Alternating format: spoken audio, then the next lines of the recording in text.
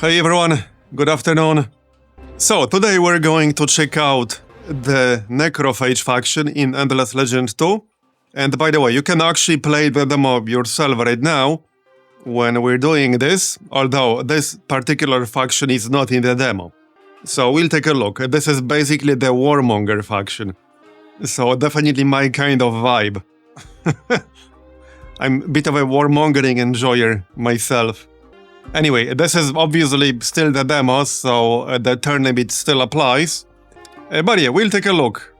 So, here's the Necrophage faction. Let's see, Hive Society.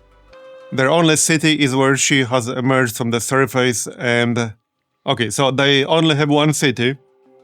In battle, your unit's attacks deal a hunted status that reduces the defense of the target for each hit taken, alright? Rapid adaptation. Your units can specialize outside the borders of your empire. Soldiers of the Swarm. Call upon the nightmare-fueled hordes of the Necrophage, single-minded in their need to destroy. Enables Necrophage units. Only your faction population can live and grow in cities. Queen City. Cities can house more population vocations. Alright. Larva creation. After winning a battle, create larva unit adjacent to the winning army, which I assume can evolve afterwards. Yeah, big body, tiny head. This faction can unlock the Devour the Land army action from a technology. Transform the army into harvesting fury, stripping the target tile of its resources for the capital. The tile becomes a consumed tile, and the army will automatically target nearby tiles if left unchecked. The larger the army, the less time to strip tiles. Okay, sounds interesting. War is encouraged with all opponents, and grants special benefits. Rarely interacting positively with others, this faction offers few diplomatic overtures to other empires, unless high public opinions or large inducements are in play. Alright. Quick to declare war on other empires, this faction should usually be in conflict with at least one empire, and attack on sight unless they can't win. Scavenging. Alright. And fencing. Okay, well, sounds good. Let's take a look then, shall we? Yeah, there's some customization here. We can pick a color icon. Alright. Let's go and take a look then. I suppose I can add a fourth AI here. Alright, so world size large, game speed normal, difficulty explorer. We can change some of this. I mean, I haven't really played the game much yet, so I'm not gonna mess with this. Pangea, Archipelago, Continent, Random. I kind of like Pangea, so let's just leave it on Pangea. So large is recommended for 6 players, alright? 5 is fine. Yeah, it says turn limit none, but there is a turn limit. Okay, let's go take a look then. Okay, Swarm, it is time. Our long dark night ends. Fire in the skies, monsters in the seas. Sayada is awakening once again, my swarm. Our prey are weak, in chaos, afraid. Let us emerge from the depths and devour all. Okay, so here we are. Right, we will only be able to have one city, basically. So, I guess it's pretty important what it's gonna be. Yeah. Well, here are the yields. Necro drone, flying unit. Alright. Skills flying. Let's reveal a bit more here. Not that I'll be moving much. Yeah, probably not. Okay, found capital. 13 food but 1 production. Yeah, maybe not. 9 food, 8 production, 1 gold. Well, to start with, obviously. That's probably fine. I don't want to go with just 1 production, that doesn't seem like nearly enough. Well, there's the Hive, I mean, our capital. Armies can use this nest to enter the underground tunnels, allowing them to move to any other burrow or nest in range. Armies cannot be tracked while underground. If a burrow or nest is destroyed, any traveling army will fall back to its last valid destination. If no exit points remain, the army will be destroyed. Okay, so a barrow is a special necrophage district, allowing access to the swarm's underground tunnels. Barrows allow for safe and fast travel of necrophage armies between sites, each acting as both an entry and exit point to the tunnels. Barrows can be evolved into nests.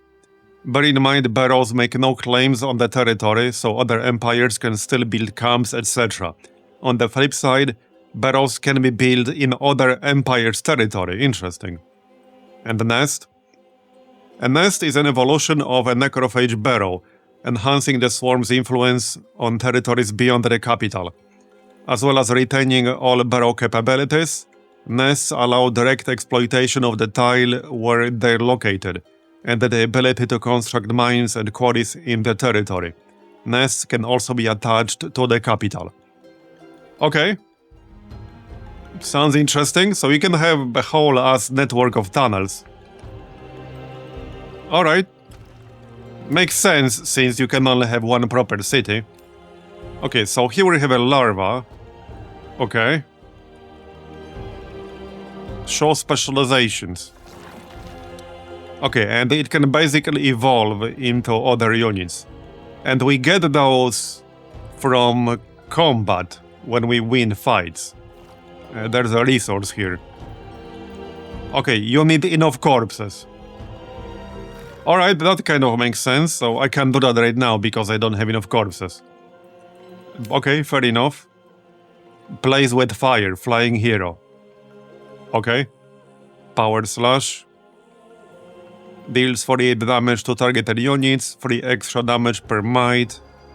Alright. Well then, so let's take a look at our city. Right. So improvements. Sanctity of nature. Placement details. Can be built once per empire. Okay. Well, not much else I can really do. I can build a district. So probably food to grow it faster. I can cancel this, right? Yeah, I guess we'll need food to grow this faster. So farm. And we'll need to expand in this direction because this is the border of the territory. Alright, let's build a farm. And we can manage the population, right? Yeah, right here. Not that there's a lot of it, but we can speed this up. Here, 5 turns instead. If we assign this dude to population, to production. And where are the number of turns until the city grows? So 10 food. Where is the growth counter? Wait, I'm not saying it. Oh yeah, right here. So 4 turns instead of 7. Yeah, let's grow it to 2 population and then we can work artisans with the second guy. That seems reasonable. Right, that's the hero. Not a whole lot I can do with him just yet. Heavy hitter, +2 damage per hero level, alright? Yeah, not much we can do in here just yet. Research. Right. +1 citizen slot, +1 artisan slot unlocks farm district. Or rather farm in the district, I guess. Unlocks devour the land. Yeah, we were reading that earlier. +1 corpses on capitals. Like what, +1 per turn? Is that what it means? If it's +1 per turn, then we definitely need that. A scientific charter. Yeah, might be nice to speed up the research first and then focus on other stuff. We do have a turn limit, so we have a limited amount of time. Yeah, it sounds like you can get corpses from sources other than actual combat. So that's nice. Because you have to get them from something when you're not at war. especially right at the start of the game. Okay, so this is just a necro drone. Probably best to leave the larva in the city. Where can I see how many corpses I got? Over here. Okay, corpses. Collected by necrophage swarms to evolve their armies, build their nests, and grow their numbers. Corpses are primarily used to evolve, They can be obtained from battlefields either after our victories or through old battlefield curiosities left behind by other warring parties. Okay, so you can actually find some curiosities in basically at the locations of previous battles, and then loot corpses from there. Okay. Bigger battles offer more corpses to feast on. That makes sense. Yeah, so you don't have to actually fight yourself to get corpses. That's good. Alright, minor faction. We'll check that out. So as Necrophage, can we actually... Yeah, so we cannot parley with minor faction as Necrophage. We can bribe them. But I guess the best way will be just attacking them. And not that I can win at the moment. We'll need some more units. We need to find their corpses. I should probably not have the larvae in my army. Apparently they can still attack. They can still attack, but they move very slowly. 30 to 40 damage, but only 3 movement. 65 health. Okay, how does that compare to this guy? 100 okay, same movement. Wait, they're actually like pretty decent units here. 30 to 40 damage. And this guy has 35 to 45. Alright, I guess that works. So let's go and take a look around, shall we? Anything else? Yeah, diplomacy. We don't do diplomacy. At least not much. Reminders. Alright. Yeah, minor faction discovered. Glass steel, strategic resource. Okay. By the way, the early access for this game is coming out on like 22nd of September, which is right around the time when I'm coming back from vacation. Because I'll be away in September for like 9 days, 10 days. It depends on whether we include like the travel time. But basically 10 days, 1/3 of September more or less. And the early access is coming out basically right as I return. And there's also supposed to be Menace demo in late September, but the game itself got delayed because it was originally supposed to be 3rd quarter, but that got delayed now. So hold on, can I attack them right now and win? Maybe. Can we get another quick unit from here? Well, we can get the larva, which takes 7 turns. You know, I will say one thing. When I play other, like, 4X games, you know what I miss from Age of Wonders 4? Which was, I thought, a really great idea that I don't think any other 4X game has done, at least not any of the bigger ones. It was the ability to recruit units at the same time while you build up your city's infrastructure. I really like the idea of splitting the production queue into both buildings and then units separately, and you can do both at the same time. I thought that was a great idea. There are quite a few things Age of Wonders 4 has done that I really liked, but that was one of them for sure. Okay, so let's see if we can win this, because subduing them early on might be nice. I should win this. We're stronger on paper, 400 versus 331. What could go wrong? Okay, so these are infantry. Okay, 35 to 42 damage, 10 defense. Okay, well, surely we can win this, right? Surely. So I can reposition stuff. Alright. Well, let's see how this goes. Oh, and another thing I really liked about Age of Wonders 4 is the ability to use auto-combat, and then if you don't like the outcome, you can just play it yourself. I really, really like that. Honestly, that should be standard in these kinds of games at this point. Yeah, I don't think that's a thing in here. Well, okay, we can see what the outcome of instant resolution will be in here, so that's good, we'll lose. So this is kind of the same thing, but done a little bit differently. Yeah, we can see that we would actually lose if I use the instant resolution. So let's see if we can do better than that. And yes, we need the corpses. Yeah, not that I have a lot of things that I can do in this combat, not really. I probably don't want to rush them on turn 1.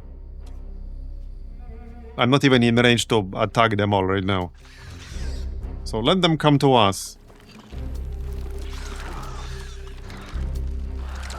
Okay. I'll try to not give them high ground, because you do get the bonuses and penalties from that. Yeah, we definitely don't want to give them high ground.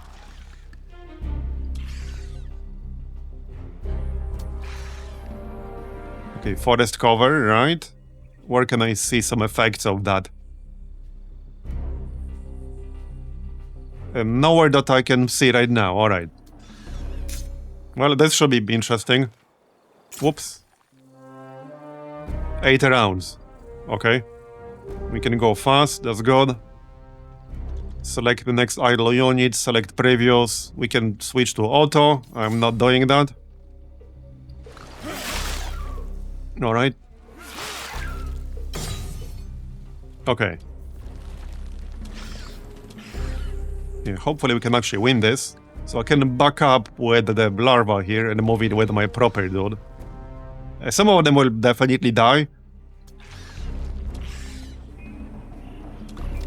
Okay, how much damage is this?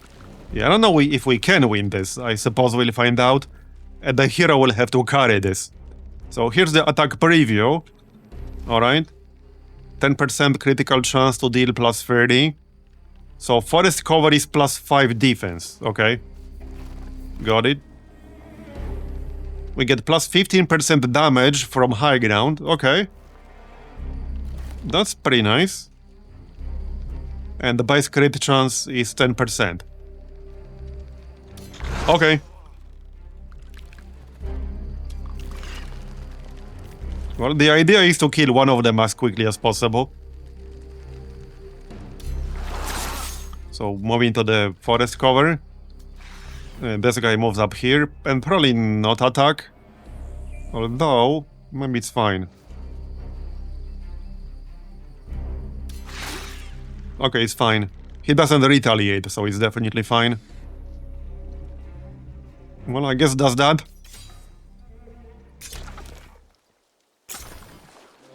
Okay, it's really easy to, like, click off the battlefield. At the same time, I do like this system in the sense that just because you're in battle, doesn't mean you can't do anything else. You can just leave the battlefield anytime you want, and let's say, go check your city, like, change some stuff in your city. So that's definitely a good thing. And then you can go back into battle. You can probably click auto and then just go do something else, not even watch this happen. Like maybe do a few turns yourself and then let auto take over. So that's nice. Okay, let's try to kill this guy quickly. Okay, this is almost enough. It's almost enough, but like not quite. Yeah. Well, that's a bit unfortunate, but alright. Let's see if we can actually win this. It might be close. Okay, well, I can do it like this. The hero is the stronger unit, so definitely best to stay on the high ground because we get the bonus. There's no actual forest cover up here though, but we get the 15% damage bonus on the high ground.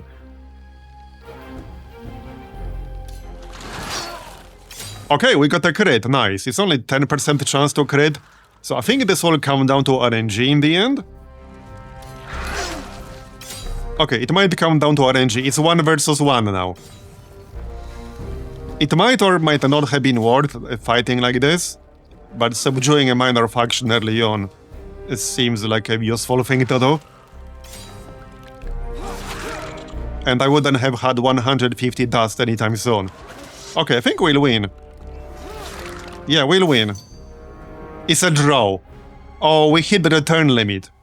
So it's a draw. I was a little about to win. I feel robbed. Okay, well, we did get 8 corpses. I actually feel slightly robbed. I was a little about to win. Yeah, I actually got robbed. What a ripoff. I demand to see the manager of the minor faction. I need a refund. Diplomacy. Okay, that was quick. We've already met another AI. Yeah, we don't do diplomacy. I mean, we do, but not much of it. Okay, the public opinion of your empires towards each other. Right. Okay, I don't think I really wanted to do anything here.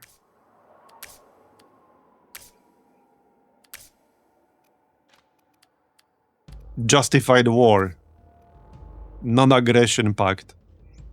500! Sorry, not interested.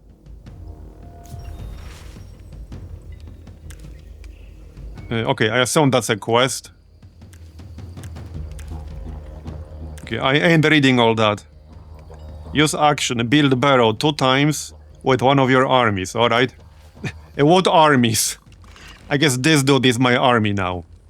It is what it is. Okay, well, I kinda want to explore right now. And I do want to finish this farm. Here, we got +1 population. Might be worth speeding things up a little. So that will finish it in 2 turns. Because I need to rebuild my army after we lost a bunch of dudes. So while we wait for that, let's take a look around. And then we'll go back to fight the faction.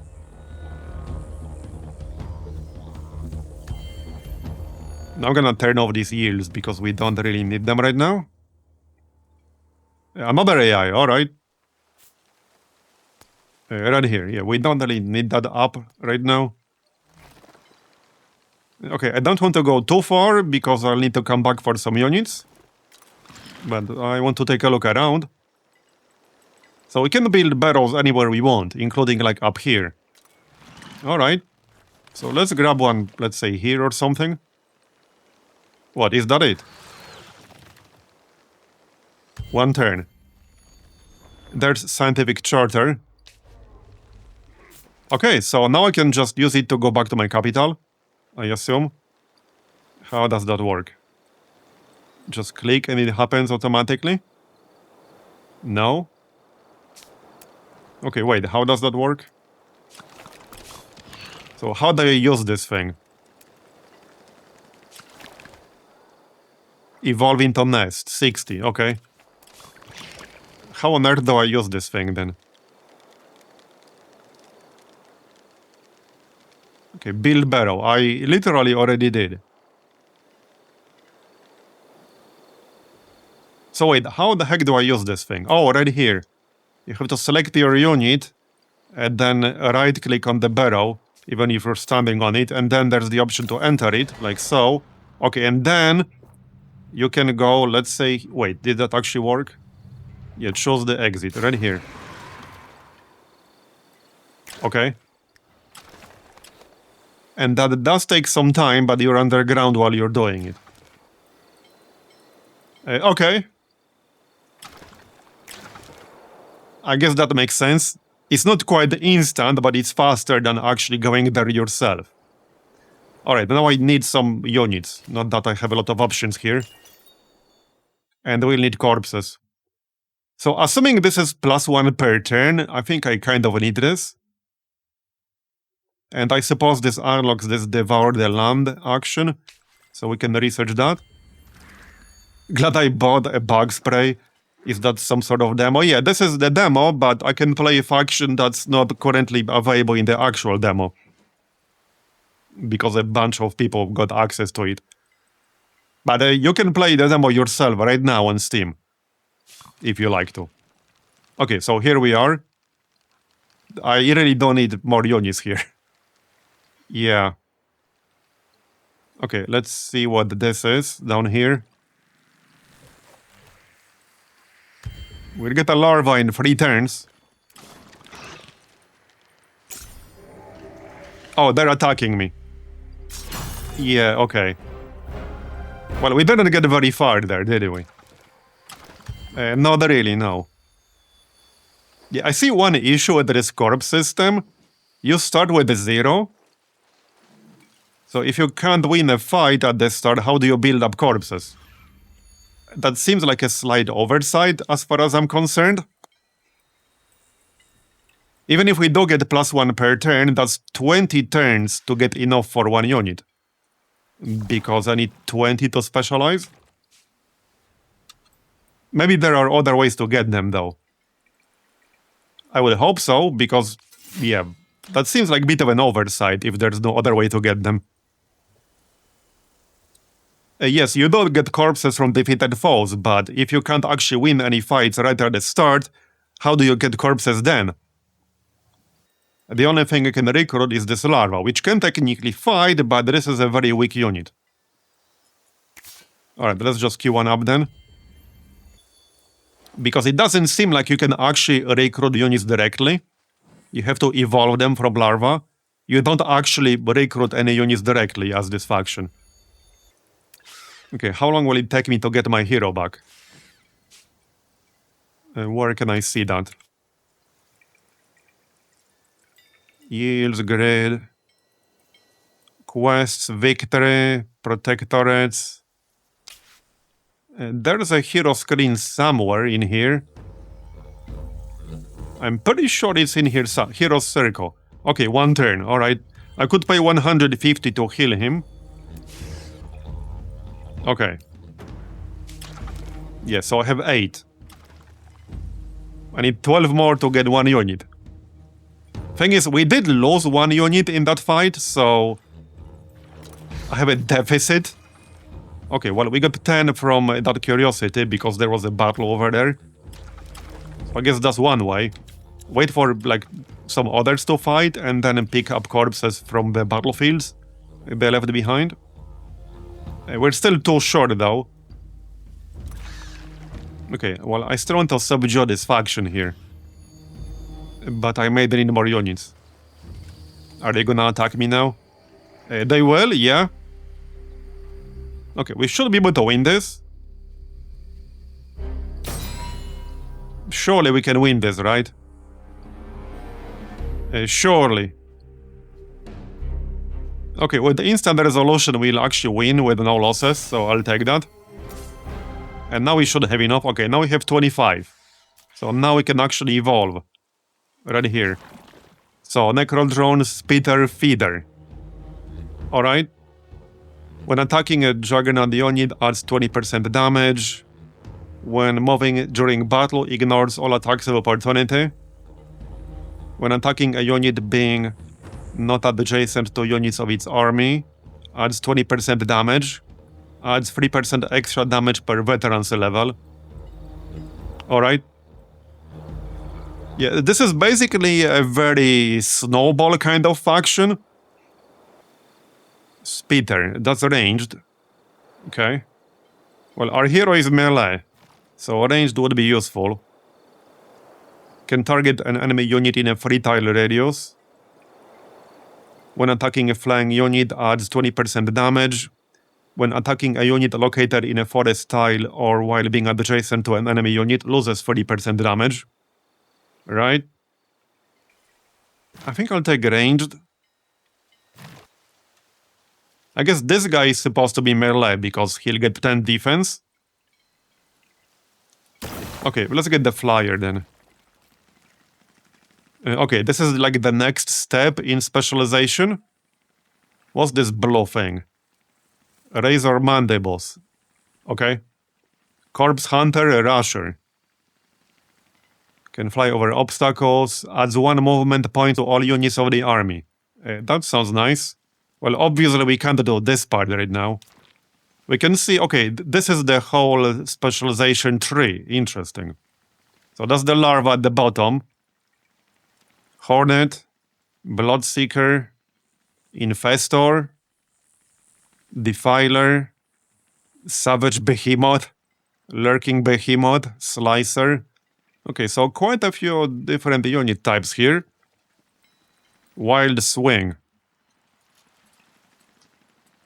Deals 100% of the unit's damage to enemy units adjacent to both target and attacker. Okay. That sounds pretty strong. Applies Berserker when under 50% max health. Adds 25. I thought that said 250% for a second. But it's only 25% actually. Alright. So that's the ranged guy, and eventually he evolves into one of these things. Cruel. When attacking a unit with damaged, maximizes critical chance.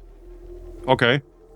Applies Inspired 2 to adjacent friendly units. Adds 30% damage. Okay. So he buffs up adjacent units. Ranged 5. Okay, so this guy has better range. And maximizes crit chance against wounded units. When eliminating a unit, a feeder joins the battle until its conclusion. Interesting. Okay, there are some pretty interesting mechanics here.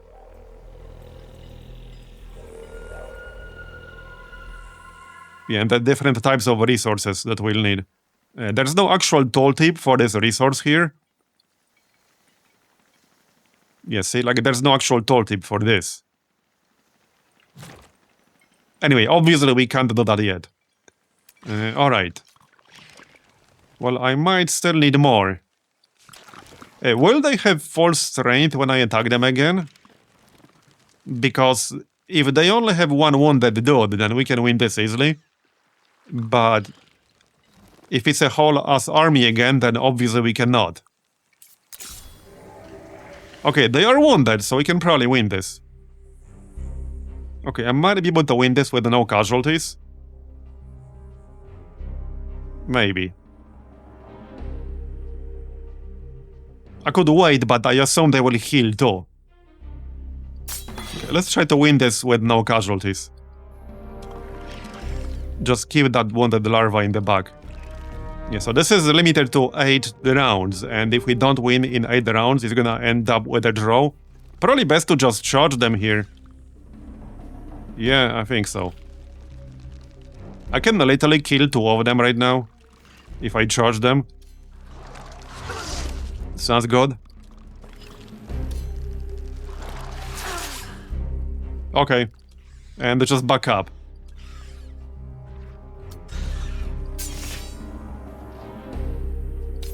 Yeah, that should be easy enough.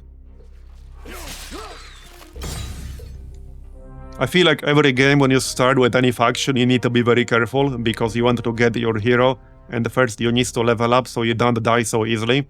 Now, if you do die, imagine you had been free to build your economy instead of rebuilding your armies for half of your game.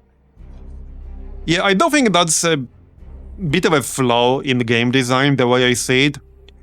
If you really don't have to play so carefully that you can't fight for, like, I don't know, the first 30 turns of the game or whatever it might be, I think that's a flaw. Take Age of Wonders 4, for example. When you start a new game, you can just start fighting stuff right away on turn 1. As long as there's something in your movement range. You get enough units on turn 1 to actually just be able to win a bunch of fights with neutrals pretty easily. With no casualties. Well, especially if you do these fights manually, which is a good idea to do early on. But that's the biggest strength of that game. The combat. Well, one of the biggest strengths anyway. If you really have to be this careful here, I think that's a bit of a flaw. Especially for a faction that's supposed to be like this aggressive Warmonger faction. So if you're an aggressive Warmonger faction, but like you have to basically bunker down for the first however many turns it might be, that's kind of counterintuitive, I think. What was the green item that dropped? I didn't see anything. We got a larva though. Okay, and we have 21 corpses now. And our hero leveled up. That might have been it. Right, so we have 1 point. We get some scaling damage from might. Where can I see that? Under profile. We get plus 2 damage per hero level. There was something about scaling damage in here somewhere. There was something about scaling damage with might. Oh yeah, was it power slash? Yes, okay, deals 3 extra damage per might. Okay. Right? When gaining experience, gives 10% more experience to non-hero units in the army. Right, so by default we have 2 resilience here. 0 intuition, 0 might, and 0 determination. Okay. So, adds 5 capture points. Charge. Teleports to targeted tile. Deals 36 damage to adjacent enemy units. Deals 8 extra damage per determination. Okay, so the only stat we have is resilience. I can also spend that 1 point to increase the stat. Okay, that's a siege thing. Pillage. I can't take that. Okay, wait, why not? I think I can. When using this active skill on the friendly unit, eliminates the targeted unit. Oh, you can like eat your own unit and recover your health. When winning a battle, applies a status to all cities in the Empire, adding 20 food for 10 turns. Okay. When unlocked, adds 10 max health and 3 extra health per resilience. I kind of like that. Alright, I'm gonna grab that then. So that we don't die as easily. Okay, so I have 21 corpses. I think I want a ranged dude now. Okay, I want a ranged dude. So, Spitter. At least 1. There you go. Now we have 1 ranged and 1 melee. Looking better. Okay, so the 5th army slot unlocks in Era 2, alright? Okay, rebuild village. 50 production. Alright. So, okay, I can't do anything else with them, right? I don't think so. Anyway, I don't have enough resources for that regardless. Okay, so we have 1 extra. I guess he'll just have to chill. We can swap it for the non-wounded one. Okay, one thing that already annoys me slightly is a very standard keyboard shortcut that 4X games have used basically like for the past 30 years, which is space to skip your turn. I can't press space to make this guy skip his turn, which is kind of odd. You actually have to click this option over here. And for me, it's like muscle memory. It's actually muscle memory. I cannot unlearn that space is skip turn. I cannot unlearn that. Okay, what do we build next? So for 55 influence, I can claim a new foundation. We'll have to expand in this general direction. Hopefully this is like enough space in the long run. Okay, I'm trying to see the yields here. This province doesn't seem that impressive. Yeah. Okay, well, let's go in this direction. I can grab 2, but maybe there's no need just yet.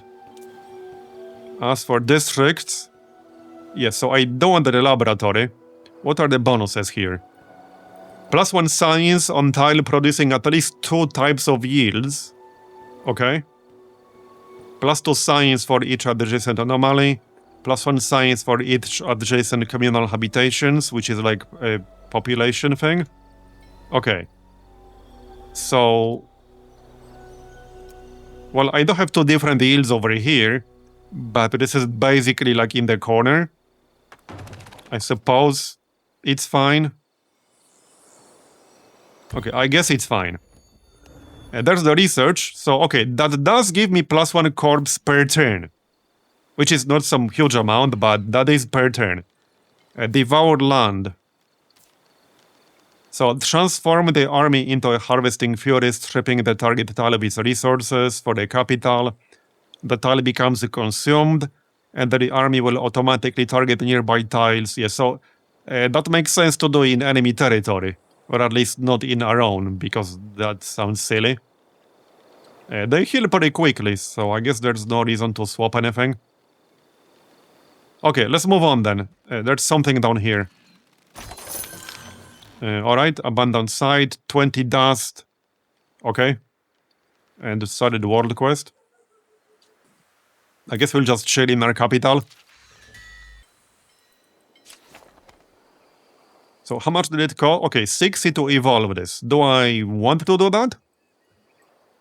So when we evolve it into a nest, it can work the tile, ability to construct mines and quarries in the territory.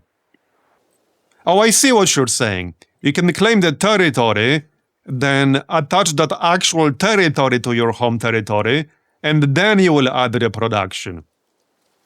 Okay, because that was a little bit unclear. I obviously can't attach the barrow itself, it's just way too far.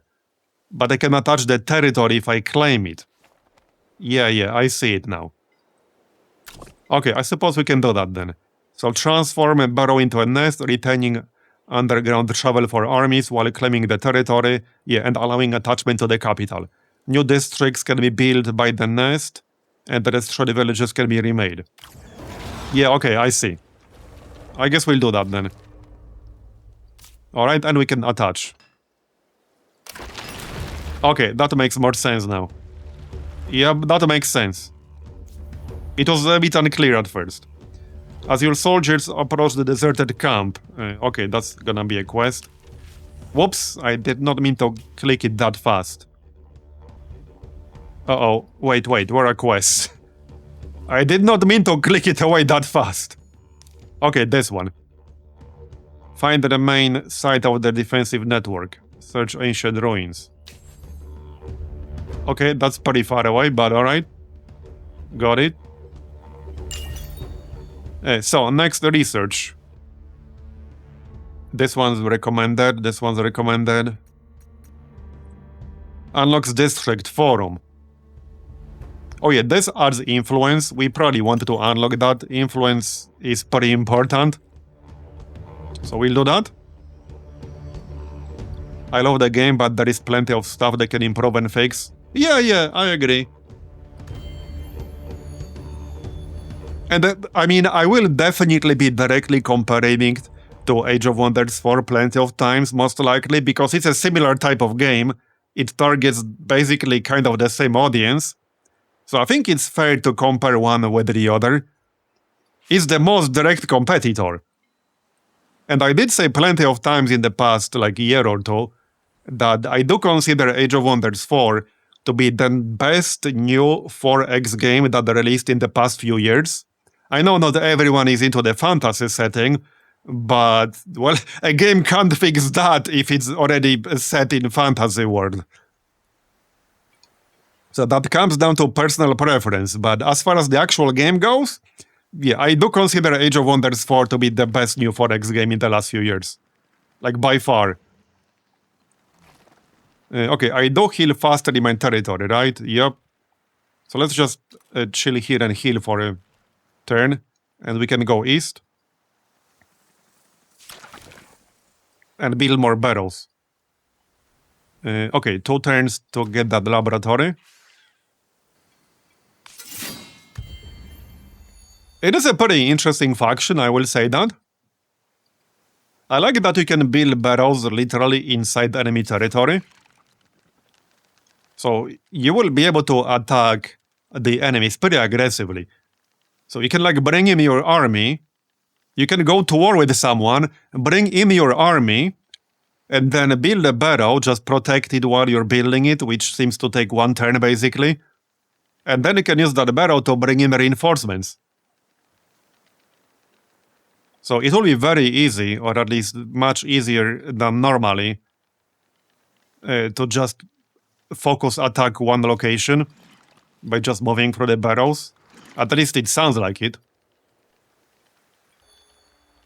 On the other hand, you will probably get like ganged up on multiple times. I can definitely see you being at war with most the AIs in the game. But hey, I mean, it is supposed to be a Warmonger faction, so that's fair. Okay, yeah, we probably want to do this one manually. Okay. Right, we don't have an actual ranged unit now, with 3 tile range. That's the hero, yeah? Okay, it could be a little bit clearer what's what here. Now, this is Necro drone. I don't think a hero should have... oh yeah, he does have these wings here. Okay, that makes sense. I was looking at the actual icon. So let's set out on the high ground. High ground seems really damn important when it gives you actual extra damage. Because high ground has different effects in different games, right? In some, it makes it easier to hit, but you don't actually do any extra damage. In this one, you actually do more damage from the high ground.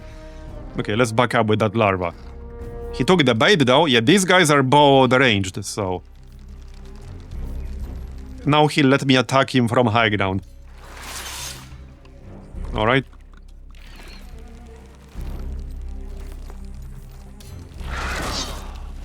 There you go. I can move and fire, right? Yes, I can. That's almost enough. Okay, we almost had him. Alright.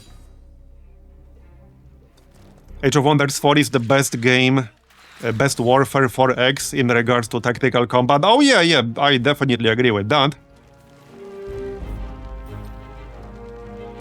But overall it's just really good. Even combat aside, what other 4X game came out in the last few years that you would consider better? I can't think of one. And I'm not talking about like older updated games or like older games with new DLCs. I'm talking about actual new 4X games that were actually released in like the past 5 years, let's just say. I can't think of one that's better. Not just Warfare focused. Obviously Warfare is its biggest strength. But I think it's a very well-designed game even outside of Warfare. There's a lot of variety. There are many different viable strategies. And it got even better with the updates. I can't really think of one that would be better. Not that there were a lot of them in the past few years. That would be a fair point too. But it's a pretty niche genre to begin with. So it's not like we were ever flooded with the new 4X games.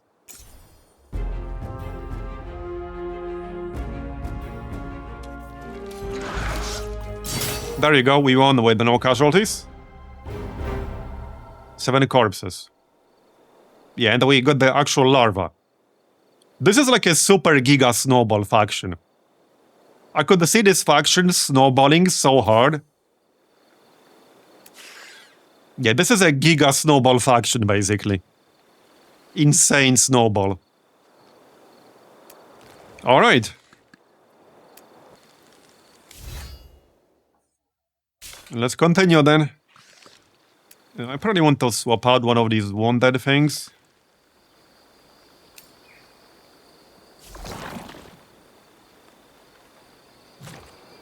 Wait, why does it show... Oh, is this an exhausted icon, or what is this? Oh, it is! Okay, yeah. This red indicator. I thought that was something else. Fair enough. Fair enough. We can explore a bit with this larva. What is this? Spiraler crabs. Anomaly. Alright. I guess we could build a barrel somewhere around here. Oh, also, by the way, you can build a barrel with anything, it seems. Not like just a hero, for example. I can build a barrel with this shitty little larva that I just got for free for winning that combat. There you go. Obviously, you need dust to do that. It's not free. Create a population for 23 corpses. Oh, you can actually literally get more population in your city by expanding corpses. Okay. Yeah, this is going to be such a snowball faction. I can already see that. You live and die by how much you can snowball with this faction. Okay, so this is +4 to all yields and +10 dust once per empire. It would only take 4 turns. Probably worth just building this quickly. Yeah, nice yield bonus.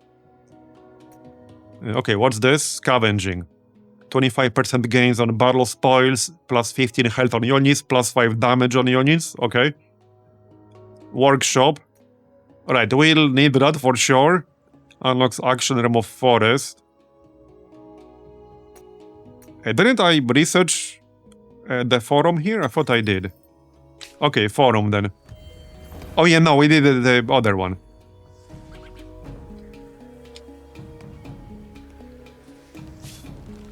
Okay. Well, I need to heal up a little bit. Wait, did I actually build this? I thought I did. Oh wait, can you not build it with... No, you can, no? Oh, can I not do it on the tile I'm standing on? No, yeah, I can. Okay, this is just like some UI junk. Or weird, unexpected UI interaction. What's this? Ah, visitors. And strong was at that. It's a new quest. We can make a choice. This yard sits on a veritable gold mine. +5 glass steel. It's a strategic resource. Okay. We need an industrial boost. The materials here are invaluable. Well, I saw something about the glass steel earlier. So I guess we could grab that. Dismantle. Okay, convert.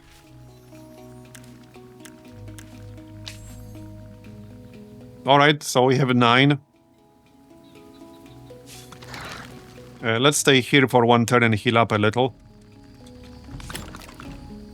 Okay, I will say the inability to just skip your turn by pressing spacebar is gonna annoy me. Are there key bindings in here somewhere? Maybe there is an existing key binding to skip turn, it's just not space and we can rebind it. Let's check what key bindings actually are to begin with.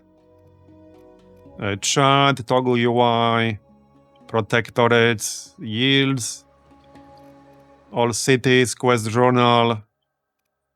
Okay, toggle battle damage breakdown, interesting. When activated, displays damage breakdown at the end of the battle. What? Okay. Battle end round, backspace. Okay, that will come in handy. So same as XCOM, basically. Okay, I don't see skip turn. Yeah, there's end turn, but in battle. Like, not a strategic turn. So that's not the same thing. Where? Scroll up. Oh, right here. Gnome enter. What? Okay, well, spacebar is not bound to anything in here, right? No. Okay, let's rebind this to spacebar. I guess we can have both. This key is already used by credits list, scrolling. Really now? Really? Are you serious? Screw that, nobody cares. Like, literally nobody cares. Like, what the heck? There's an actual key binding in here? For scrolling credits? Like, what? Okay, alright. It's not listed here, but okay, anyway, it's space now. I had to change that because it would have annoyed me. Brave New World. Okay, plus 10 corpses, nice. Something happened over here. Oh yeah, that's our barrow, or what is this? Okay. Hi, Matriarch.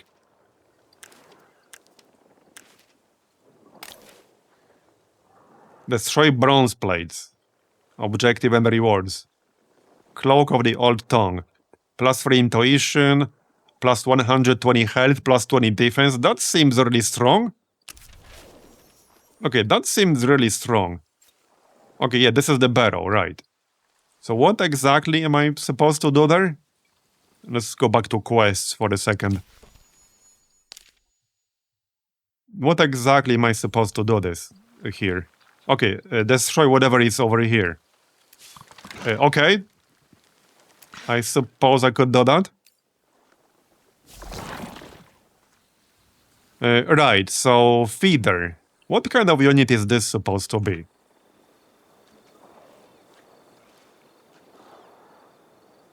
Okay, basically like a damage dealer.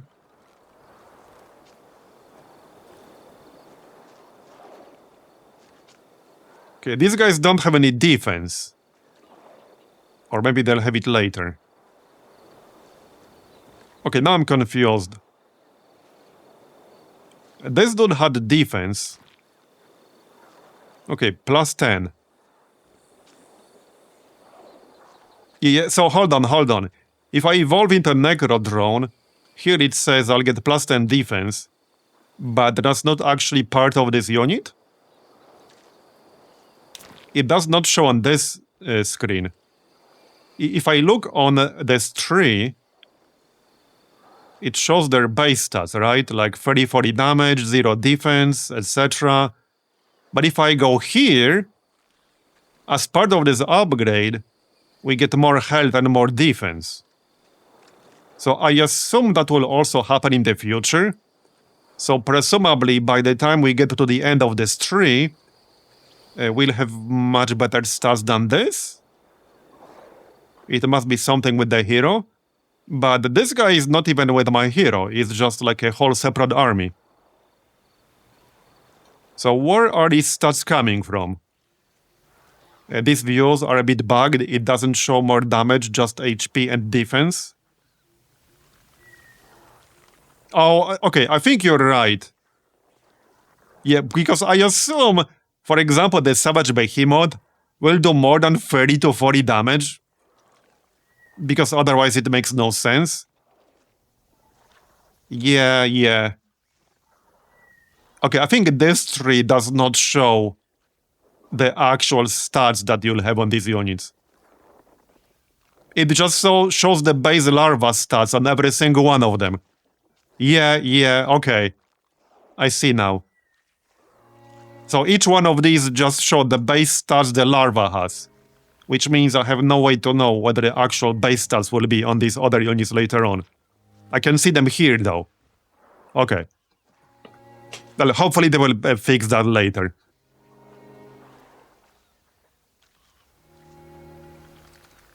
Oh yeah, you're right. There's also the veterans mechanic, which adds stats, I think. Yeah. Anyhow, so yeah, hold on. I want to figure out whether this part of the tree is supposed to be more of a tank or more of a damage dealer. Or both. So the feeder would get more health. The Necro Drone is flying and it would get defense. When attacking a unit, being not adjacent to units of its army adds 20% damage.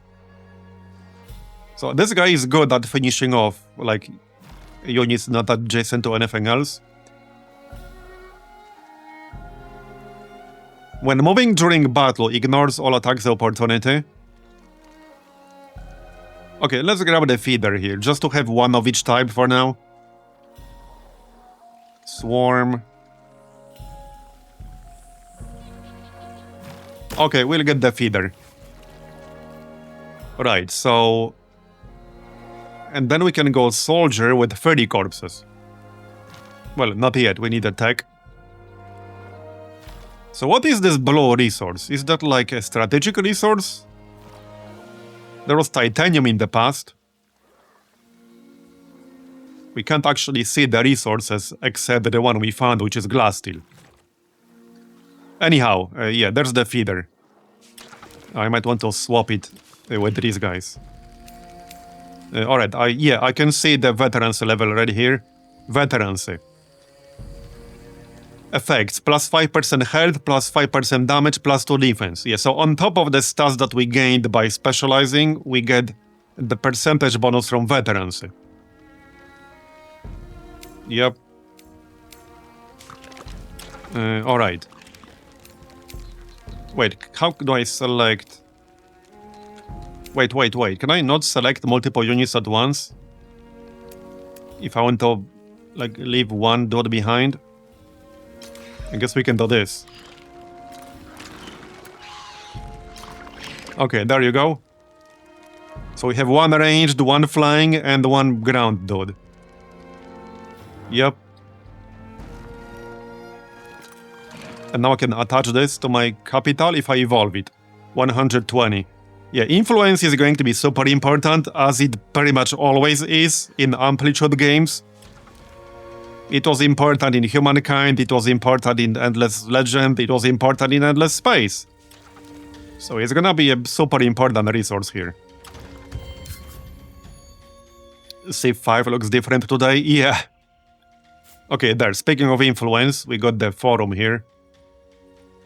+1 influence for each adjacent district. I'll probably want to build one right away. Okay. We're at 5 out of 8 right now, alright? What else do we have here? Merchant's house for the dust.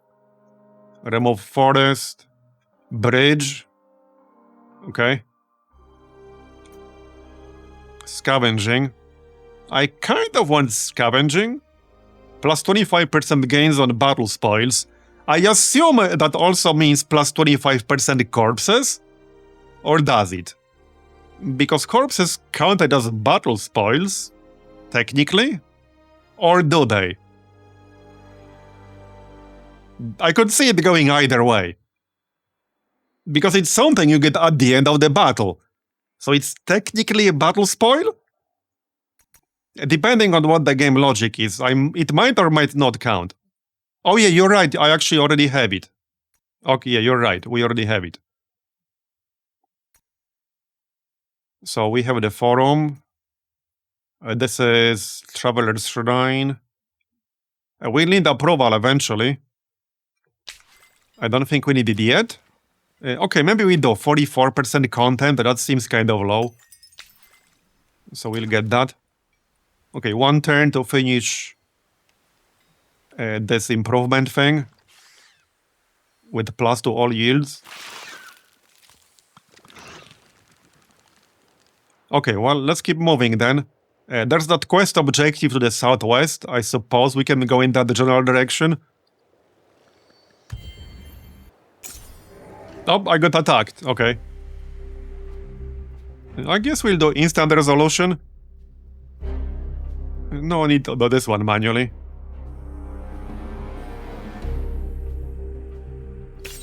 Yeah, I do really like that it shows you what the instant resolution will be, which is basically similar to Age of Wonders 4 system. I don't think I could play without that at this point. Or at least it would be really annoying. Because a lot of these fights are very easy, so it would be pretty tedious to do everything one manually, but on the other hand, even in some really easy fights, auto-resolve can sometimes cause you to lose units when you don't have to lose them. I mean, I'm sure you guys know, I don't have to tell you. So this is a great system. Okay, so we got ourselves another larva. I probably wanted to save up. Well, we need the H2 to get the next tier of units, so we'll just evolve the larva. Right, so we're going in this direction-ish. Not sure if I can actually get there, just yet. I might have to wait until the sea level goes down. Wait, hold on. Oh no. Space does not work. Oh no. That keyboard shortcut didn't do what we thought it does. I don't know if you can hear it, but I'm pressing space and nothing is happening.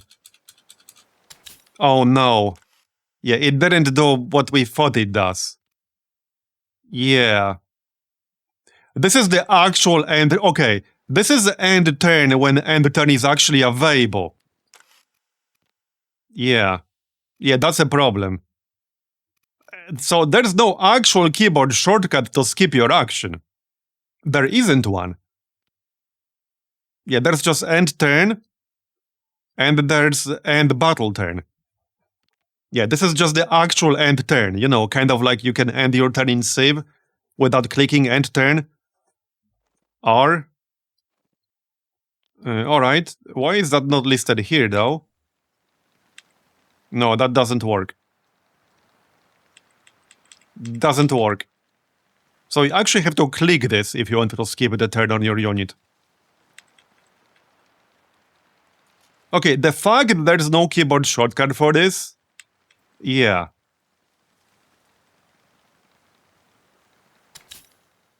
I mean, no key binded to R, why would I though?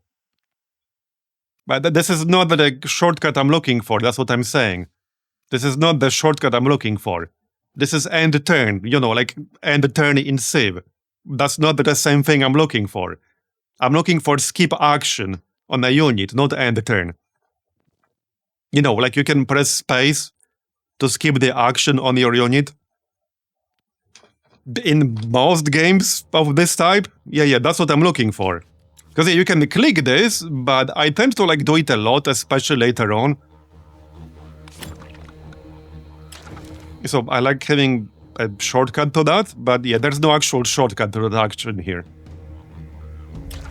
Oh well. Well, it is what it is. Let's see now. Now I need more influence. We're gonna need a lot of that.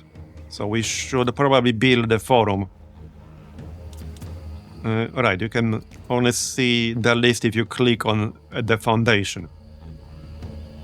So the forum gets +1 influence for each adjacent district, right? Which means we'll get like 4 here. Okay, I can already see some more improvements that could be done to the UI. And one of them is that it would be nice if you could easily see what kind of placement bonus any given district will have on any given tile that's available to you without having to click all of them individually.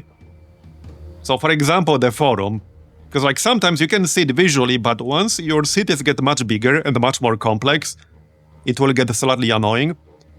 So it would be nice if you could hover over the forum, for example, and then you could see like what kind of bonus it would get on each of these tiles individually. Like it's +5 over here, it's +3 over here, it's +4 over here. Just good quality of life UI stuff. Anyway, I guess we'll build it here. That's +5. There are 2 adjacent districts. I guess technically 3.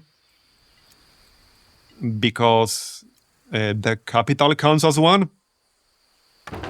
Alright, that makes sense. 3 turns. We need that influence. I need 120 to claim this territory and then attach it. So basically next turn. Okay, so let's try to go south. I guess. Also, hold up.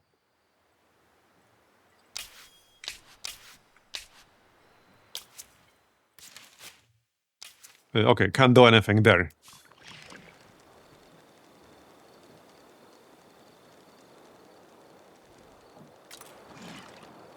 Okay, let's check out this area. Oh, I'm... okay, combat. That's fine. What are these? These are melee. Well, more corpses for us. I guess that works for me. We can auto-resolve with no losses. But I'll take damage on my ranged dude. Okay, let's do it manually instead. I don't want my ranged guy to be almost dead. Not really, no. Right, that's the larva. It dies really easily, which I don't want, obviously. We can move here and then attack. Okay, good. Then move in to melee. Like this. It might or might not be safe to move in with our other flyer. Again, I don't want him to die. And this seems slightly risky. Not sure how much damage they would do. They do how much again? 32 to 40, okay. And you have how much health? 67. Yeah, if they both attack me, I could actually die. I could also kill this guy. Okay, I could actually kill this guy. Let's do that then. And the feeder was getting a bonus against units not adjacent to other units of its army. Okay. So he'll get the bonus against the other guy once his body is dead. Alright. That'll do. Okay, that's fine. Yeah, so there's the bonus. He's also efficient against Juggernaut class units, and that's what this is. And it's a total of plus 40%. And if he was attacking from the high ground, that will be another 15% bonus. And it's all percentage-based bonuses. So that can get out of hand very quickly sometimes, if you stack enough of them on top of each other. And the Last Agent 2 has pretty fierce competition from Age of Wonders 4 now. Oh yeah, we were just talking about that earlier. Definitely. And I will be comparing the two plenty of times because, well, it's the most direct competitor. It's pretty much the best or one of the best new 4X games in recent years. It's also a fantasy setting on both. So it's a comparison that makes sense in my book. A lot of people will be comparing them. And they do play pretty differently, but it's the same type of game. Alright, 23 corpses. And our hero leveled up. Let's see then. I will say one thing, and obviously we're comparing a game that's not even in any early access yet, so it's not an entirely fair comparison, but Age of Wonders 4 is definitely way ahead in the UI department. However, on launch, it was missing some really crucial information in the UI, so it got there over time. I still remember on the initial launch of Age of Wonders 4, and this was something that annoyed me immensely, and it was one of my first suggestions when I started playing it, which was that in combat you have like these units at the bottom, the like unit panel at the bottom here, and there's a list of debuffs now with a number of stacks, etc. that you could hover over, but that was not there on release.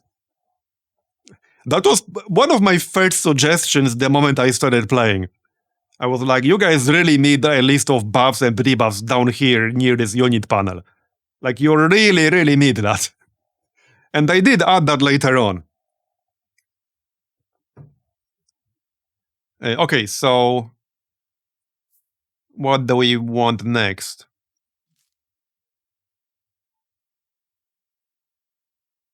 And there's nothing else here in the first circle that will benefit from resilience. When winning a battle, applies a status to all cities in the Empire, adding 20 food for 10 turns.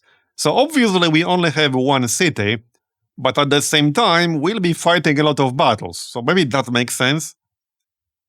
Adds damage per fortification. When conducting a pillage, occupation, or raising, adds 5 capture points. Okay. Capture power represents how fast an army can perform, occupy, raise, or ransack. Oh, okay, we'll be able to do those actions faster. Got it. Got it. Charge. Maybe you should grab charge.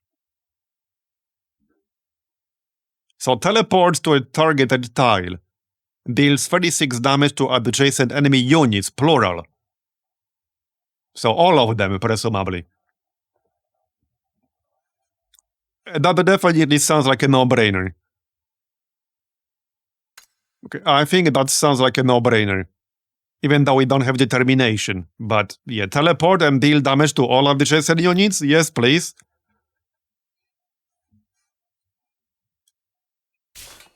Alright. Well, keep in mind that there are plenty of people out there who haven't played Endless Legend 1. So, presumably, Amplitude wants to convince those people too.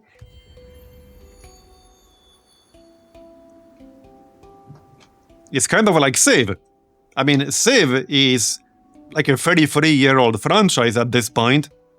And there are plenty of people who play the Civ for the first time ever with basically every iteration. There were people who played Civ 5 like as the first Civ game. There were people who played Civ 6 as their first Civ game. There were people who played Civ 7 as their first Civ game. My condolences to those people. But yeah, anyway, there will be plenty of people who haven't played Endless Legend 1.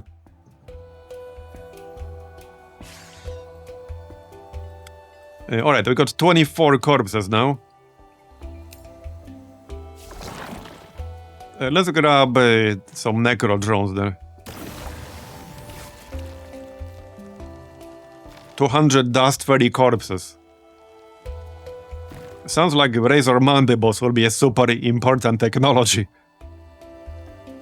Yeah, unlocks basically all specializations.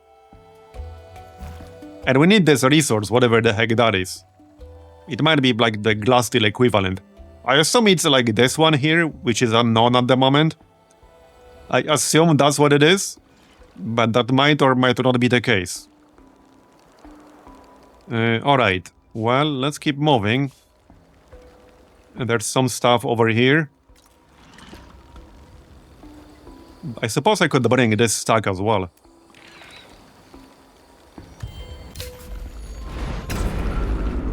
Yes, you can buy citizens for corpses.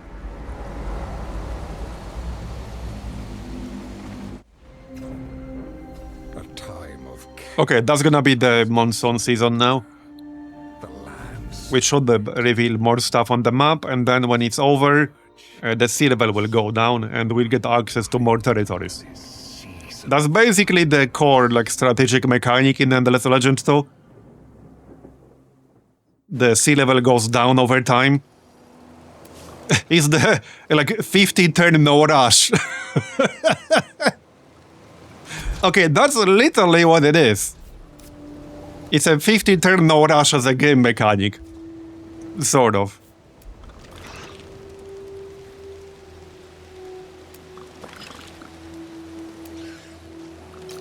Okay, let's just bring this whole stack here.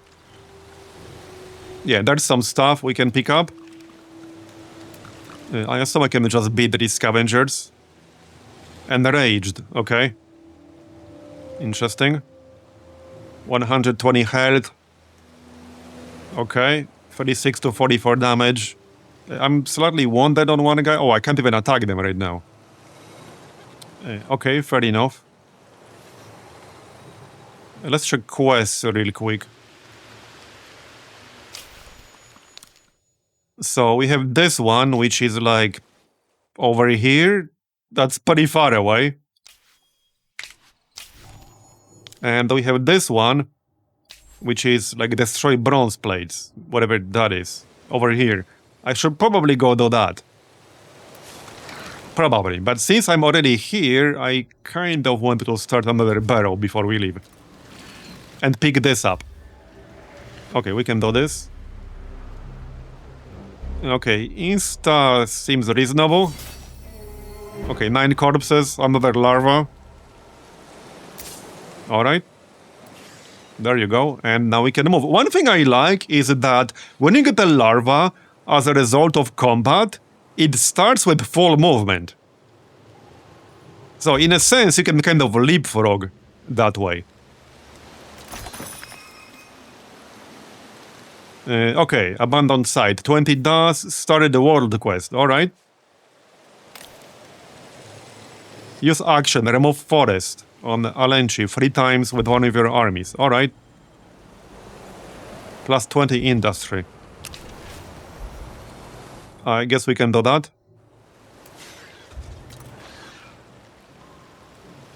Which is where? Devoured land.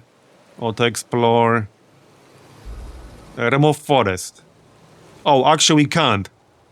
We need to research the technology first. Yep, I suppose we can do that next.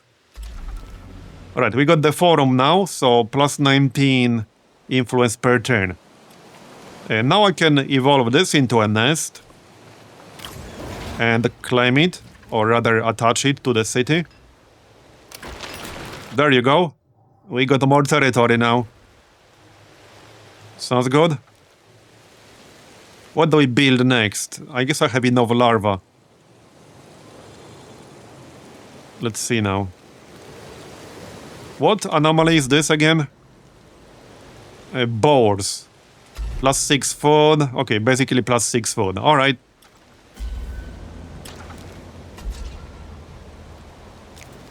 Right, I only really have this tile right now. And this one in the back. How's our population? Not really that high. Let's move one dot to food here.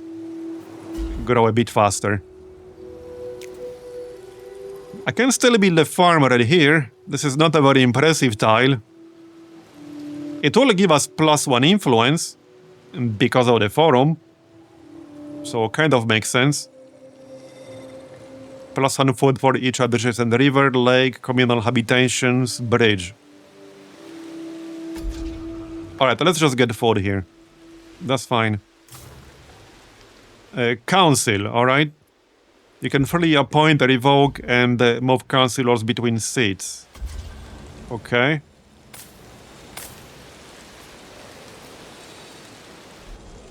This guy is my hero.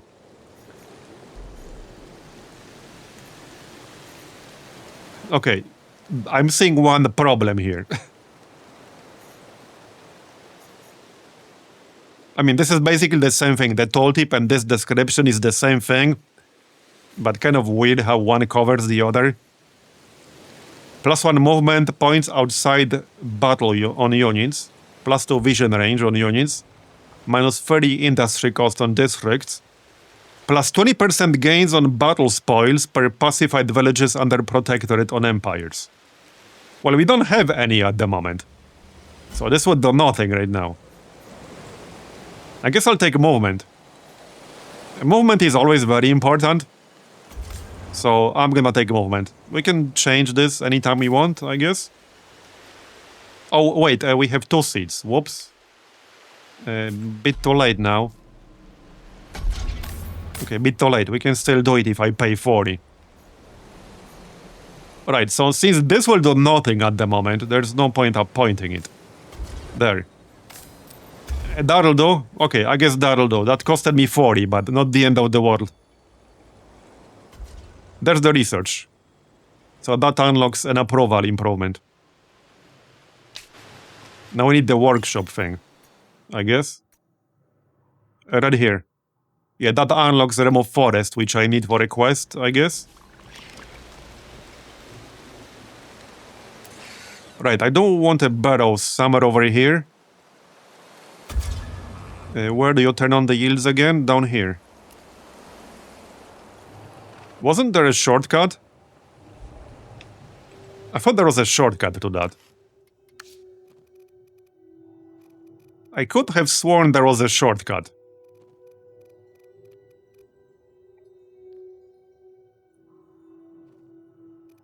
Wait. Wait. Okay, there is a shortcut. I was looking at the tooltip. And it's like, oh, this means there's no shortcut. But no, this is the shortcut. It's the minus sign. Yeah. I thought that this meant that there's no shortcut assigned. And I'm like, wait, I thought there was one assigned. No, this is the shortcut. Okay, alright. Okay, let's get the barrel over here. That's 100 dust. That's fine. I can afford it. And then we can use it to go back, like over here, and do that main quest. Something like that. We can reveal some more.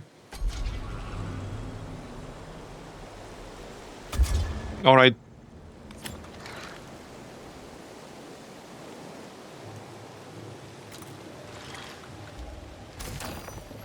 Plus 50 dust, plus 2 movement, nice. There's one over here as well. I missed that. And one over here.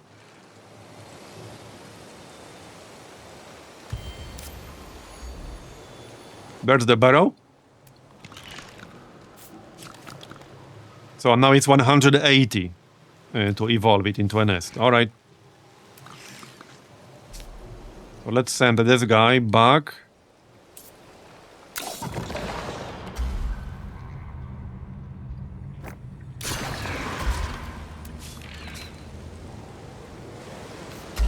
Can you not enter this right now?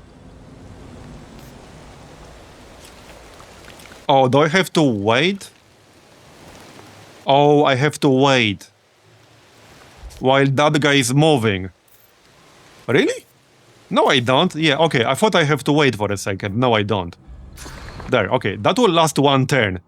So it's not instant, but it might as well be, almost. It's only one turn to go from here to here.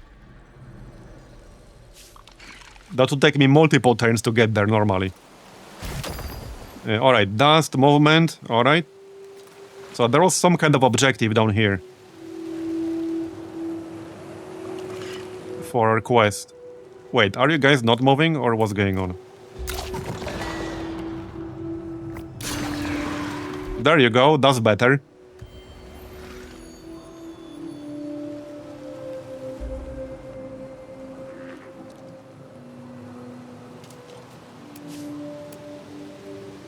Okay, there's the AI, one of the neighbors we got. Legionary. 50 to 61 damage, 10 defense, okay.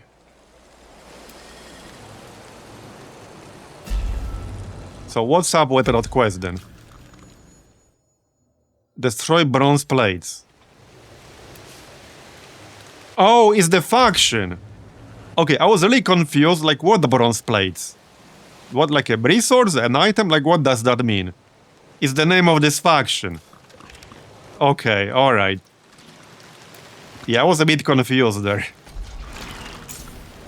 Okay, well, we will destroy them, alright?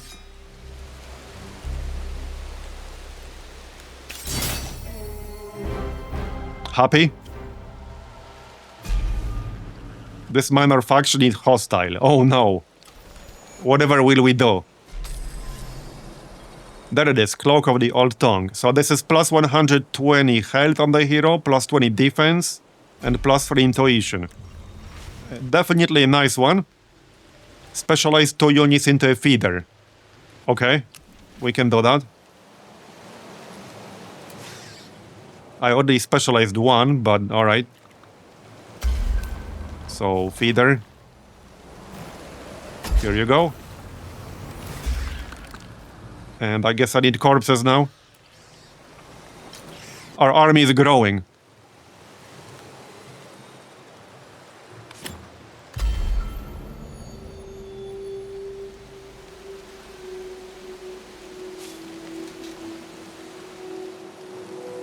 I guess I can just attack them here. I should attack these guys. Yeah. Probably.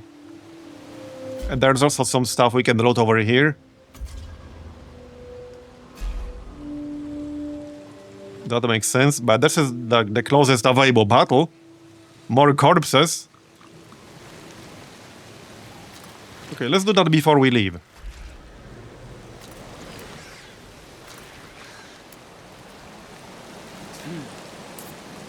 Should be easy enough. Okay, 407.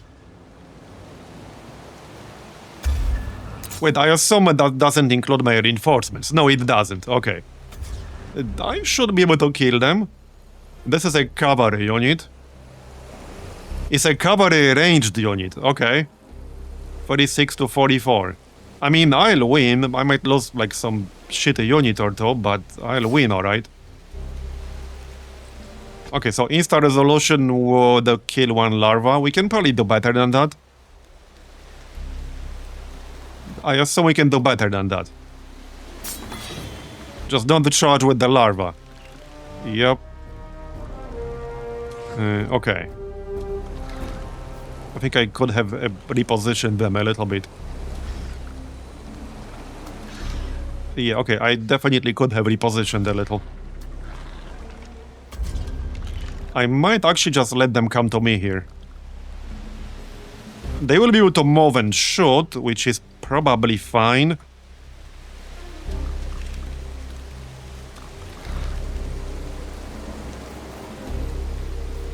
If I just charge in like this, that might be a poor idea.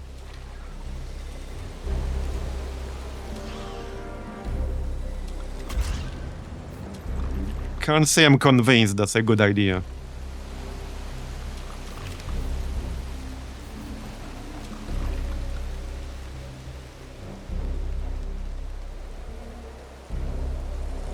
When attacking an infantry unit, adds 20% damage.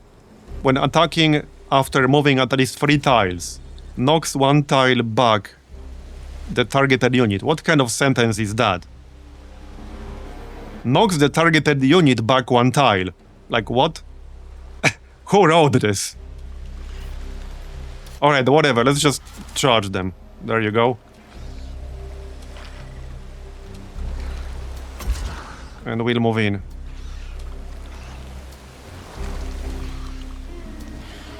Just not with anything that's wounded. Alright.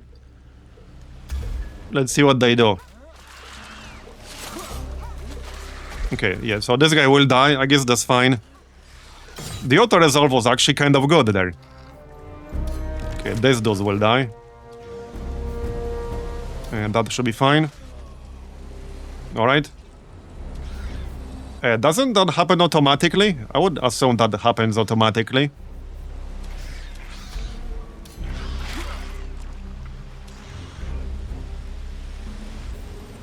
Okay, we still got a few here.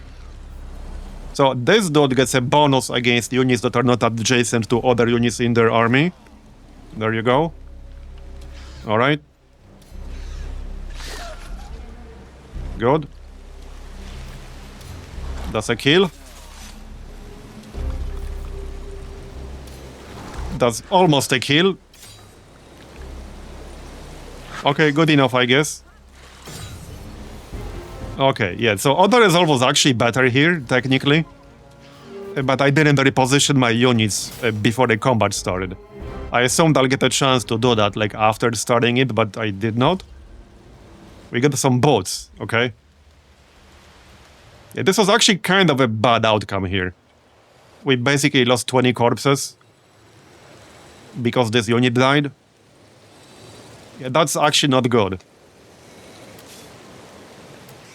We can finish the quest, though. Okay, this should finish the quest. There you go. Plus 10 corpses, nice. Unlocks faction trait, the Scavenging Bloodlust. Increases the amount of corpses earned through battles. Plus 50% corpses generated in battle. Nice. Oh, heck yeah. We need that ASAP. That's already unlocked. Okay, that's already unlocked. Okay, I thought that there... No, it's not. Unlocks right here. Destroy 2 villages. Okay, we can do that. We have a barrow over there already. So that's fine. Probably evolve one guy.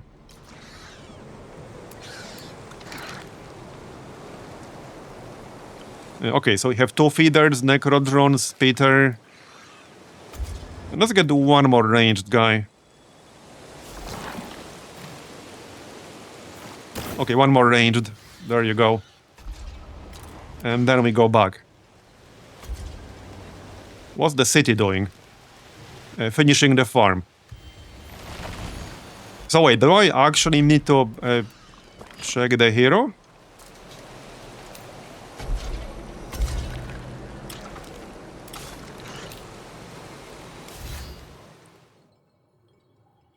Equipment. Okay, I thought it will happen automatic. Oh, he already had one. Okay.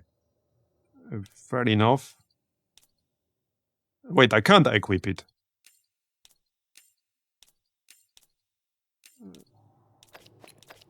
Oh, there you go. Okay. And bots.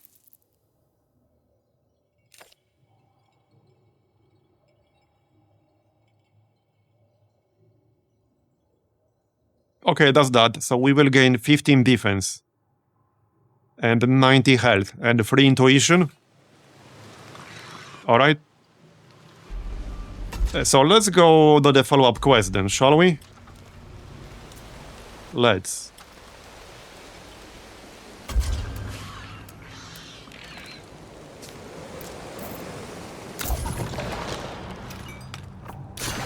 Over there.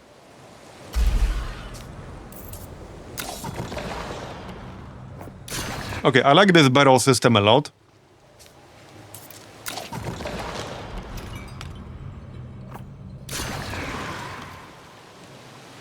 And all of that will take 1 turn.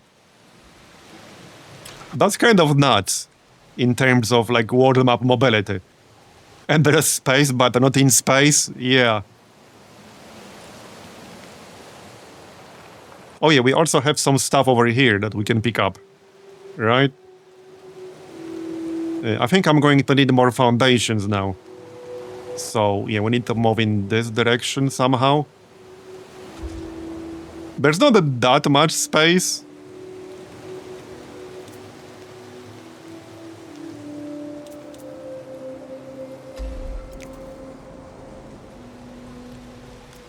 Okay, technically I can build districts up here.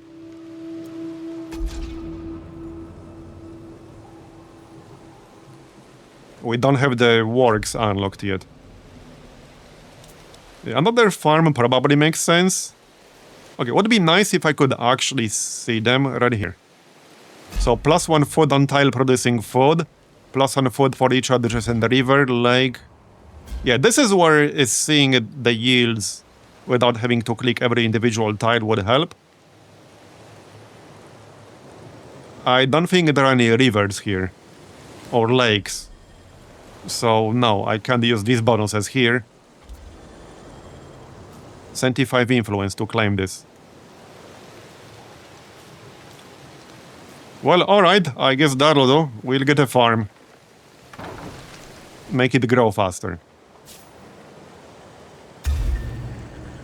Okay, these are luxury resources. So if I activate this,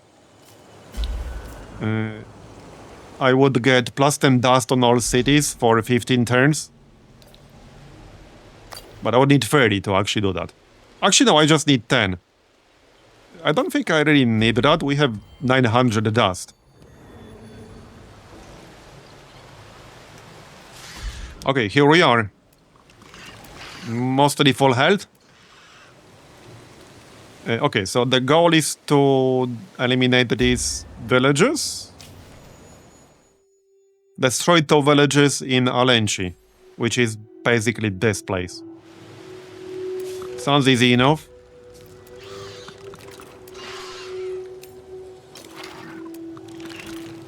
We have a whole ass army. Okay, so do they. Okay, so do they. I still have an advantage, but that's quite a few dudes. So they're all flyers and melee. I would probably win, but okay, that's quite a few dudes.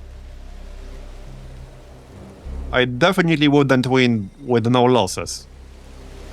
But plus 50% corpses in combat is a huge bonus, and I want that.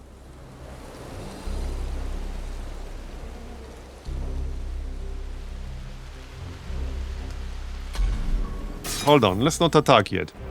So if I attack this stack over here, because that's the problem, they're in range to reinforce them, and that's part of the problem. Yeah, I can just kill them first. And that will make things easier. So just move back here. Oh, I can't anymore. Okay, I can't anymore. Fair enough.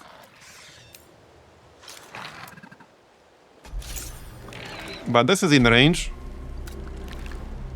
Okay, this is in range. So let's just kill this stack first. Alright, so insta-resolution. We will not lose anything. I'll just take insta-resolution. 11 corpses, another larva, 10 glass steel. Okay. There you go. The army is growing. And then we can attack the village. I guess on the next turn. Alright.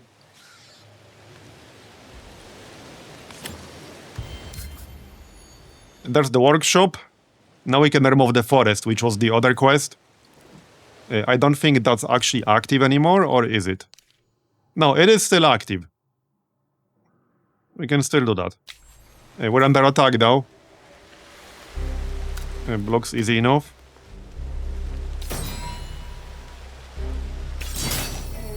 More corpses. What's this? Plate. Yeah, I already have a chest armor, so that's not gonna do much for me unless I get another hero. Our hero leveled up though, so that's nice. And now I can take something from the second circle. When unlocked, adds 4 damage, and 2 extra per might, okay. Better teleport. I really like this skill here. Teleports to target tile. Deals 54 damage to adjacent units. The only downside is that we don't have determination, but good skill nonetheless. We do have intuition now thanks to that cloak. What is that used? Oh yeah, right here, I can see it. Adds +2 extra damage per intuition. This is like for the sieges. I don't need that right now. I think I'll just take upgraded dash. Deals 54 damage to adjacent enemy units. That's really strong.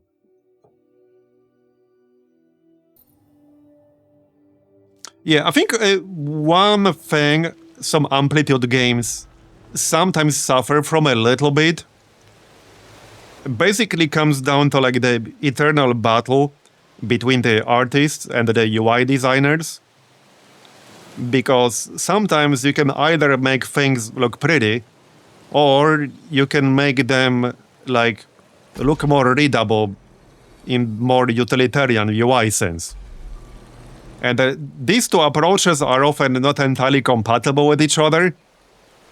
And the Amplitude games clearly lean a little bit harder on the art side of things, rather than UI side of things.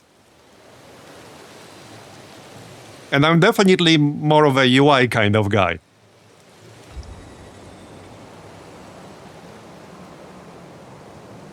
Now, it does come down to personal preference sometimes, because a lot of people are not bothered with that.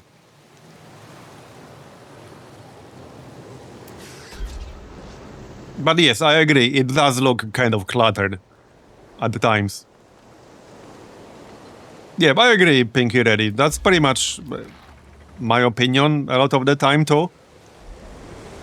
I do like these games overall, but I wouldn't play them as much as Civ. And now it comes down to whether I would play Endless Legend 2 over Age of Wonders 4. Because even though they're pretty different in a lot of regards, it's the same subgenre, it's the same niche. So the jury is out on that one. I mean, obviously, this is just a demo. I wouldn't judge the whole game based on the demo, just to be clear. But we can obviously judge some aspects of it, because the fundamentals of the game will not change between now and the release. Some details will change, like some of the UI weirdness might change or get fixed, but the actual like underlying design will not change. Okay, I can probably do better than this. I would assume so. Okay, so yeah, here's the thing. This is something that you need to watch out for. If you want to reposition your units, you have to do it before you click manual battle. That's why, like, I fell for this earlier. But you can do it, but you have to do it before you click manual battle. Which is basically right now.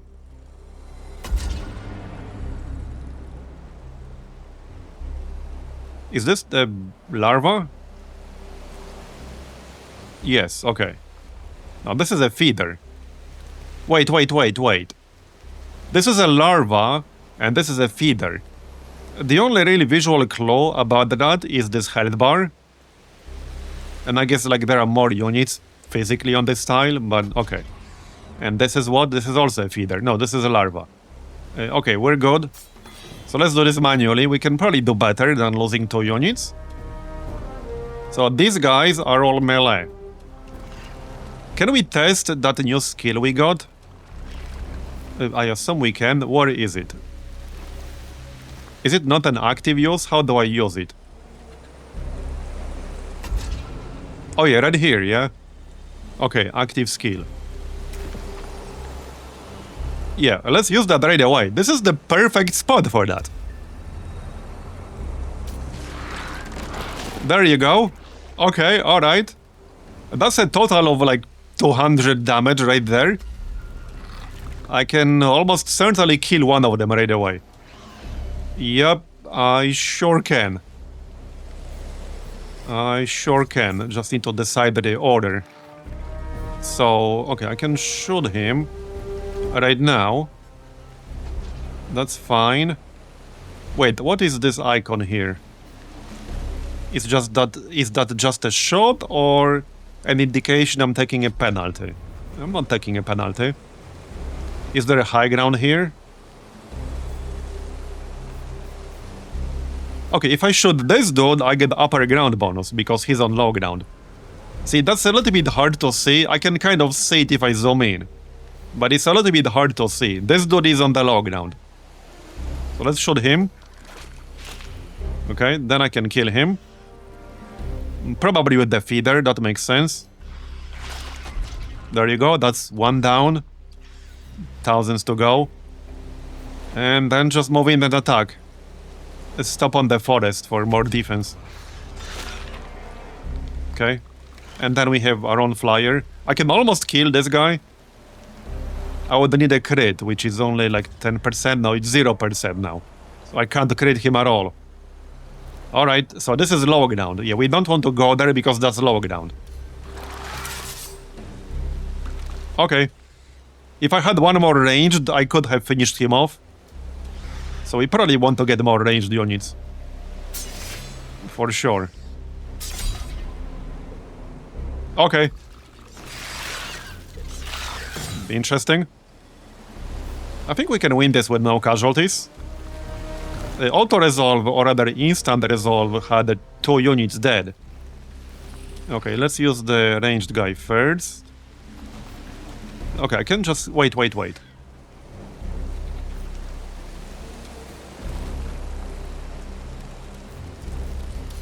kill this guy first. Then we can shoot.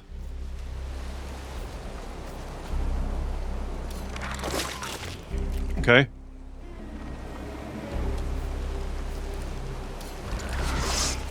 Yeah, we got this. Easy. No casualties. There you go. Nice. 25 corpses. What's this? Dust-infused leech. Rare. Plus 20 health on hero. Accessory. Skills. Unnatural fitness. Adds 3 extra max health per might, per determination, resilience, intuition. Nice. More health. I like that. Especially with that teleport skill. More health means we can be more aggressive with it. Okay, another chest armor, determination, health, plus 5 defense. Okay. I hope you can get more heroes with this faction later on, not just one. Alright. So let's get another ranged dude. Yup. Okay. Then we don't need to chop the forest. Yep. Let's do that then. Just for the other quest. Okay. That'll do. Does that work? Wait, is that actually working or not? Oh, I have to actually... Okay, this is a bit counterintuitive. Especially if you have like thousands of hours in save. You can't just click remove forest. You have to click remove forest, then like click on the tile you're standing on. Yeah. Okay, fine. We're at 7 out of 8, so one more research in this tree, then we can move on to Era 2. And unlock second tier units, or third tier, whatever we want to call them. So... Okay, there are a few techs not researched. There's stonework, there's keystones, and currency. So this unlocks bridge. I don't think I have the need for that right now. I'm just gonna unlock, yeah, currency to get more dust. Alright. Sounds good. Hey, Longstrider, thanks for the 4-month resub. Appreciate it. Endless Legend 2 combat is really hard to understand for me. Maybe Mars plays too fast, or maybe I understand Age of Wonders approach better, because I played all 5 games a lot. Well, did you play Humankind at all? Like, literally at all, even for like a few hours? Because Endless Legend 2 combat is a lot closer to Humankind combat, basically. Endless Legend 1 combat was this weird hybrid. And one of the biggest reasons why I wasn't a huge fan of Endless Legend 1. Because it was this strange hybrid system where you kind of had control, but not really. But here is basically more or less the Humankind system for combat. But I do agree that Age of Wonders 4 has an extremely good combat system. One of the biggest strengths of Age of Wonders 4 by far. One of the things I like about that game the most.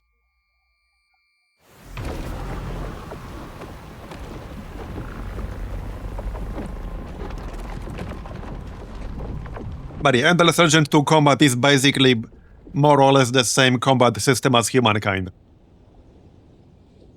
Maybe it's Platinum Dust, yeah. Okay, well, so the monsoon season is over, now we will get access to more land. Because there's Tidefall. Yeah, so for anyone who doesn't know, this is one of the key mechanics of Endless Legend 2.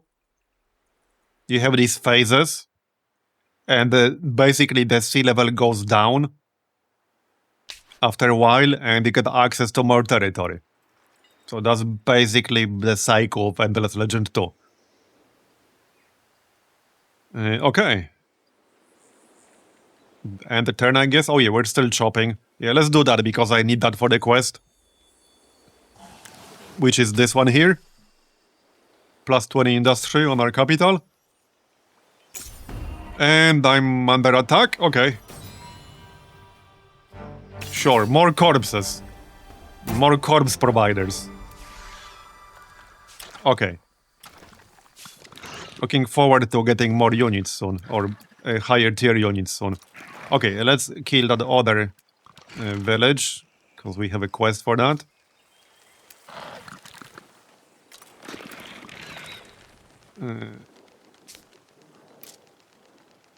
Build temporary bridge, duration 1 turn.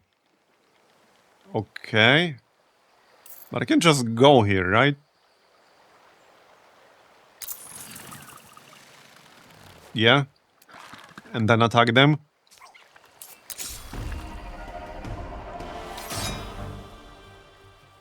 Okay, we can do this manually.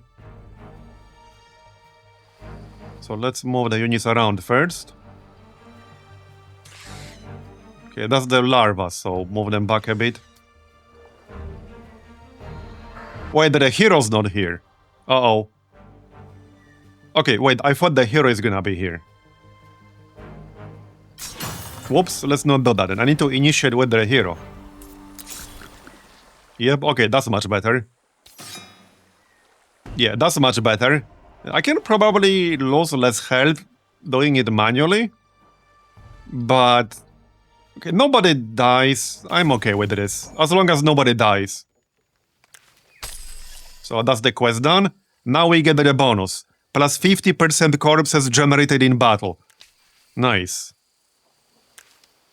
And the follow-up quest? Claim lands, seek facility. Okay. Matriarch's Glands, legendary. Accessory with plus 3 resilience. Unlocks evolution chamber.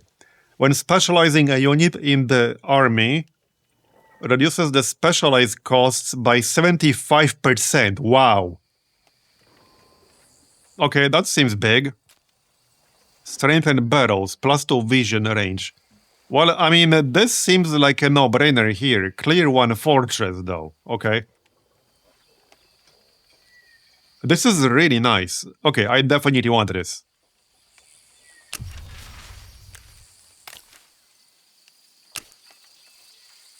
Oh, this is what we need to clear. That seems easy enough. Sure, we can go back there. That's fine. So we got 16 corpses. Obviously larva. Channeling cube. Type exotic. Wait, this looks really good. Skills, ranged 3. Arcane strike 1. Plus 39 damage on hero. I assume my dude will not be able to use that because he's the wrong hero type. Yeah, okay, it's the wrong hero type. Cannot be equipped by warrior heroes. Fair enough. So this goes in this slot right here. Well, I'm keeping the cloak because that's the best option I got for this slot. But we got this dust-infused leech. The bots give me plus 1 movement, but maybe I don't really need that. This is potentially a lot of extra health. Because we get plus 3 per attribute point of any kind. So I kind of like that. 311 health. Okay, check this out. 276 without that. 311 with. That's a pretty big boss right there. That's a pretty big boss. You know what, we could use a better weapon, but alas. I'm actually losing money right now.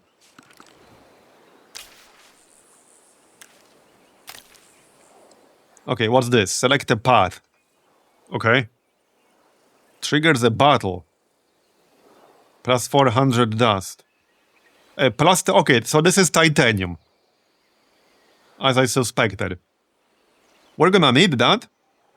Triggers a battle, triggers a battle. Like what, right away? I took some damage, so not sure if I want to trigger that right away.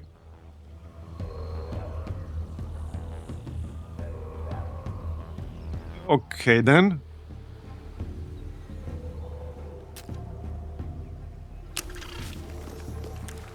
Let's do it. Okay, 2 dudes.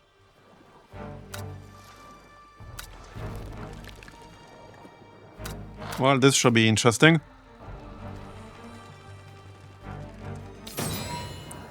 Should be easy, though.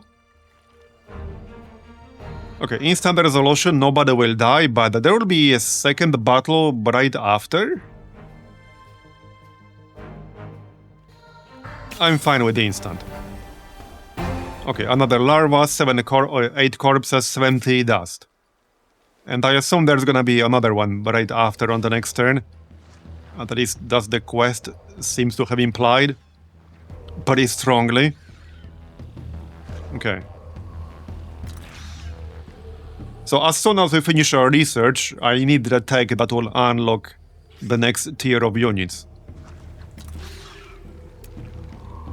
We can check the mod real quick.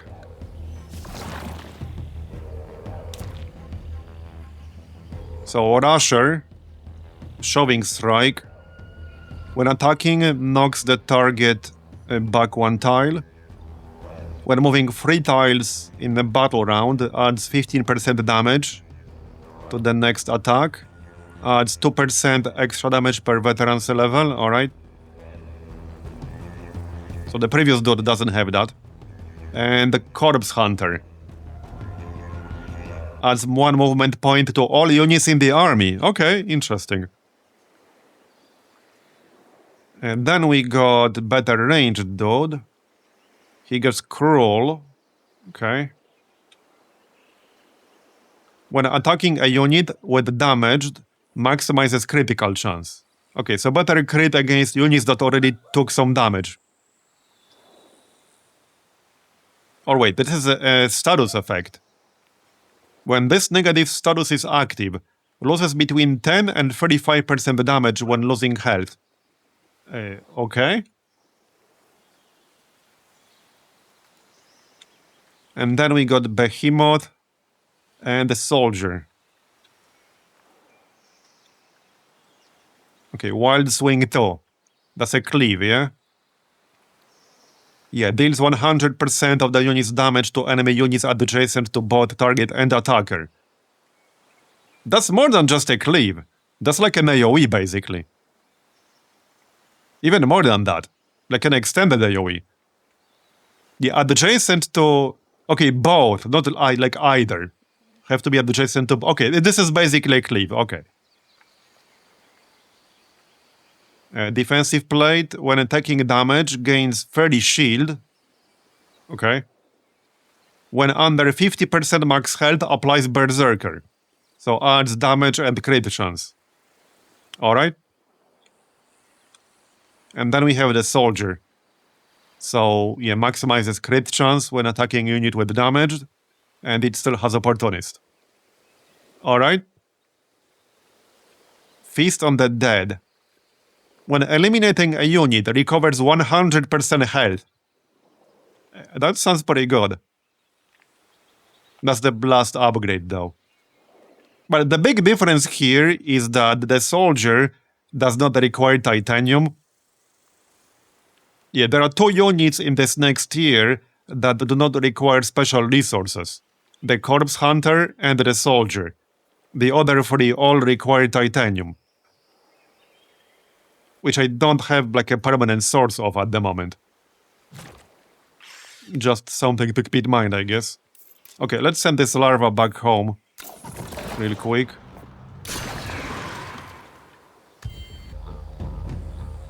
I mean, I quite enjoyed Humankind. I wouldn't play it as much as I played Civ, but there are very few games in existence that I would play as much as I played Civ.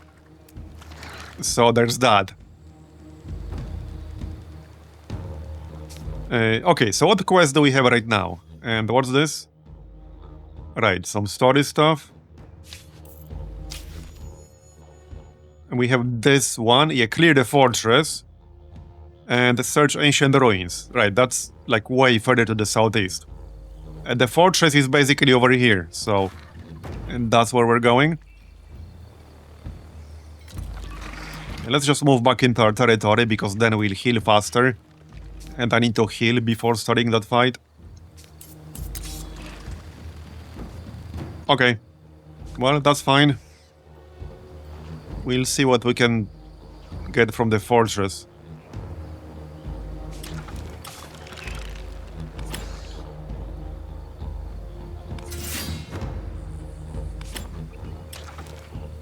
Back to the capital. So, getting plus on population would take 34 corpses right now. I think I'd rather keep them for my army. At least for the time being. What's this? Oh yeah, that's the shrine for more approval. Yeah, let's build that. Because that's not an actual district, it's an improvement.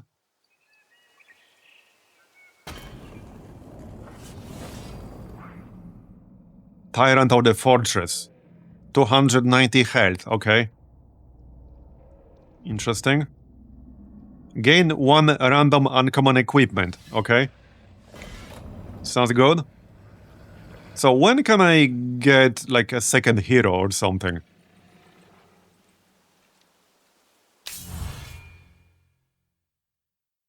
Recruit hero. Well, clearly not yet. I need some tech. Probably in the second era. Okay, in the second era, I guess. No, I don't think we located any titanium. You know what this game could use? A map search. Unless there is one already, but I don't think so. Yeah, as far as I'm aware, there's no titanium anywhere right now that I can see. As far as I'm aware, it might not be easy to see. But no, I'm pretty sure there isn't any. I assume it will be pretty obvious on the strategic view when we zoom out. But clearly it's not. Alright. So this should be fun. I need my hero over here. I don't want these guys to heal. Probably just move this guy out of the army. It will take too long to heal him. Okay, it will take too long to heal him. We'll replace him with something else. So that's a speeder with a level 3 veterancy. Plus 6 defense, plus 15% damage, plus 15% health. Feeder with level 2 veterancy. Okay, some of these guys have veterancy. The larva has like level 2 veterancy. Let's get another melee dude. The feeder is more tanky, but the necro drone can fly.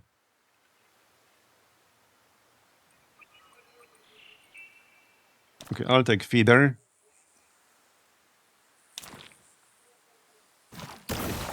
There you go. Okay.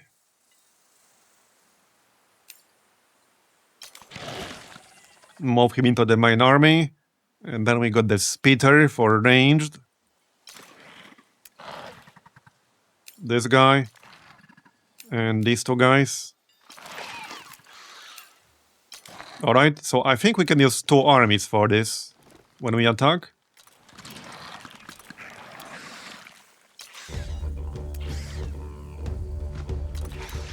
Okay, we have a lot of larvae now. I just need more corpses. Okay, skip. Alright.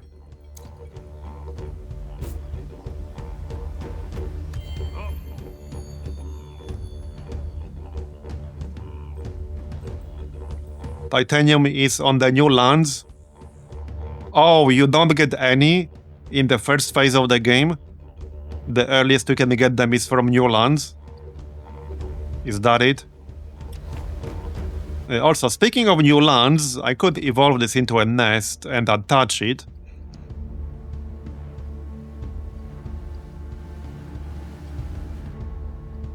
Okay, I'm not actually entirely sure where the new lands are. Probably to the south over there. There might be some to the north. It's kind of hard to tell. We should explore a bit to the north, one way or another.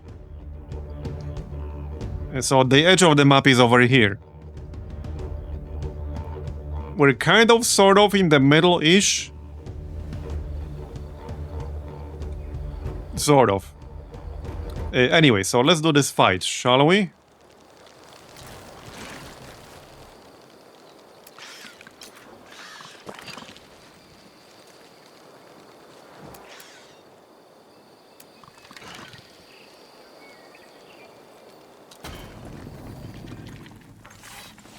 Plunder. After defeating the army in the fortress, your empire will earn influence, plus 100. Okay. Oh, I can only use 1 stack. Okay. I might swap them around a bit then. Well, yeah. They have a flying ranged unit. Okay, I think I want at least 1 ranged unit. I also want full health on this speeder guy. Oh, you know, this is the ranged unit. Right. So this might be alright, but I think we should wait for actual full health. Yeah, let's wait for actual full health. Meanwhile, we can go north and explore. See what's going on there.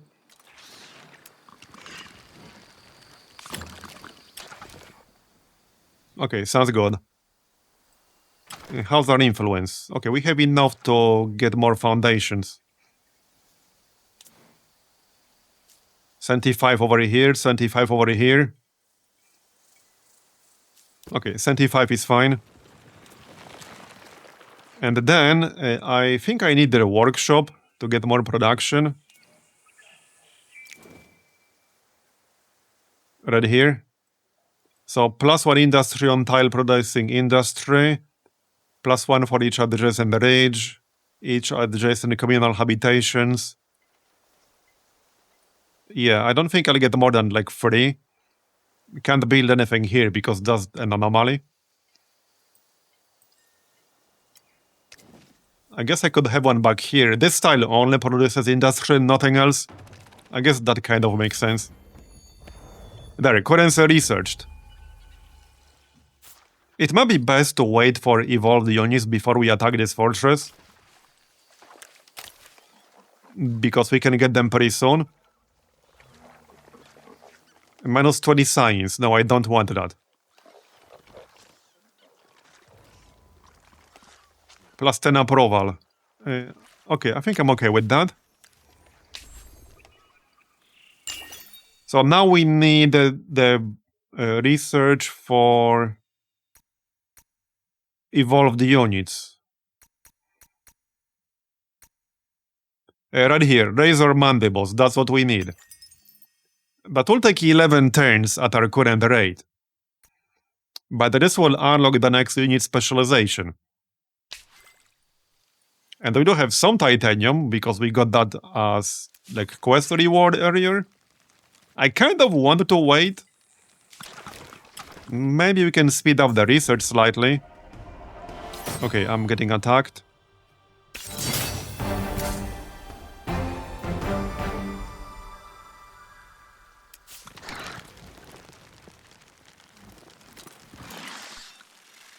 Alright, let's move on.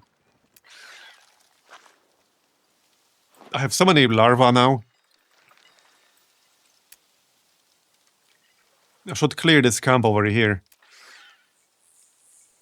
Okay, I moved away with my other stack. I suppose I can just evolve these guys. Alright, let's just do that then. We'll get more corpses.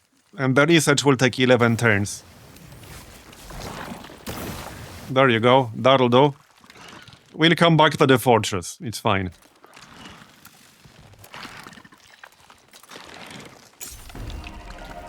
Okay, let's kill these.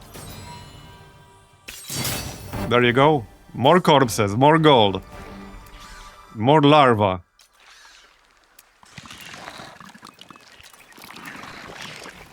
I could see you eventually drowning in the larva. Yeah, we're getting a lot of them for sure. So are these new lands? Or is that not it? Is there an easy way to tell which lands are new and which are not? Like, is there an obvious tell what was not there before, but it is there now?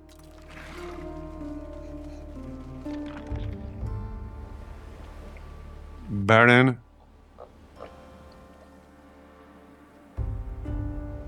Oh, wait, I see it. Titanium deposit. Right here, I see it. Okay, well, we know where we're going now. Yep, right here. Okay, there we go. Now we can get a new hero. Nice. I thought I'll have to wait for some tech to research. Right. So... where's, like, the class? Right here. Archer, Defender, Warrior. We have, like, a caster weapon, so not that useful for these guys. So, our main guy is a Warrior, so let's not go Warrior.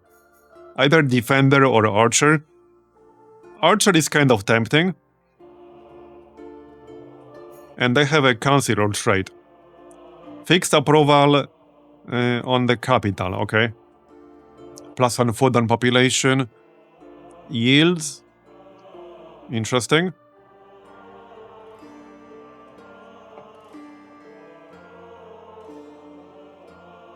Oh, populations are placed in the destitute category when there is no more room in the other population vocations. Okay, I don't think we'll be getting to that point anytime soon. I'm gonna grab this archer guy. Why not?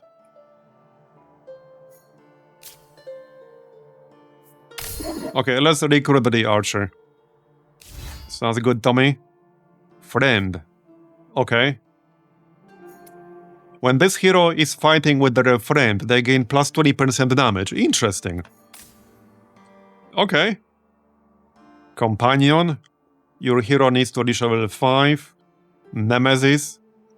A particular enemy who has wronged your hero and whose defeat offers special bonuses. So plus 2 influence per hero level on Haven. Plus 1 resilience, plus 1 determination. Okay, let's check equipment. Skill tree, right, we do have a point to spend. But equipment. We can definitely do better than this. Plus 80 health, plus 12 defense. And boots? Movement points are certainly useful here. For a ranged guy. Alright. And skill points? We have at least 1 point in everything except might.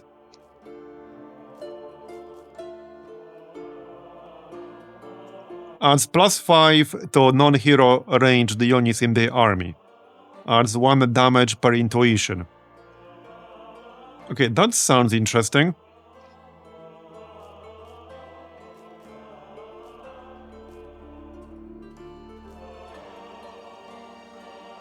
I don't think I want extra health right now. Well, he'll take damage, but he's ranged. Gives 10% more experience to non-hero units in the army. Gain 3% extra experience per intuition. I suppose I could just go experience route, which is not a terrible idea. Okay, that's not a bad idea. When attacking a unit adjacent to a friendly unit, adds 8 damage, adds 2 extra damage per might. Okay, no, let's go for this one here. So wait, hold up. Why is this not highlighted when I hover over? Oh wait, this is resilience, we have no might. Yeah, I thought this was might for a second. This is still good though, even without might. For a ranged hero, this is very good. We can always add might later, or even right now. Well, not right now. Later when we get more points. Anyway, damage for anything ranged is always good.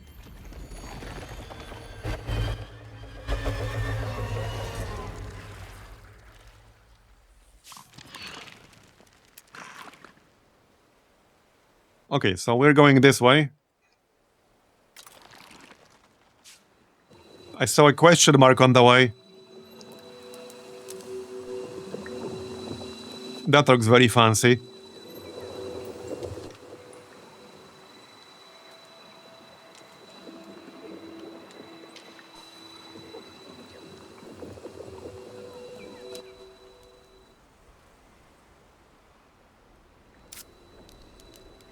You found an obelisk curiosity, plus 25 dust. Okay. Swaying tree of Sayada. Natural wonder control effects. Okay, it's a natural wonder. Plus 50% to like all yields. Okay. In cities' territories. It's a little bit far away from me, but wait, is this all one territory? Okay, this all looks like one territory here, so we could actually claim that. Okay, where's the hero? Right here. And our new one? Right here. So they should be together, obviously.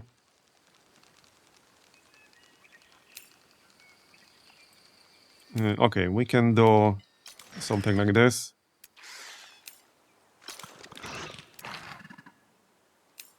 This ranged guy. And the feeder. Okay, that should be fine. I could probably win at the fortress right now, but I think I'd like to finish our research first. This will give me better evolved units. So we'll have better chance. That encounter looked pretty nasty. So I think I'd rather just wait for the research. It's a safer option. A definitely safer option.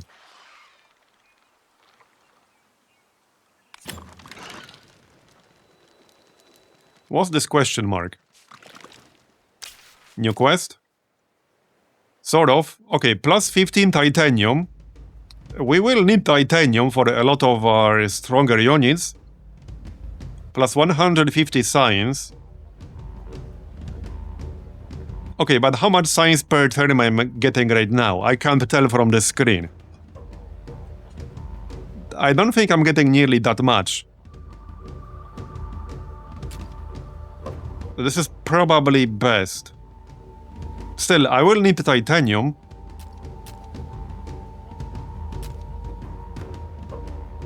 I don't need dust. I'm gonna take a research. Okay, research. That's fine. Okay, that sped up my research by 7 turns. That was worth it. Okay, that was worth it. And yeah, you're right, we have the 5th slot now on the army, so I can add one more guy. New quest or new option here. Okay. Plus 5 approval. Plus 15 approval.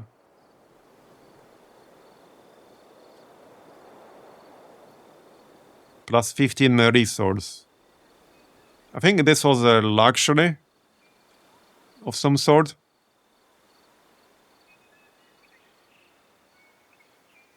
Plus 15 approval on cities for 10 turns. I don't think I care about that much.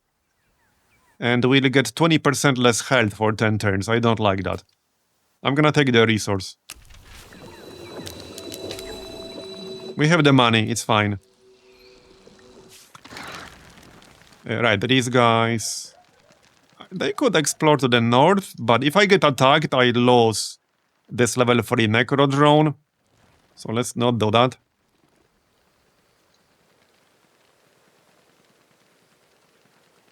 I will need to fix my dust situation at some point. Where was the titanium again? Yeah, right here. Yeah, this is the territory we need. This one's huge. I need that, like, right away. I need this right away, immediately. It's both titanium and the natural wonder.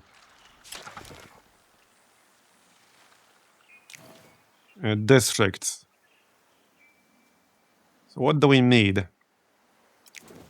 Oh yeah, we can rebuild the village. Right, let's do that. Probably should have done that earlier, but better late than never. Yeah, we have too many units, clearly.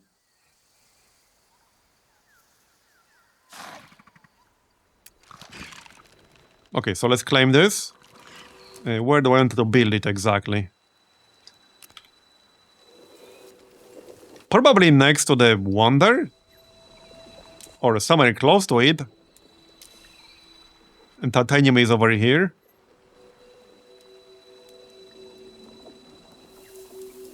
Okay, this is kind of a weird looking province.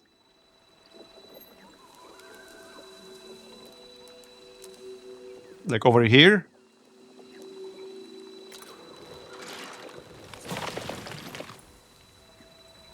That seems reasonable. Okay, 1 turn. I need to attach that to my capital ASAP. Anyway, 1 more slot for units here.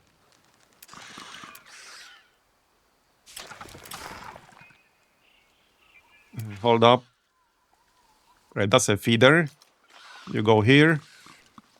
And these guys need to be evolved. And the other stacks have some evolved units.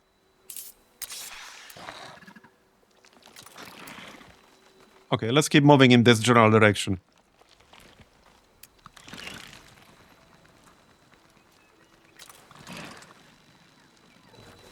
probably get rid of these villages right here.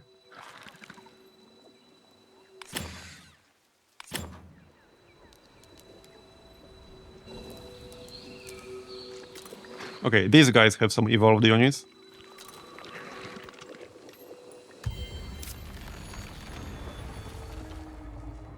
There's the barrow, so now we need to turn it into a nest. 180, and then we can attach it to our capital.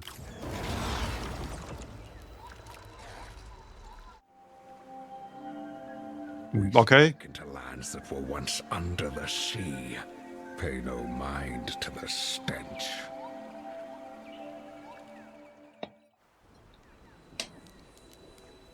Is that because of the wonder or what? That was a bit random. Okay, and then we can attach it to our city. There you go, nice. I still have to improve this. So yeah, there you go. Now we have a permanent source of titanium. That's gonna be huge. A lot of my units use that. Like, a lot. Alright. Now we need to finish our research, which is literally almost done. It's literally about to finish. Okay, this guy is damaged, right? I mean, he's healing, so that's fine. Just add him to the other stack. Okay, that'll do. 3 stacks of 5. That's fine. And when we evolve our units into a better tier, we can go clear that fortress, because I still want to do that. I think we can maybe do that on the next turn. Okay, let's go back there. It only allows for 1 army attacking it. So bringing more will not do me much good. There we go. That unlocks more units. I might not have enough corpses. Okay, I might actually not have enough corpses. Uh-oh. Okay, yeah, fair enough. I don't actually have enough corpses. We need to kill some other shit first. No problem. We will. Here you go. More corpses. Yeah, I guess I'm doing this one manually. Not that much space to deploy here. Okay, we can do this. That's the ranged guy.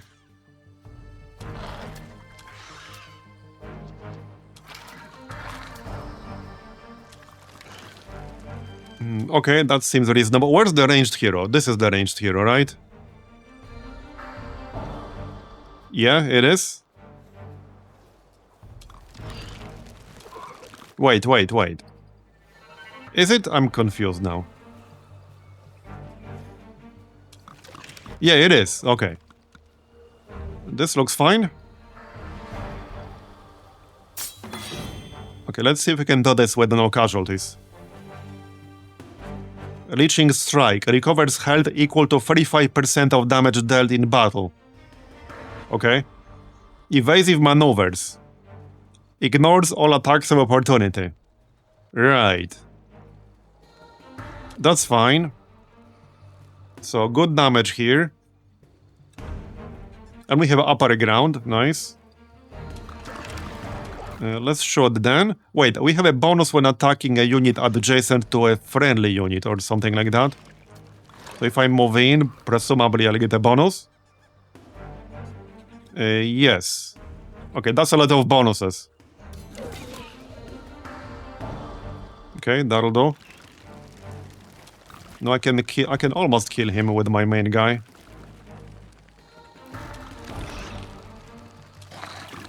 We can probably shoot. And that's still not quite enough. Okay, still not quite enough. That's enough though. Not sure how aggressive I want to go here. You're in range. Okay, that's the feeder. Okay, nice.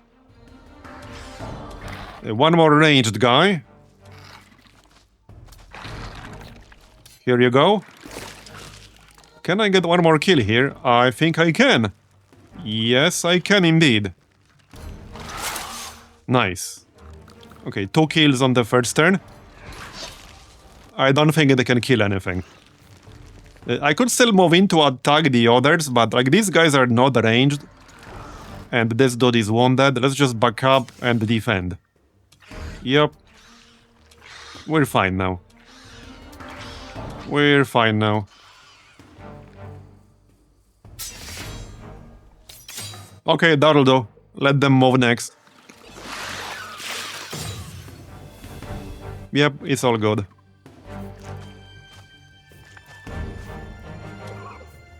Let's kill this one first.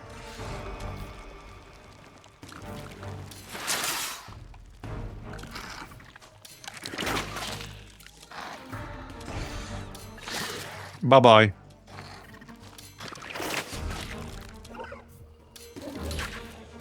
And done. No losses. What's this?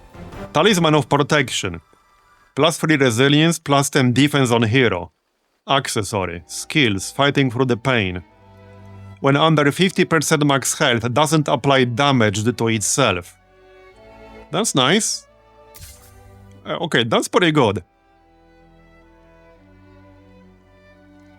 Your hero unlocked the ability to build a haven.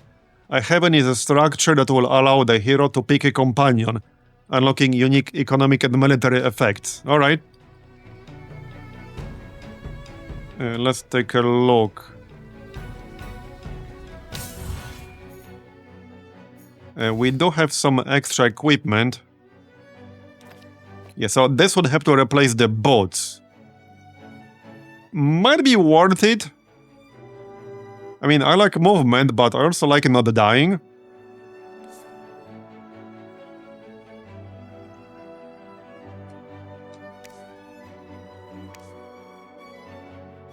Okay, this guy has 5 attribute points. Okay, they both have 5 each. Let's replace the boats. That's 5 resilience. That might actually be better on my main guy. Hold up. Let me check the health after this swap. 316 now. Okay, 290. That's probably fine. Because I have this skill right here, which adds more health per resilience. So now he'll have 5. And then we can use the dust-infused leech on the archer. Just make him less squishy overall. 232 health. Okay, yeah, that sounds good. And we got 1 point to spend. Okay, not sure what I want to spend that for.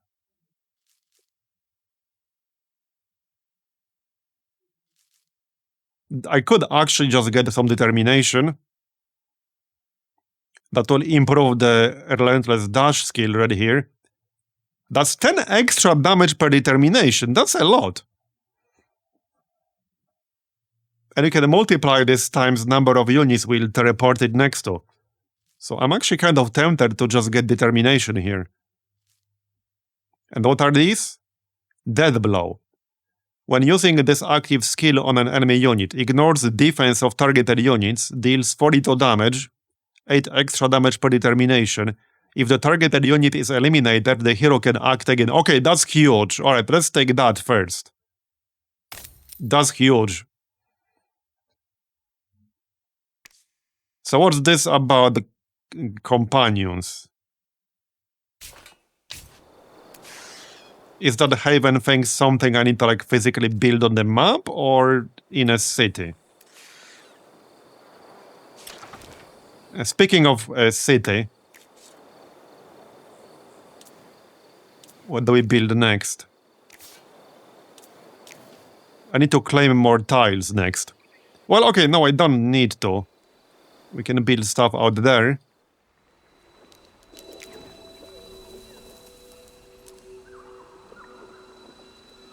So +2 science, +1 science on tile producing at least 2 types of yields. Okay, anomaly. This is not an anomaly, it's a natural wonder. We kind of need more money. Merchant's house. +6 dust, +2 dust on tile producing dust, +2 dust for each adjacent communal habitations. Okay, do we have any tiles producing dust? There's one here. There's one here. It's just dust and nothing else. Maybe that makes sense. I guess that makes sense. It is only one turn. We'll need the dust for army upkeep. Okay, 32 corpses. I think that's enough now, right? Is it? Yes, it is. Corruptor.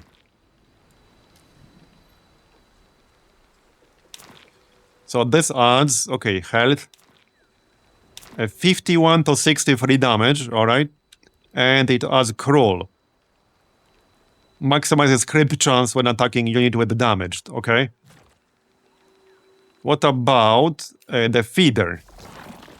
So I don't have... Oh, okay, I can't evolve into a behemoth without this Hive Guardian tech. Okay, fair enough. Fair enough. I know what I'm researching next. Probably. Shock tactics. Okay. Wait, that's tier 2 or tier 3? Don't tell me it's tier 3. Oh, already here, Hive Guardian. Okay, so we can't do that until tier 3 or age 3. That is a little bit disappointing. Okay, that is slightly disappointing, but alright. Yeah, this unlocks Hornet, Defiler, and Slicer. So we can't get those until the 3rd age.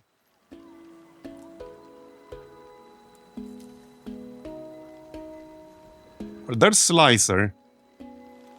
Wait, hold up just a second.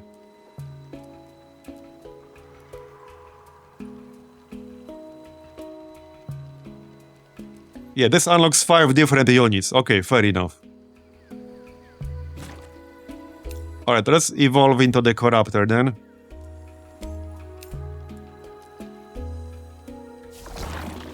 That's fine.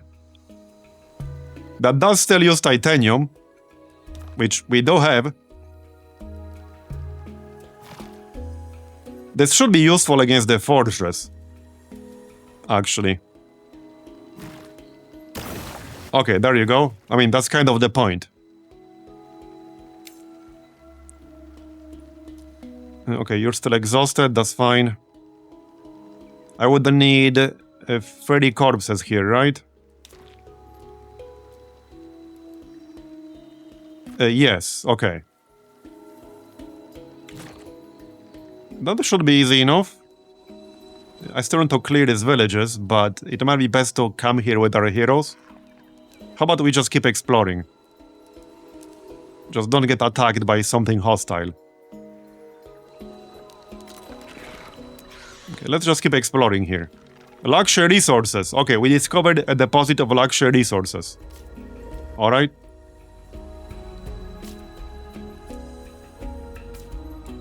Two of them even. Interesting. Can we see the effect or not really? Not really. We can see what it is. Okay, we can claim that, probably.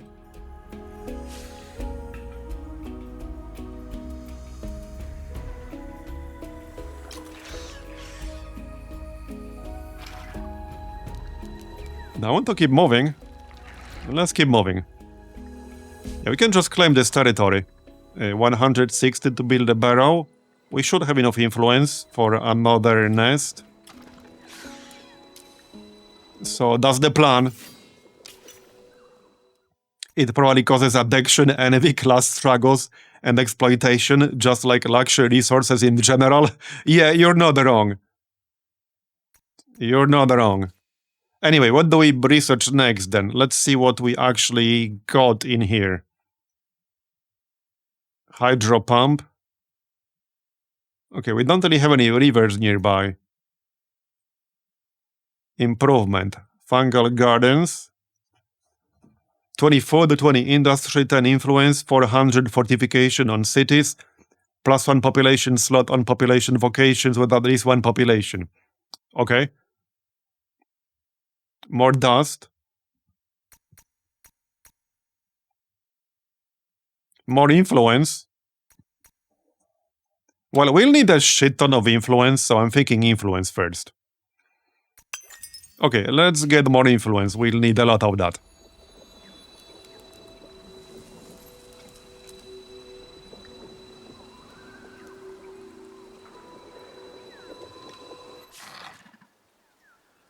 So how about we attack that fortress now? I think we can do that.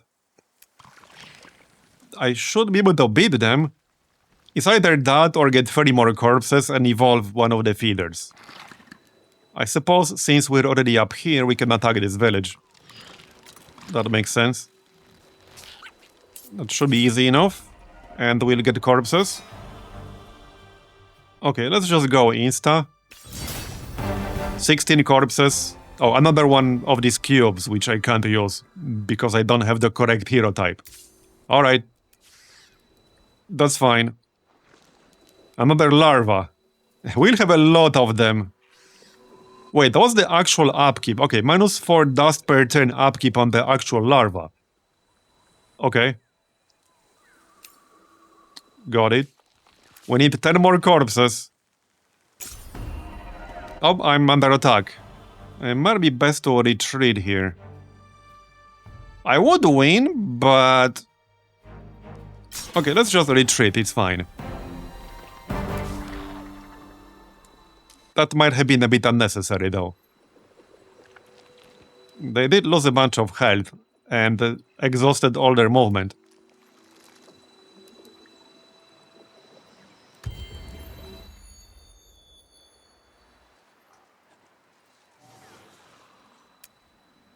Okay, nothing is attacking me right now. They might. They're moving in this general direction. Yeah. Okay, well, I can go back into my territory.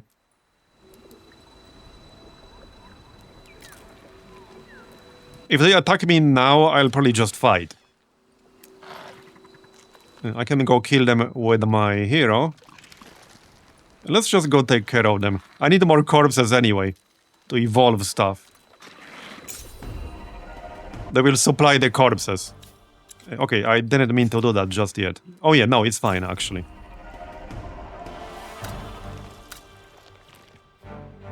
Kind of. Okay, I guess it's fine. Nobody will die. There you go. 10 corpses and some resource. I assume that's a luxury, probably. And now we have enough. Okay, now we actually have enough. So let's turn this into, yeah, soldier. 300 dust. Okay, I need to fix my income for sure. Because it's 300 dust to evolve just one single dude. That's a lot of extra health, though.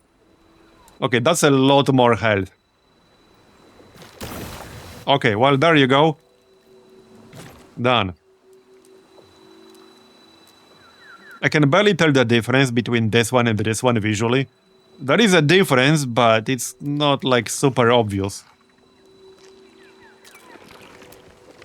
So now we could go back and take care of the fortress, or just clear these villages here. What's the capital doing right now? Nothing at the moment, alright? Let's rebuild this. Oh, we already did, right? No, I think they rebuild. No, this is pacified village. Right, right. This one's pacified.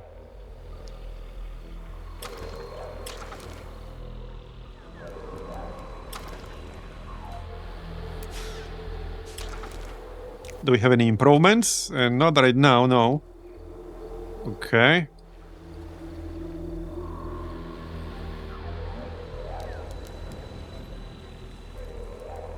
And we build the titanium, right? Yes, we did. It's +1 per turn, which is not some huge amount, but better than nothing. I need more dust. Clearly. I think I just need to spam more dust. What were the bonuses here again? Dust on the tile producing dust. Okay, nothing I can get easily. A bridge, but there's no bridge here. Is this a river? No, it's kind of hard to tell. No, it's not. Anyway, more dust. We need more dust. So dust it is then. Or I'll go bankrupt. Obviously I can dismiss my units, but I don't want to do that. Yeah, dust is going to be a very important resource for this faction if you want to just keep growing your army. Level up, nice. So, okay, we need one more in the first circle. I could just get health. What else? When gathering a curiosity. So adds 5 damage to non-hero ranged units in the army. So that's nice, but only for actual ranged units. And he's currently with my main dod. Wait, recovery shot. When using this active skill on the friendly unit, restores 24 health on targeted units. Restores 6 extra health per determination. What? It's a heal.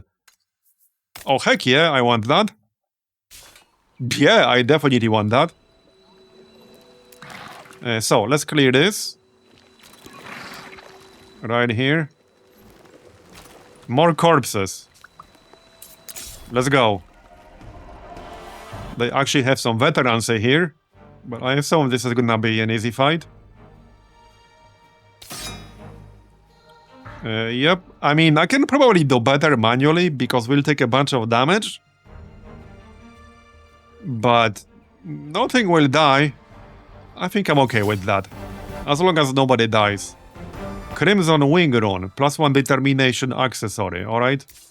I don't think anyone needs that at the moment. More larvae.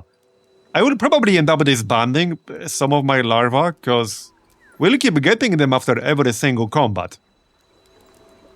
That could get out of hand pretty quickly in terms of how much dust I'll need for upkeep. Just saying. Let's get another ranged guy.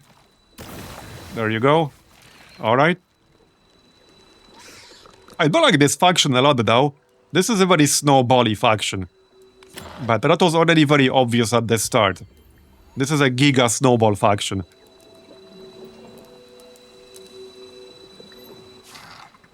And a definitely good one for warmongering enjoyers.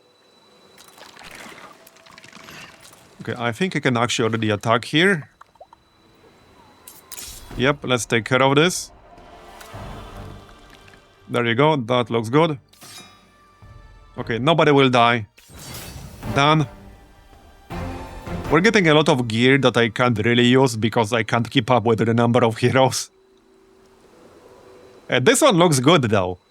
Okay, this one looks good. +15 minimal damage and +15 maximum damage.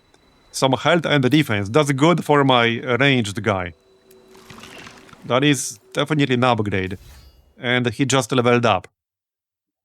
So patch tab, that's an improved version of this. Guerrilla Tactics. Adds 10% critical chance to non-hero range units of the army. Adds +2% extra critical chance per intuition, okay? Rain of Arrows. Deals 36 damage to targeted units and 8 extra damage per determination. This is an AoE. I will take this. Okay, I will definitely take this. And let's see now. Yeah, so this is strictly defensive. But this is both defensive and offensive. Yeah, I need the damage. That's a nice damage boost.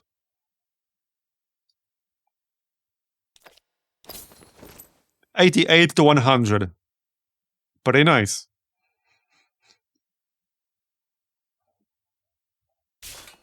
Alright. Now, how about that fortress? I still want to clear that. We can probably do that now. I just need to get there. It's getting a little bit crowded over here. I'm just saying. Just a little bit. Yeah, so one of the AIs is to the east. We know as much. More larvae. Full stack of them right now.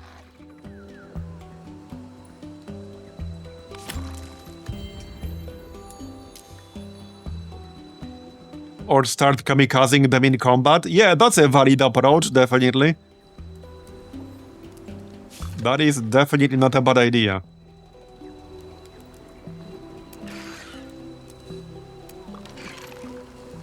Okay, well, I can either keep pushing east or I can go back. I think we should go back. I want to clear that fortress, see what we can get out of it. So let's just go and do that. We should be strong enough at this point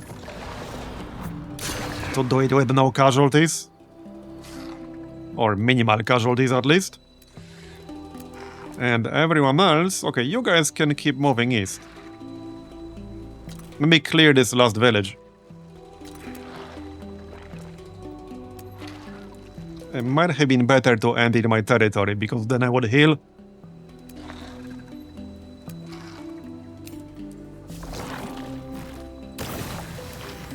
Okay, it's fine, just attack.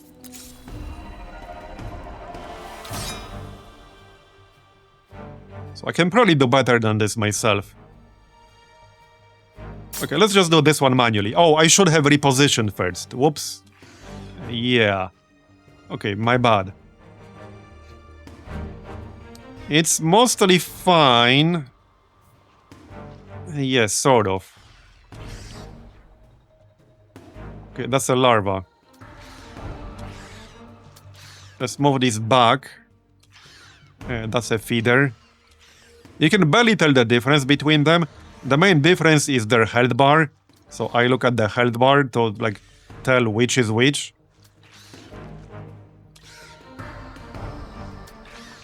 Yeah, this is not like a super strong stack. That auto-resolve was actually not bad. But let them come a bit closer. Okay, they will attack. They didn't kill anything. Alright, I know I need some kills. Quickly. We do get bonus damage against units that are not adjacent to any of friendlies. So this is this opportunist bonus. So that is good. We can kill this guy for sure. I don't want to minimize my losses. Okay, we can kill this guy. If I charge right now, I'll probably lose this feeder, which I suppose is not the end of the world.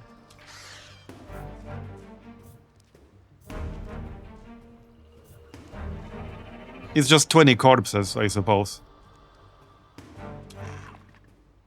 How much damage do these archers do again? Okay, let's attack this guy. I have an idea here. I don't mind losing like one larva, that's fine. That's perfectly fine. Okay, nice. That's enough for a kill. There you go. Actually, I should have done this a bit differently from this tile. Okay, that leaves us with just one enemy unit. Yep.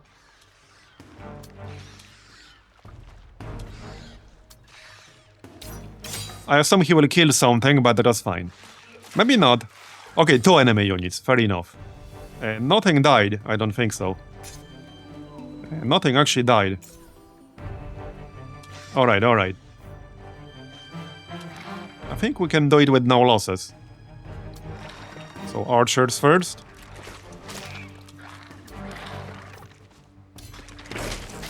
There you go. One more. He dead. Then we can move in like so. Does bonus damage. And he's dead. Almost. Okay, almost. I can't quite finish him over right now, but he's almost dead. Wait, there's still a unit here! What? Where did you come from? What the heck? Oh, I missed him entirely. What the heck? Where the heck did you come from? He's about to be dead. It should still be no losses. Yep, okay, it's still gonna be no losses. Done. We win. Okay, we lost one larva, but that's fine. We got another spy. Okay, this is the same exact item we got just a moment ago. Yeah, we got the larva back, 17 corpses, 90 dust. Okay, and we cleared all 3 minor faction villages in this territory now. So about that fortress, where's our guy? I'm losing track of who's where. Next turn, I guess.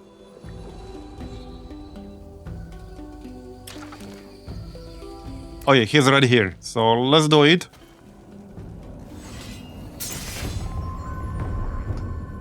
Oh, they're not at full health. I suppose I could wait. Like 1 turn.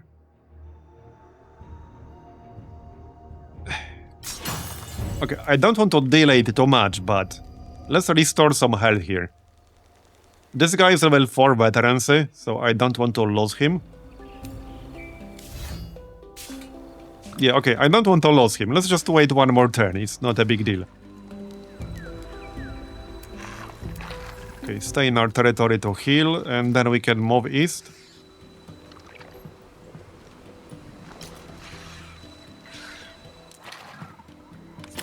Alright.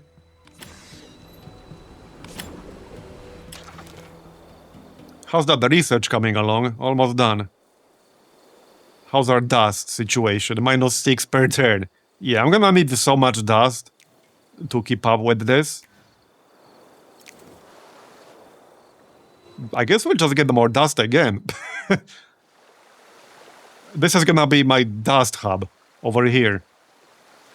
So we better not lose it. +8. Alright. That's my dust hub over here. That's literally what it is. So now we can attack. Alright, this is technically not full health, but it's good enough. Okay, let's go. This should be fun. So we can't insta-resolution fortress battle, but that's alright. This battlefield has dried rivers, reducing defense and hindering movement. Okay. Well, let's go. Hold on. Reposition stuff. So that's our archer. That's a normal archer. Okay, this looks reasonable. Let's go then. They have one guy with like 300 health right here. 304 health. Okay. So do we just YOLO? I could literally just use a relentless dash over here. Okay, no, this has a range. But I can still move and use it. I could still use it to go here and hit all of them. It seems a little bit risky.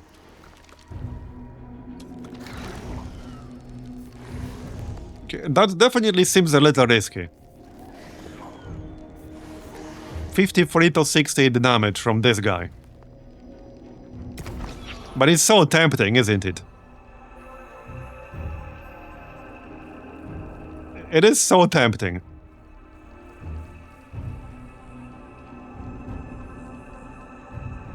Okay, YOLO. Let's go. I love that skill. Alright, then we can shoot with the archer. What skills did we have here? Rain of arrows, that's 4 range. Does that do damage to our own guy? Yes, it does. Okay, let's not use that then. We do have a recovery shot, but we don't need that right now.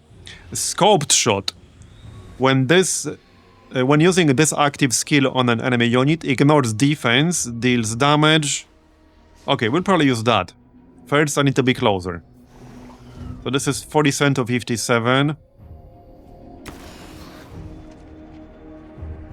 Okay, I guess it's not really worth using right now. Just take a normal shot. Okay, good. Then move in with the feeder. We got one normal archer right here. He can take a shot. Alright. And another feeder. So let's see how this goes. Okay, their turn now. Alright.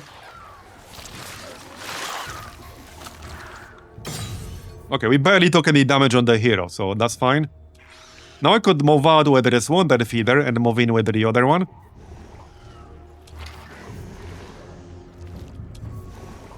Okay, there are two different approaches here. We can either focus on taking down the Tyrant, or take down basically everything else first.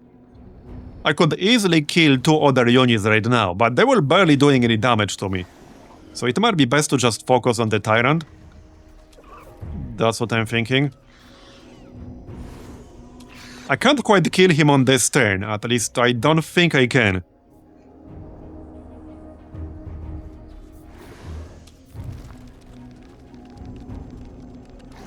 Maybe if I get some crits. He has 214 health left right now. If I focus fire him with everything... If I get really lucky, that might actually be enough. But I would really have to get lucky.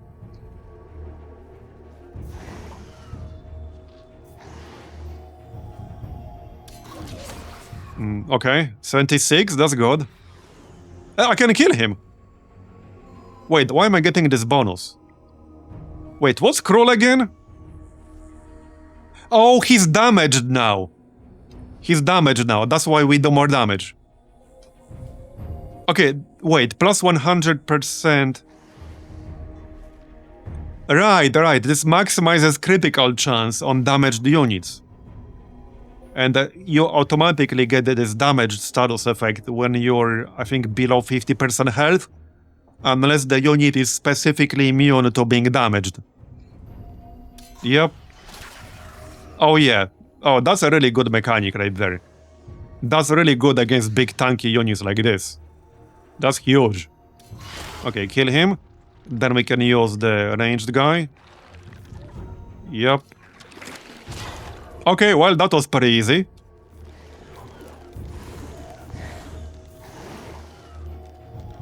What skills do you have? Right, Death Blow, Power Slash. This grants us an extra action if it's a killing blow, so let's use that. This is a guaranteed kill right here. And then we get another action. Power Slash. 48 damage to targeted unit, 3 extra damage per might. Okay. That's not... Okay, that's not quite enough. This is like an AoE, basically. It's a cleave.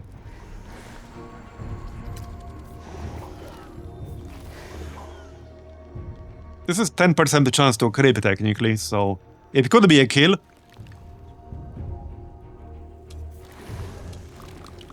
Go on. Alright, that's fine. I don't think they can do much. They won't even kill my feeder here. I don't think they will. Nope. Okay. So, no losses.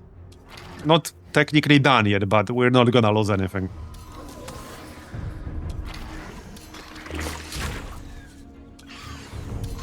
Bye-bye.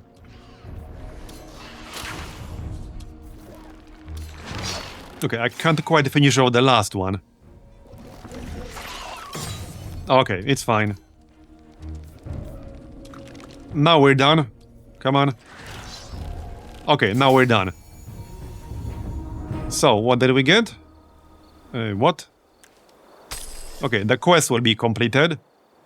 Right, that gives us this accessory here. When specializing a unit in the army, right, reduces the specialized cost by 75%. That is really good.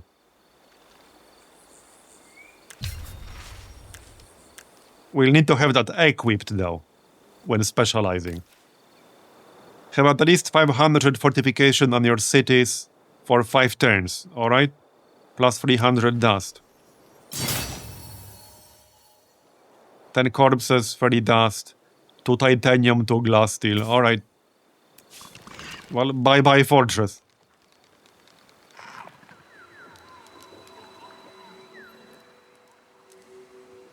We got 31 corpses. Okay, we can test out our fancy new item right away, and we leveled up. What can we grab now? So 2 more skills, and we'll be able to pick up something from the final circle here.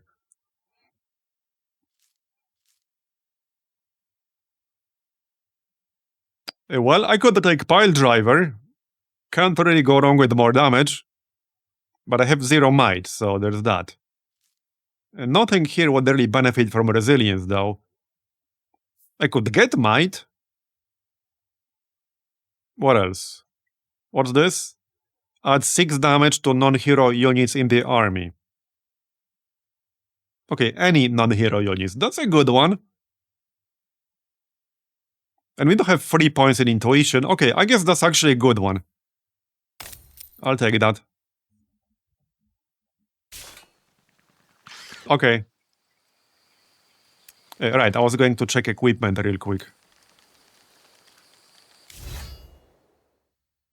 Yes, so again, I would need to have this equipped. Obviously. But I can equip it, then evolve a unit in my army, and then equip my old item back, which seems like a lot of unnecessary micro. But I can do that. Okay, this guy has a level 4 veterancy. Yeah, this reduces the cost in terms of corpses, too. That is huge. Minus 75% both dust and corpses. So 8 instead of 30. And 75 gold instead of 300 gold. Or dust. Yeah, that's a huge reduction. So I can do this. And then just swap my old gear back on. But that seems like a lot of unnecessary micro. But there you go. You can just do that. I suppose that works. Okay, I really need more dust, or I need to throw away some of my units. We can just play more aggressively here. Looks like we can loot something over here. Plus 50 influence, nice. Okay, we need the influence. Okay, so I do want to have a barrow over here.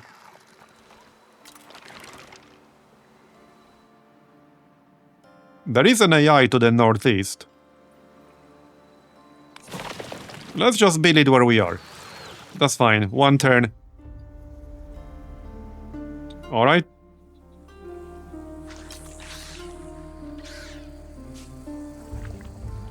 You know, I do like how our capital is basically a giant hole in the ground. That's literally what it is. Which, I mean, seems pretty accurate, but it's actually a hole in the ground. Okay, research is done, so that unlocks the scriptorium, influence. Okay. Let's see what's next. A dust? Yeah, I think so. I might actually grab this. We clearly need dust. Emergency dwellings, okay. +1 attachable territories on cities. +4 influence on city hall. +4 influence on ministry. Okay. +3 population slot on population vocations. Yeah, I need more dust. Can we build once per city? +50 dust. Like 1 time +50 dust? That's kind of odd. Okay, that's kind of odd.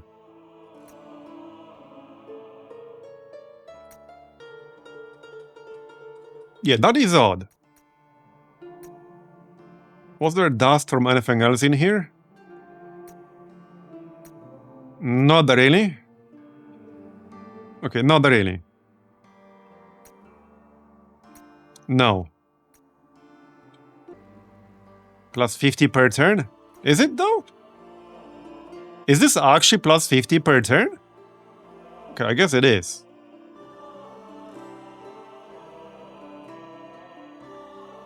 Okay, the way it's presented on the tooltip can definitely make you doubt that a little bit. But okay, we definitely need that then. I need my dust.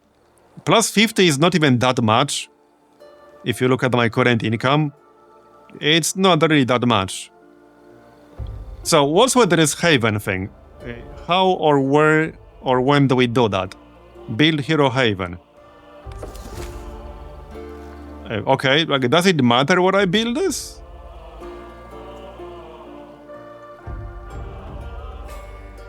Havens provide a variety of benefits depending on whether the hero and or companion is home. They can be ransacked or raised by enemy armies. Okay, sounds like we should have that somewhere back home.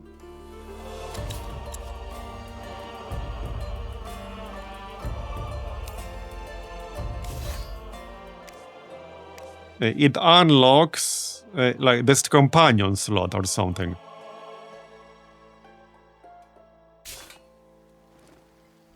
Okay, I suppose we can build it somewhere close. I assume I won't be able to build a district on top of this.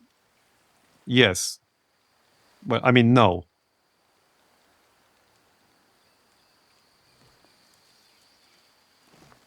I guess it could just be like over here.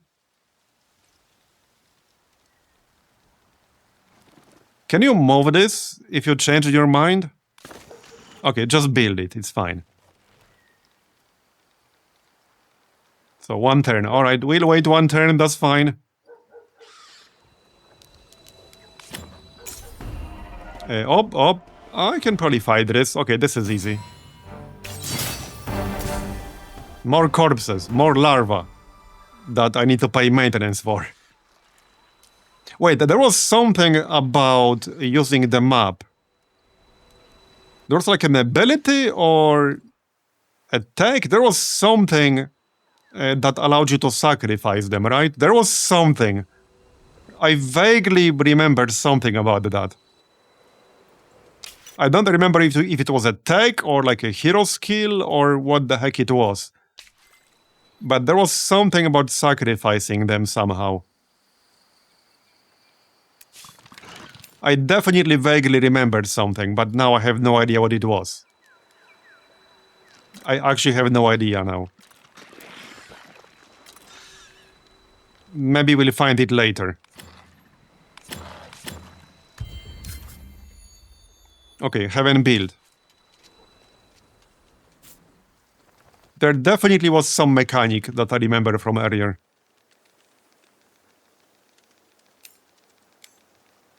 Yes, there's an encyclopedia. Wait, is there? Wait, actually there might not be right now. Okay, there might actually not be right now.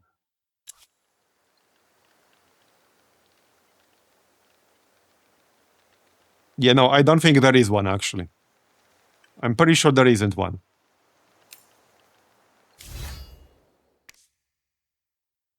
Okay, so what is this? Choose a soulmate for the hero. Okay. Assign.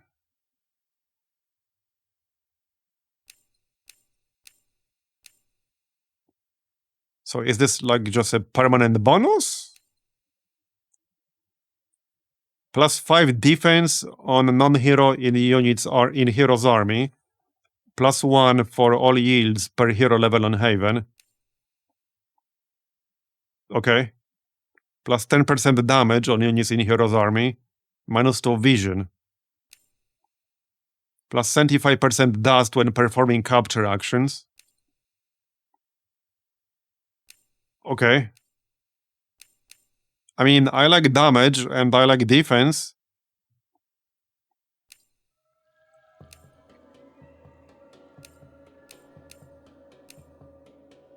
I do like defense.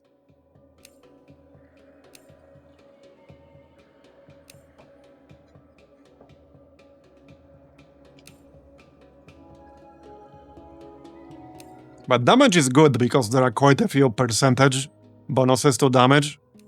And that can scale really well. I don't like -2 vision though. Okay, I'm just gonna take +5 defense here or something.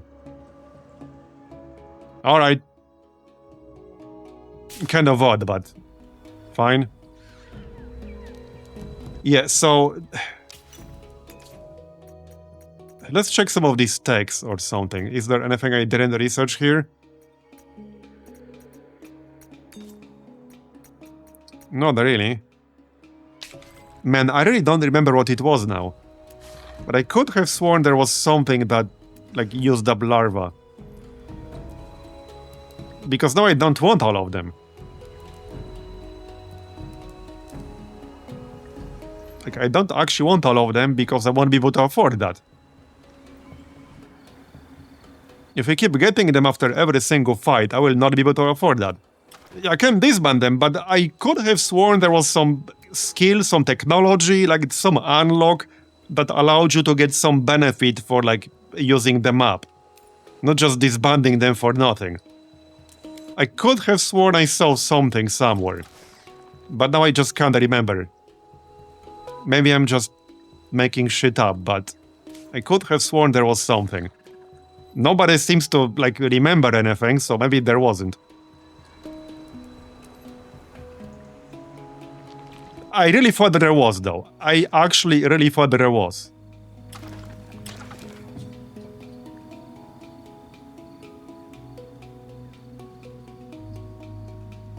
Yeah, well, I can't go through 3 hours of my VOD right now. This is where some kind of, like, encyclopedia would be helpful.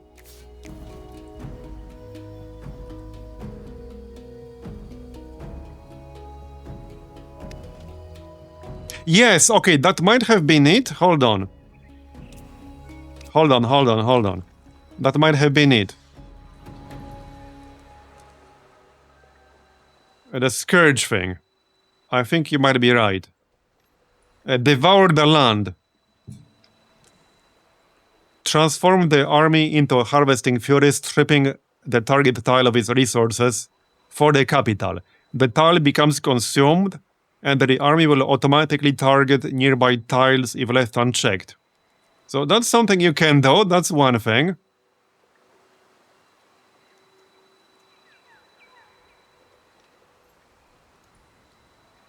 I'm not sure if that was it, but that's something you can do.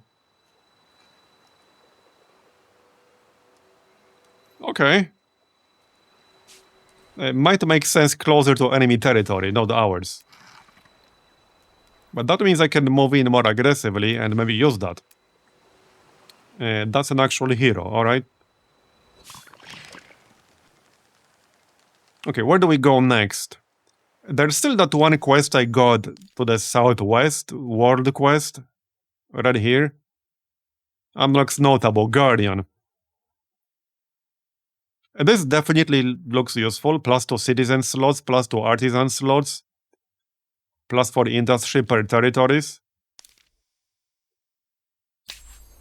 But this is basically in a completely opposite direction from where I am right now.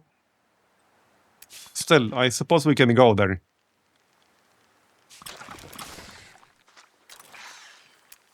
Okay, we can go there. That's what barrows are for, after all. We have one pretty close. So we'll send a bunch of dudes. We have this one now. How much would this cost me? 240. So I could evolve this right now. I might get attacked if I do that. So I got some doubts how good of an idea this is right now. But we would claim the luxury resources. So probably worth it. Okay, let's do it. And I can attach it to the city. Okay, let's do it. Here's our territory. This all belongs to a single city, too. Alright. There's no maximum. You can just attach infinite number of territories into your hive. If you can afford it influence-wise, because the influence cost will keep going up. So eventually you will not be able to afford it in terms of influence. Alright, let's evolve one of these into something simple. Oh wait, these are all actually evolved units. Yep. This guy is not.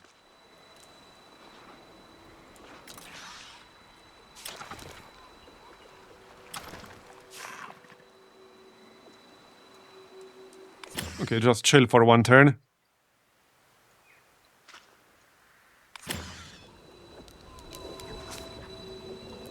Here I got 5 larvae.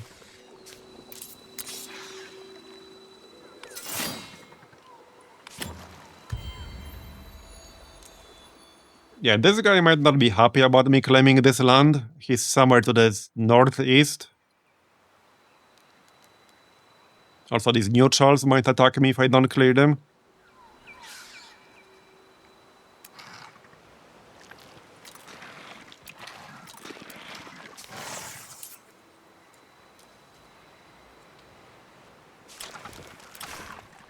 Well, they don't seem to be hostile right now, so let's just not mess with them just yet.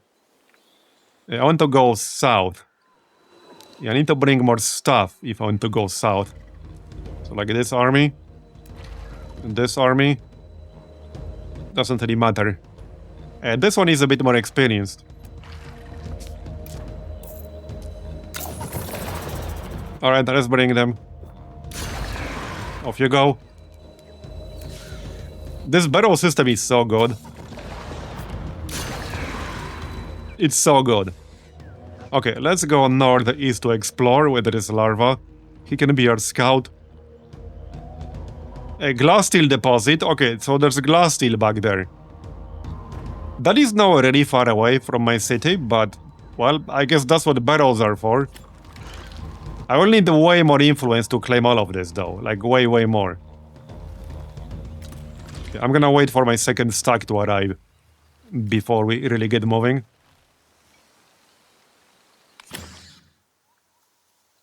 Yep.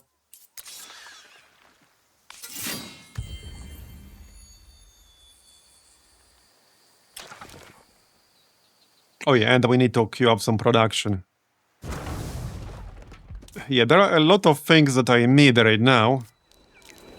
We can rebuild these villages. We can build up the luxuries. Okay, let's build up the luxuries. And then probably rebuild the villages.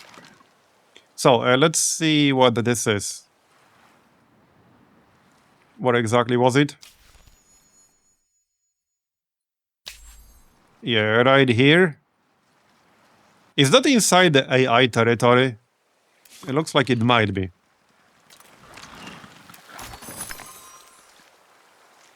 I guess we'll find out. Yeah, it's literally inside the AI territory. I got an objective over there. I might not be doing it then. Yeah, I might not be doing it.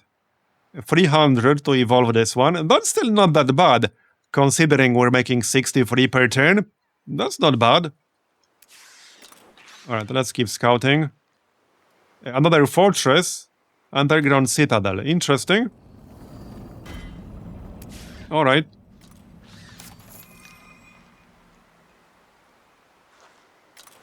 No rewards. Let's kill this stack over here. What's your strength? Should be fine. Well, maybe evolve some of these larvae. Yeah, 3 ranged guys, 2 feeders. Necrodrone. And the feeder, or 2 Necrodrones. Alright. I assume he's going to attack me. Or I can just wait for him to attack me.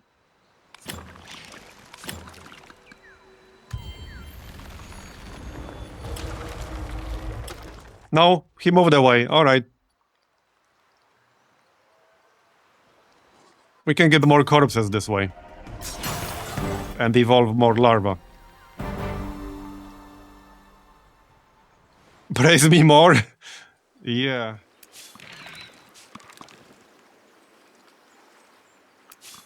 I think we're going back now. Unless I want to declare war on this guy just to finish this one quest, which I don't think I want to do. We need at least 500 fortification. Funny thing is, I can't do that right now because I don't have the techs. We can just explore this area a bit. I suppose that makes sense.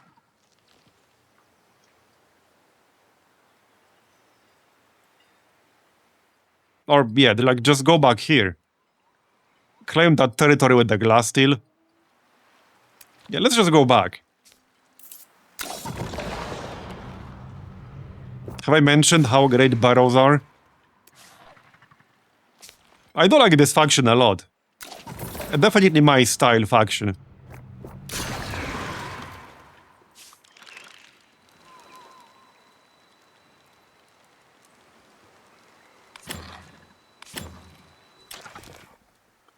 Okay, so next up, we can, rebuild the villages here. That makes sense. All three of them, preferably. Yep. Okay.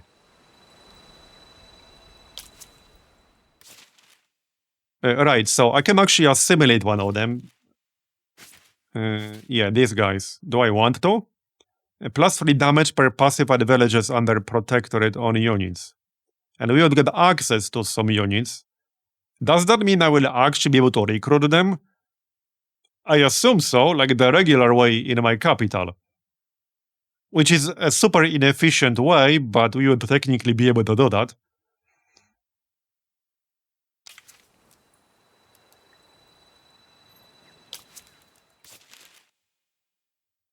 So, what does this one do? Plus 100% gains on battle spoils on units. Okay, so this is the considerable trait. That's huge. Okay, that's actually huge. That means we would also get more corpses. I think I want this bonus. So we need to wait for this one a bit. To rebuild the villages. Assimilation effects. So this is gonna be plus 30%. Okay, yeah, I definitely want this one. This is huge for us. That's a direct synergy for this faction. That's the one right here. So this one territory, that was massive. Natural Wonder, 2 titanium. Wait, is that the second titanium? Yeah, 2 titanium resources. And a really good minor faction bonus. Speaking of titanium, let's queue that up. I missed that second one. Yeah, right here. Just add it to the queue, that's fine. Okay. Yeah, now we can go northeast, basically. Yep. I want to secure the glass steel territory.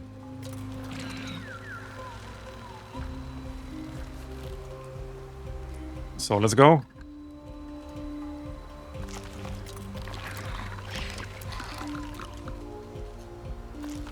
Three stacks might be a bit of an overkill, but sure, why not? We should probably kill this dude on the left. He might have some loot for us. We can also clear this fortress.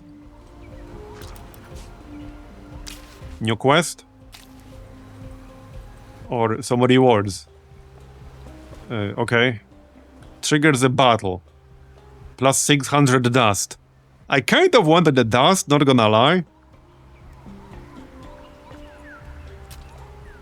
I really wanted the dust. Or we could take the science. You would not be able to move for 1 turn in exchange for 150 science. I think I'm okay with that.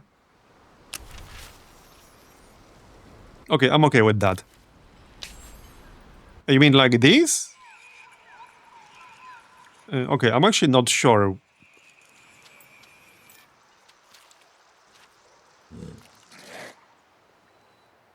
Okay, I have no idea what's going on with that. Is that a glitch? Yeah, you're right, though. I think this is a glitch. I'm pretty sure this is a visual glitch. These are not supposed to be here. I'm about 80% sure that's a visual glitch right there. Okay, more research. Let's see. We got that dust improvement. So I need something for fortifications because I literally got a quest. I could do stonework, but that's not gonna be enough. I think we need shock tactics here. Okay, let's get shock tactics. So I can't move for one turn, that's fine. Okay, I want to kill this dude.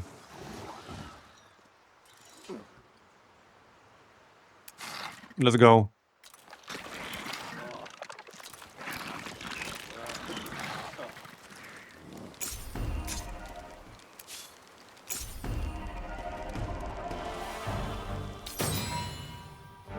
Okay, insta resolution. There you go, 140 dust. Wait, that was a different stack, that's fine. This guy. We can talk with him. Okay, he wants some resources and he will join us. Interesting. Medical droid. Well, I don't have these things at the moment, but okay, we got a quest. If I get any, yeah, we'll bring it to him. Okay, so the glass steel is over here. That's kind of a weird looking territory. Oh, this is going to reveal more land after next monsoon season, I assume. Yeah, that's what's going to happen. A new event. Plus 300 dust, okay. Oh, okay, is this usable by a warrior? I assume so. I could probably use this. Minus 100% health regeneration for 10 turns. Holy crap. Wait, but just on this one unit, I assume. Which is fine. Okay, this would be an upgrade for me. Assuming this is usable by a warrior, I don't see why it wouldn't be. Plus 20 dust per character appointed to the council on cities. Okay. So plus 40 dust for 10 turns. Effectively 400. I want this weapon though. I kind of want this weapon. There you go. Okay, that's fine. That should be an upgrade. Wait, oh, don't tell me I can't use it. Well, that sucks. Cannot be equipped by... Oh, this is like for a defender. Okay, that kind of sucks. Maybe we'll get one later, though. I need a better weapon for my main dude, but good luck finding one. Need to get lucky, I guess.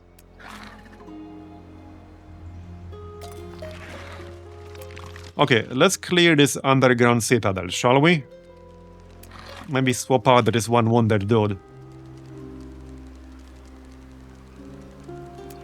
And that's a tier 3.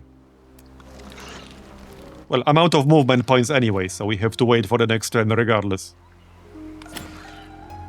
Okay, keep exploring.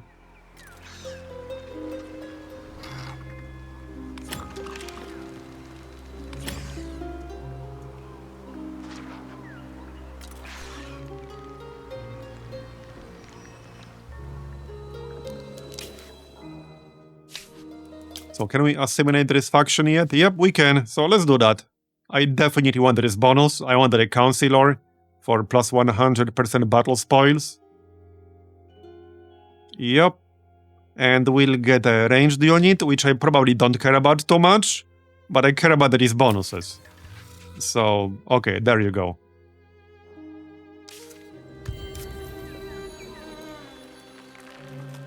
Isn't there a tech that unlocks forge with items? I have no idea. Maybe later? I have no clue.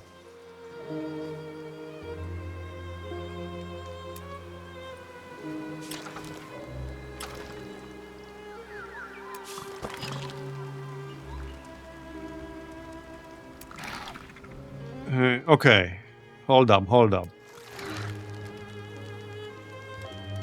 And this thing is level 4, so it's probably fine. 189 health out of 300.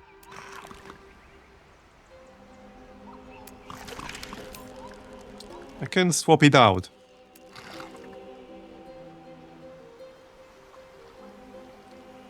We can swap it out for level 4 Necro Drone. That might be alright. Okay, I think that's alright. And I can upgrade it with a discount. I don't like that you have to like switch this on every time, but okay, could have been worse. Right, so Rusher Corpse Hunter. Adds +1 movement point to all units in the army. It doesn't say non-hero units, so it would add movement to hero units too. Knocks the target unit back 1 tile. When moving 3 tiles in a battle round, adds 15% damage to the next attack during this battle round. Yeah, okay, we'll grab the Rusher. It's more of a like charging cavalry type of guy. So definitely. This discount is huge.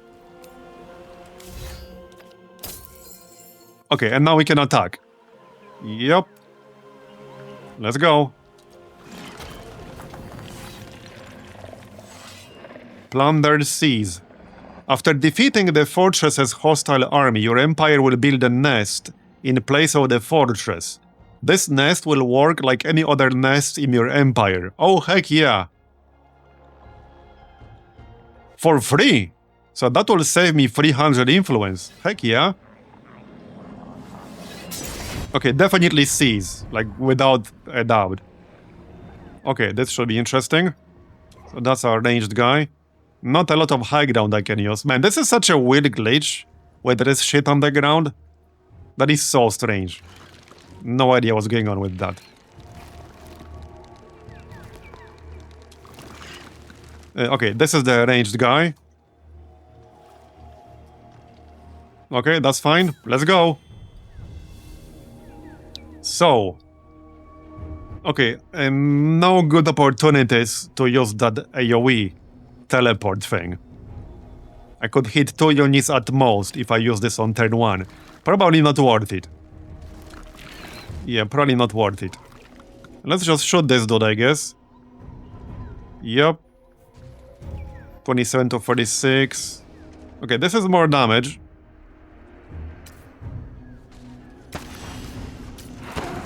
There you go. Probably block his way a little bit so that he can't attack my squishies. I don't think I wanted to charge them. Probably not. This is our charging unit, so it should probably be in the back. So that we can actually charge. I don't exactly have a lot of melee here. Just 2 melee units, basically. It is what it is. Yeah, if I move too close with this ranged guy, I assume they will charge him. He has 3 tile range. Maybe like from the left. Or just keep him in the back. Yeah, let's just keep him behind here. There's no need to attack right away. Let them come to us. I think I'm okay with this. They do also have some range themselves. Okay. Yeah, the hero... Okay, they are rushing down my hero. That's not good. Okay, that's not good. Okay, not sure if I can take this dude down right now. Probably not. That might be tough. I'm pretty sure my hero here will die. They're a bit too squishy.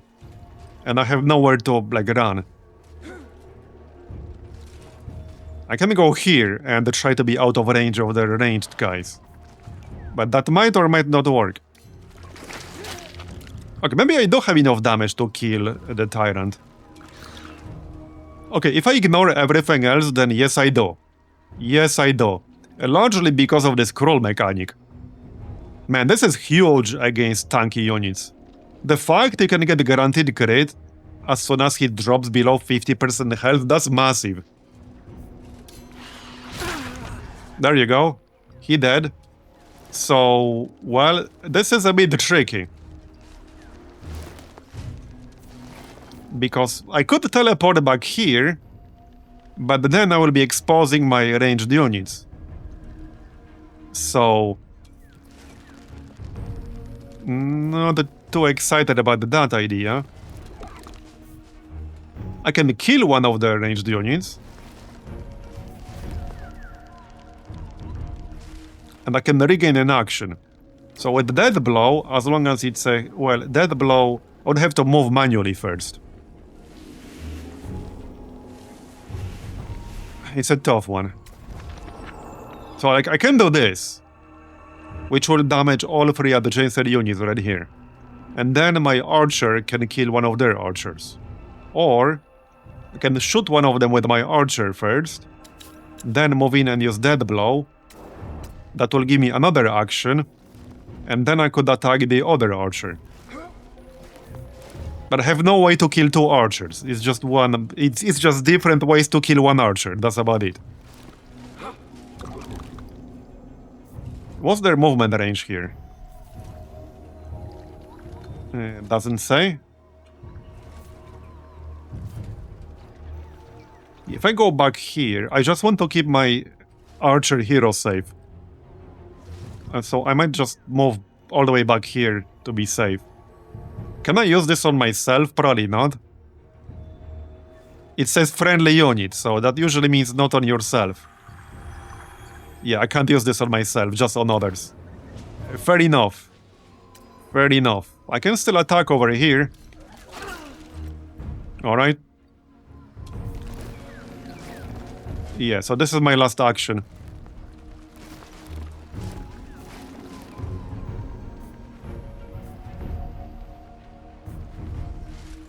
Alright, let's use the teleport then.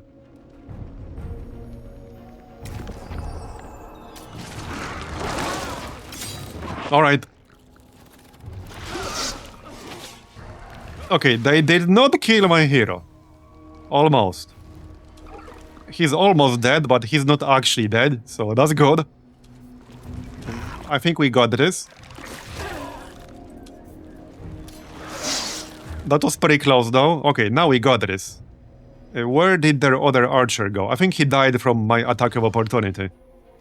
Yeah, I think so. There you go! Nobody died. Nice. Okay. Oh yeah, another haven for the other hero. I wanted to see the loot. Okay, loot. Look at a bunch of stuff. Crimson Wing Rune, +1 determination. Shuriken Rune, +1 intuition, +39 damage on hero. Okay. Interesting. Applies vulnerable 2 to targeted units. So when this negative status is active, the target loses 14 defense. Okay. That's not bad. Poison salts. Okay, consumable. That's like the first one I find. This is literally the first item for the consumable slot that I found. Poison salts power. When using this active skill on an empty tile or enemy unit, ignores the defense of targeted units, deals 30 damage to targeted units, applies vulnerable, and does not consume movement points and action token. Destroys this after use. That's huge. But obviously it's one-time use only. And bow spear. Alright, two-handed weapon, anti-cavalry. You know what I'm missing on these weapons? There should be like an icon or some information what classes this is usable on, because when you open your actual hero's equipment, there's an icon next to the weapon, what class it's usable on, but it's not here. I see no reason why this shouldn't be here. That's kind of odd.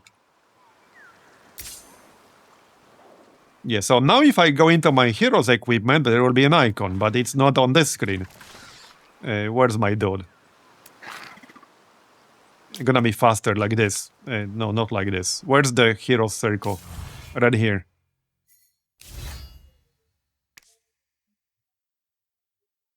Yeah, see, now there's an icon. This is actually a warrior weapon. But there was no way to know this for sure from the loot screen.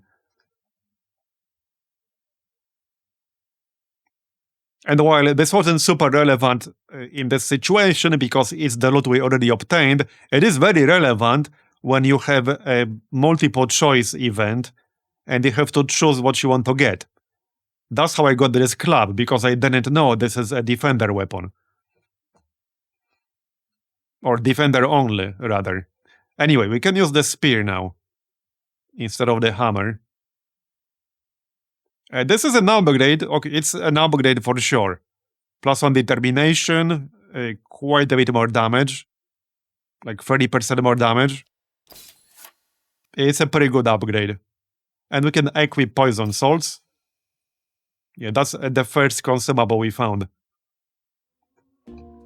Hopefully there will be an easier way to obtain them, seeing how this is one-time use only. And then it gets destroyed.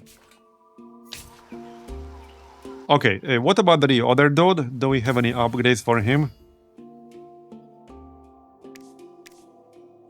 Oh yeah, I have 1 point to spend as well. Let's see then. Adds 10% critical chance to non-hero ranged units in the army. Adds health regeneration to hero minor faction units in the army. Interesting. When winning a battle, applies status to all cities in the empire, adding 10 influence for 10 turns. That seems really good. I wonder if this stacks. Okay, does anyone know if this stacks?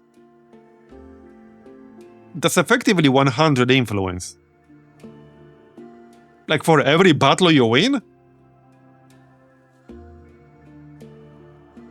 Yeah, the big question here is whether this stacks or not. If it stacks, then that's insane. If it doesn't, then that's still decent, but not mind-blowing.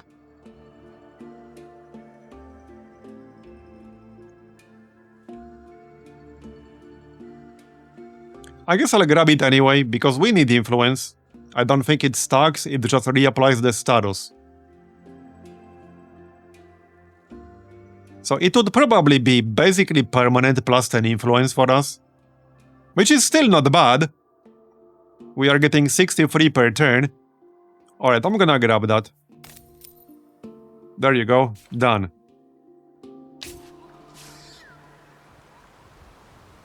Alright, let's keep exploring, shall we? We're pretty far away now. Oh yeah, and now it's actually a nest, so we can attach that right away. For 1 influence. Well, there you go.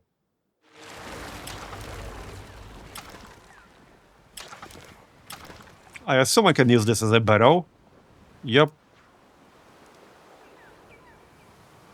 What's in this province? No actual resource as far as I can tell. Yeah, the glass steel is over here. And I could claim it, 220 dust. This is a weird one. But I could claim it. Yeah, there's an event over here. Started world quest. Okay.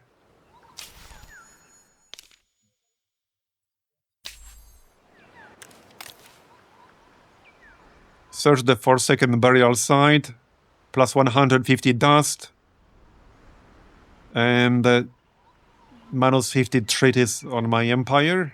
Oh, treaty cost reduction. I don't necessarily care about that, but alright. Do I just build a barrow like right here? Maybe. It's such a weird spot to build one, but I want to claim this land. Here's another event, or rather something to loot. Curiosity, whatever. Any, like, larvae I can send? I guess this one. Okay, he can go check it out. I'm trying to decide where to build a barrow. Quest ruins. Oh, check this out. Yeah, percentage sign, World Hero Quest, _02, _ POI lore. Somebody left this here. Somebody forgot to replace that with proper text.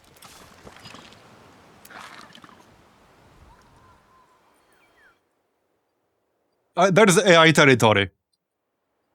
That is further away than I expected, but we actually found some AI territory.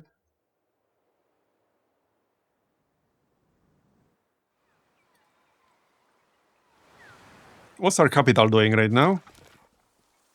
Oh yeah, still rebuilding the village, alright? Are we done with that? Are we done with the assimilation? Not yet. Where does it say how long? Or is it already done?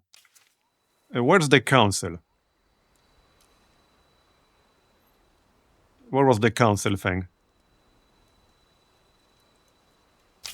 Oh yeah, right here.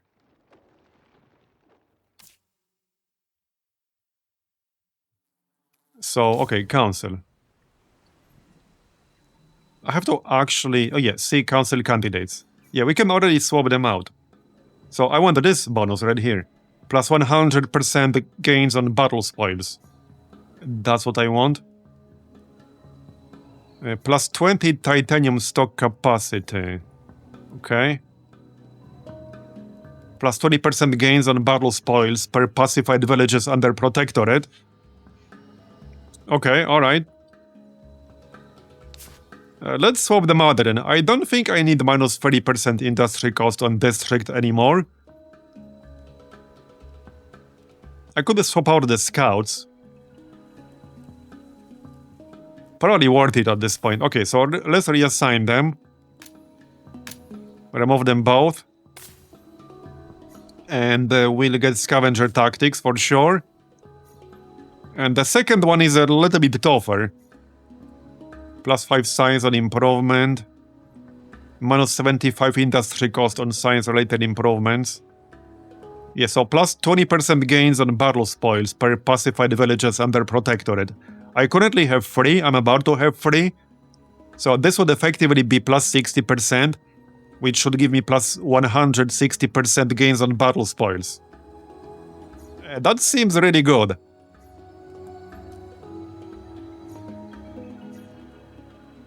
I think that makes the most sense right now. So we'll do that. Reach second monsoons, okay? So for the third seat. Okay, let's do this then. Done. Alright. So let's move on then. Yep. This guy is... Right, this guy is a soldier. You need to heal up. Just join up with these guys.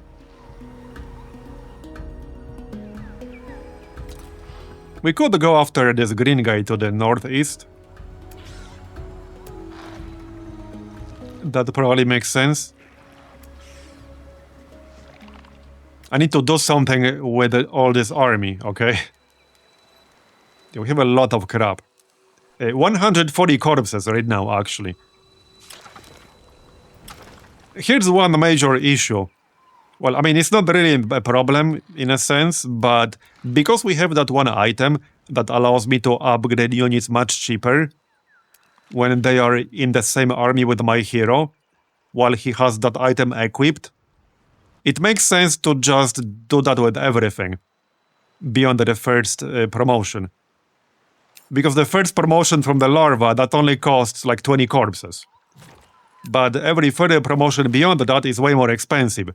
So anytime I promote a unit that's not a larva, it makes sense to move it to the main army with my hero, equip that artifact or that item, and then promote them, which could get pretty tedious eventually. But it saves such a huge amount of resources that it doesn't make sense not using it. It saves massive amounts of resources. And now I need multiple upgrades on multiple units.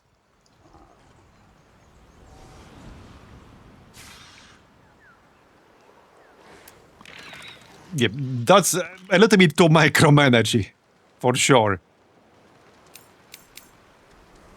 Also, it doesn't seem like there's a way to select multiple units to split them from the army.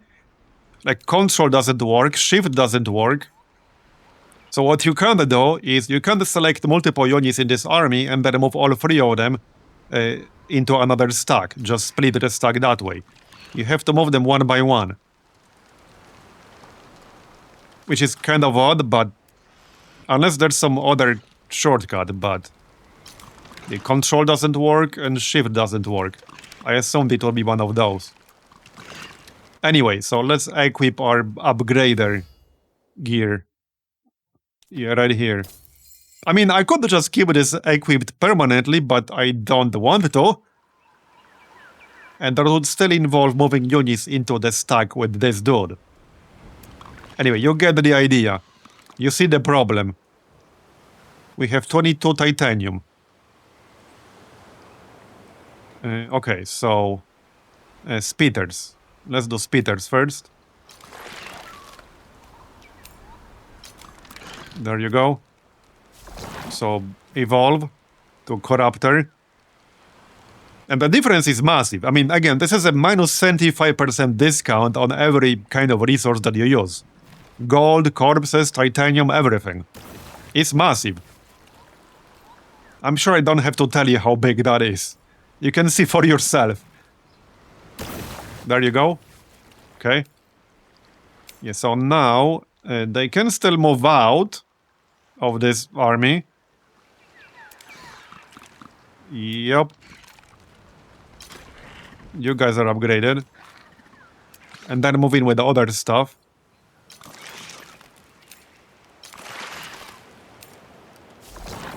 Upgrade these guys. So, Rusher, we got 17 titanium right now. So, Rusher. And, yeah, Soldier. We need a third era for the Behemoth. That's a lot of health. Yeah, this dude is a proper tank. Also, minus 15 dust per turn. Anyway, Soldier. And move this out. Like so. And that's also a Soldier. Then we got these guys. Okay, that's a Rusher, alright? Okay, these 3 are larva. We can upgrade the Necro drones. I mean, still a Rusher. That's more of a combat unit than this guy. Yep. More Rushers.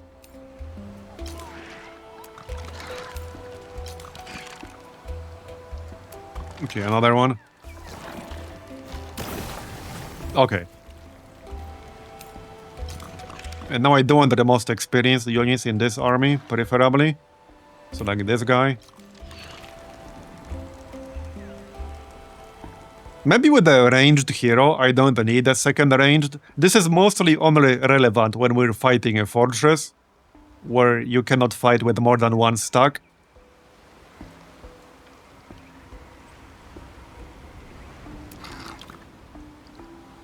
And I'm just checking what we got here.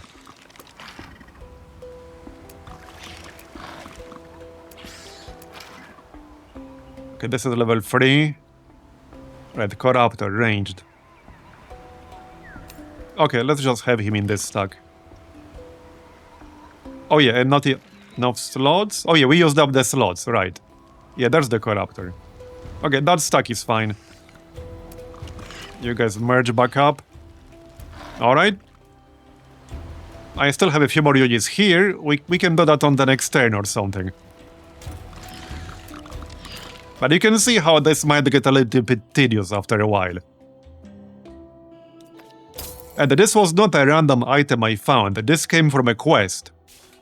I assume you'll be able to get that every time? It depends, I suppose. But yeah, that was a quest item, like a quest reward rather. This was not a random find. Okay, let's keep exploring. Yeah, minus 75% cost is insane, exactly. You can't just not do it. The benefit is just too big. Oh, wait, what? Oh yeah, the patrol attacked my Bralva. Alright, that's fine. I should probably clear this. I mean, it's my territory, I should definitely clear this. Before we push onwards. Did achieved, okay. I'm not even doing anything, but alright.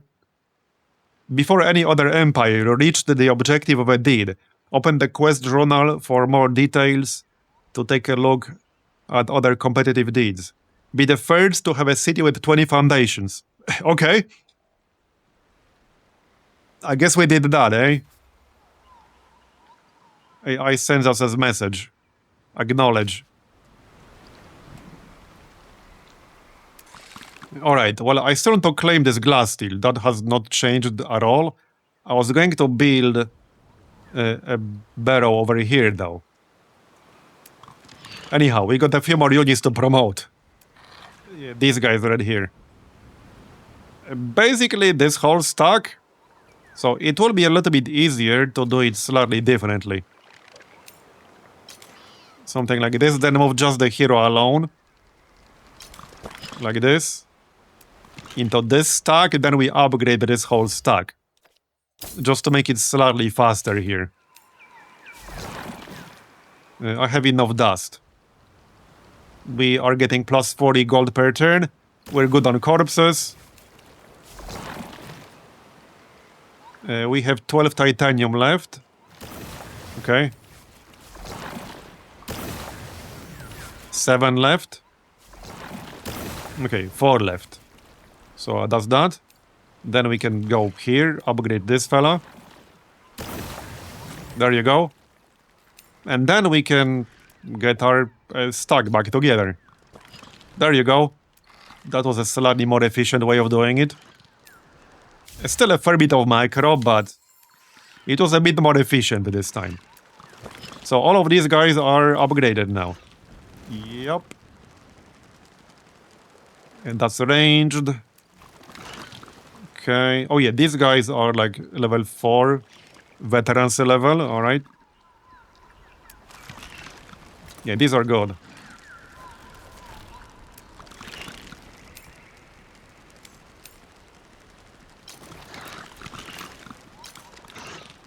Okay, that'll do. So let's clear these villages to the left. I don't want them harassing me. Yep.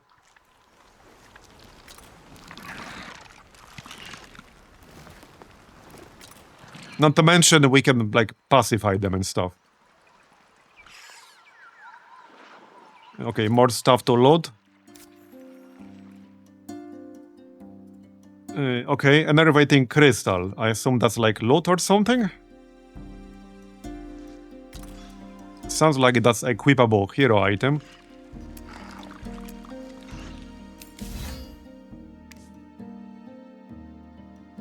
There it is, rare. It's a consumable. Skills, enervating crystal power. Ignores defense of targeted units. Is this the same as this? Just stronger version? Ignores defense, deals damage, applies vulnerable. Ignores defense, deals damage, applies vulnerable. Just stronger vulnerable. Okay. I mean, that's a good one for sure. Now we can have a consumable on each hero. Nice. Okay, well, there you go. When do we get another slot to integrate another minor faction?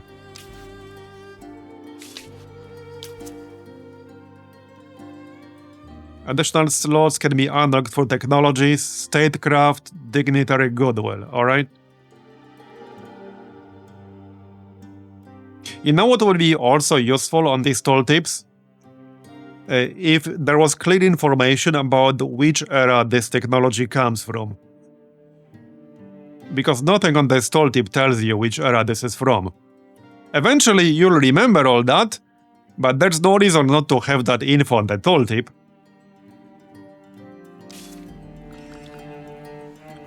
Alright, well, I still want to build the barrow over here. And there's still a lootable over here. A curiosity. Okay, we're in pretty good shape now. Corpses are certainly not a problem anymore. Maybe I don't even need these battle spoil bonuses. Okay, we have a lot of things I would like to build. Like the plus 50 dust improvement. I think that should be first. Okay, yeah, we kind of need that first. How close are we to the next age? 11 out of 16. Not that close. Unfortunately. I will say though, I like this faction way more than the other two. I really like this faction. So like, there are some like minor issues, mostly UI related, but that's not a big deal at all. I really like this faction. Totally not because I'm a warmonger. Totally unrelated. Okay, insta. So 13 corpses, 100 senti dust, larva. Alright. Okay, this dude is neutral. We could attack him, but we have a quest with him. So let's clear these villages.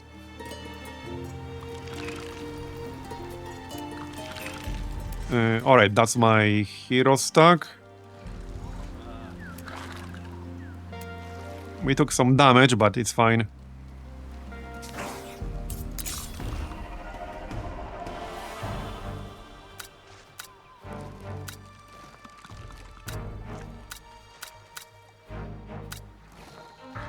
Wait, level 4 is not the highest, is it? It might be, actually.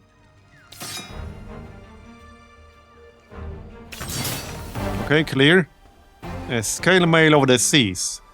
Plus 1 movement point on hero, plus 80 health, plus 12 defense, alright? I'll take it, thanks.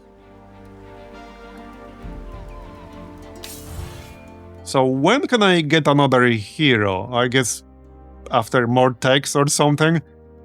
Maybe after the next monsoon?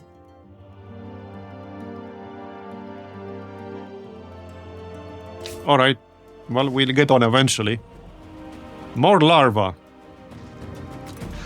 Okay, let's go grab this. And I want a barrow over here-ish. I want to claim this glass steel, so that's the best way to do it. We have the money, it's fine. I assume this will turn into land. Later on, it might or it might not. More larva. We sure are getting a lot of them. Yep. We sure are.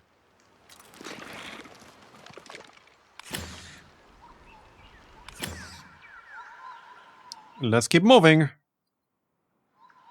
I could get a barrow over here. That's kind of cheeky right next to his territory, but... Hey, I don't see why not. There are luxuries over here.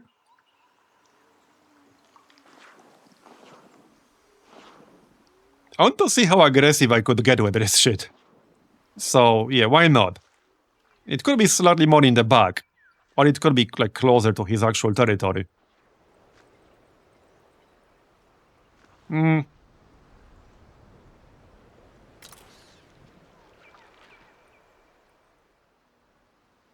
Okay, this is quite cheeky, but let's do it. I think I see a district. And you can travel in, like, in one turn. Unless it gets longer from this far away, but so far it's been one turn for all the travel through the barrows. I think it's always one turn, which is kind of insane. Okay, more stuff to pick up.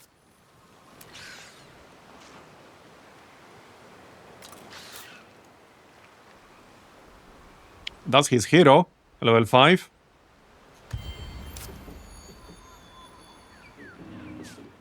If you research the trade post and build one, you can buy 8 more heroes as mercenaries.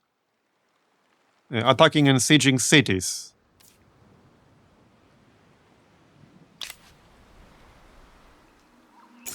Oh, he actually attacked me? Okay, he actually attacked me. So he didn't want me building this barrow. Fair enough. Fair enough. Well, technically it's still here. That just costed me gold. So technically I could still move my units here. Oh, he just claimed this land. Okay, he literally just claimed this land. Because that wasn't his a moment ago. Okay, that's fine. So I want this glass steel.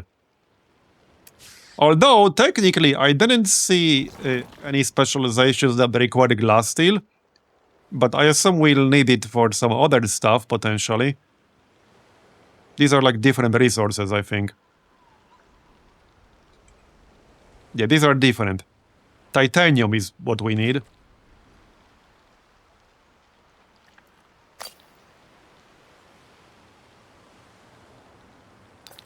But you can't really go wrong with a strategic resource. How much would this cost me? 360. I guess that's not the end of the world. Wait, what's this? Wait. Oh, wait, I thought this icon is showing something important. No, this is a curiosity, is it not? It's not showing on the tooltip. Why is this marked on the map?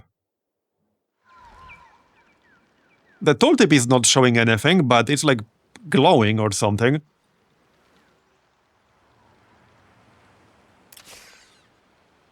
It sounds like there's actually something over there. It does look like there's something over here. Okay, I don't know what's going on. There's literally nothing on the tooltip.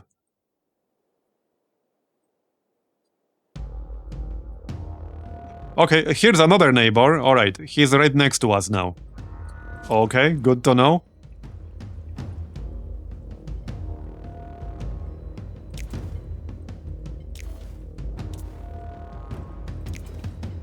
So at some point I'll probably want to build some fortifications around the barrows.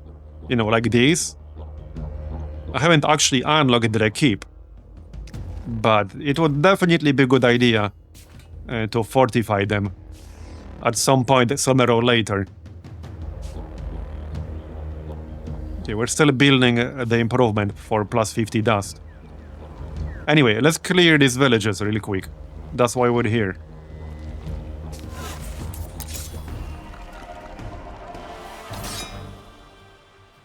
Okay, looks like I'm gonna have to do it myself. Alright, that's fine. That's fine, we'll do it ourselves. Because I don't want any losses. This is a little bit ranged heavy, actually. That's probably why. Okay, this is very range heavy.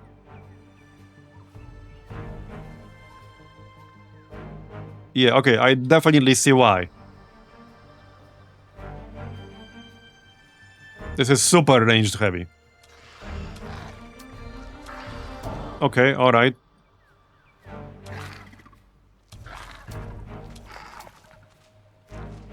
Okay, it's fine.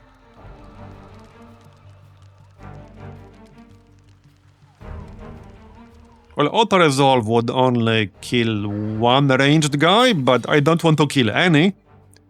These things are not cheap, alright? A perfect moment for the teleport. Man, I love this skill. Just need to move a bit closer. I really like this skill.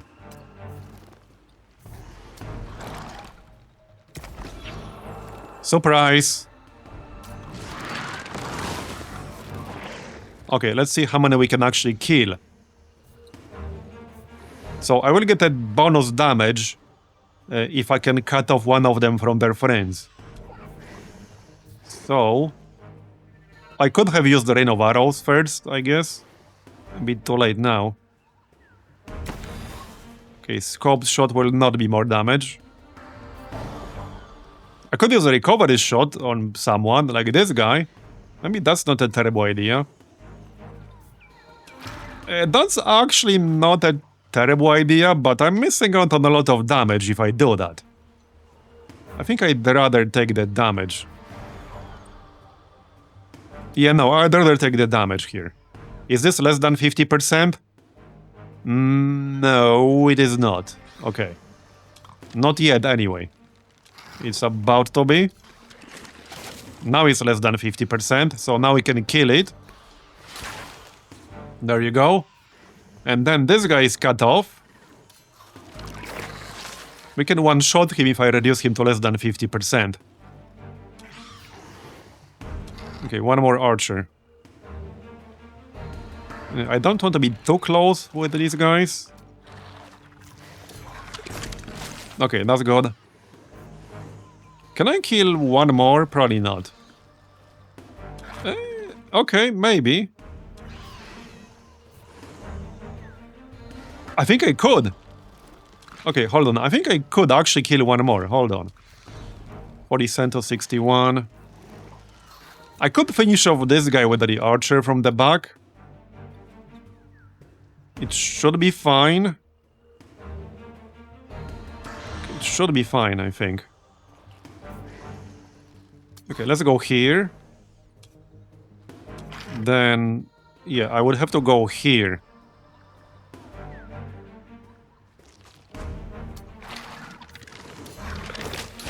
Okay, got it. Now, I'm pretty sure we can kill this one, too. About 90% sure. Yeah. Oh, easily. Oh, yeah, easily. Yep. No problem. There you go. Alright, alright. We should be fine. Again, I'm just trying to avoid any losses. Yeah, we're fine. This is gonna be 0 losses.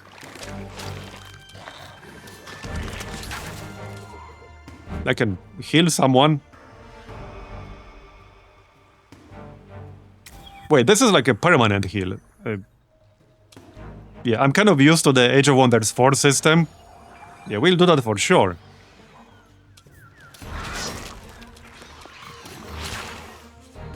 And that's it, nice. Chest plate, +1 intuition, +50 health, +5 defense, alright? Obviously larva, 24 corpses. Okay, there's one more village down here. We'll destroy that and then maybe go fight this dude. But I want to get rid of this minor faction. Yeah, these are ours right here. Alright. Yeah, this one stack is pretty ranged heavy. I might have to reshuffle it a little bit.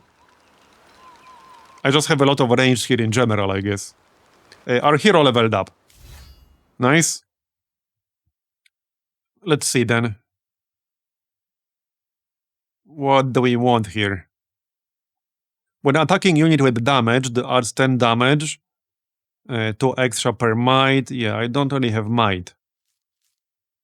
There's nothing else here that would benefit from resilience. There are some that would benefit from intuition, though. Okay, these two. When winning a battle, gives free experience to all units in the army. 2 extra experience per intuition, okay. When conducting pillage, occupation, or raising, adds capture points. Yeah, this would allow us to basically pillage, occupy, or raise faster, which might come in handy soon. I suppose I can get that. That might actually come in handy pretty soon. Alright, so one more village down here. Probably, yeah, not on this turn. Okay, well, these guys have full health, so they can move in and fight on the next turn.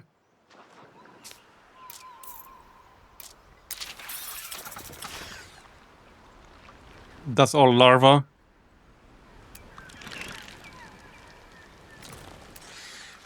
I definitely need to unlock some defensive districts at this point. Especially if or when we decide to go to war. How's the research going, anyway? 2 more turns to finish Yeah, shock tactics, which unlocks the garrison improvement. But I need to unlock the actual keep, which is first air attack. Okay. Non-aggression pact. Okay. Come, accept. Wait. Which guy is this exactly? Is it this guy? No, it's not.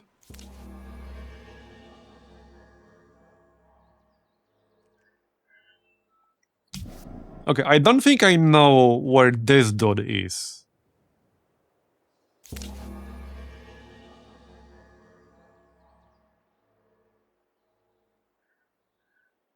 Okay, that's the one AI who I can't see right now. I suppose I could accept that then.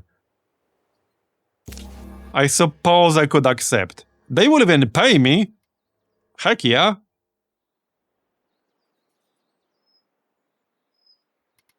Sure, I can accept that.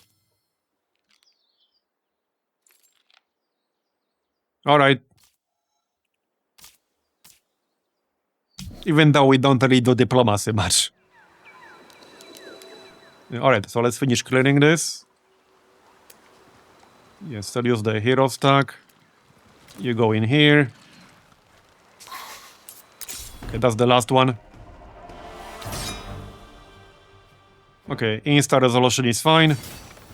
Got it. I'm getting a lot of like hero items. And I don't have enough heroes to use them on. More larva. Unsurprisingly.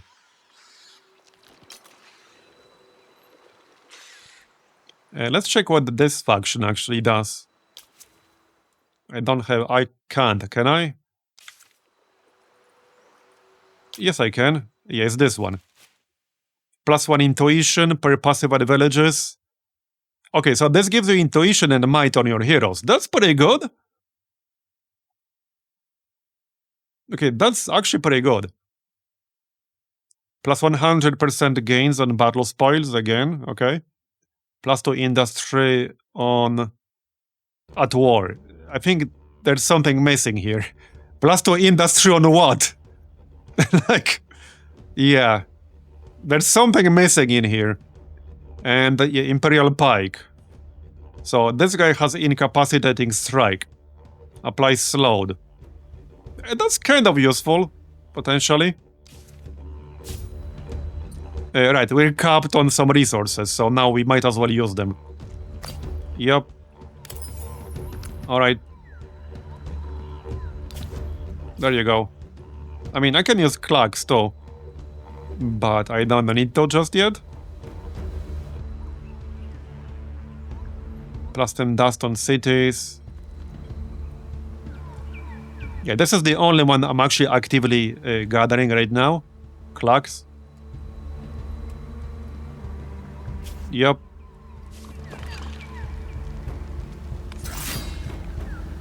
Right, so this is cleared. Now we can go back. One more turn to finish the research.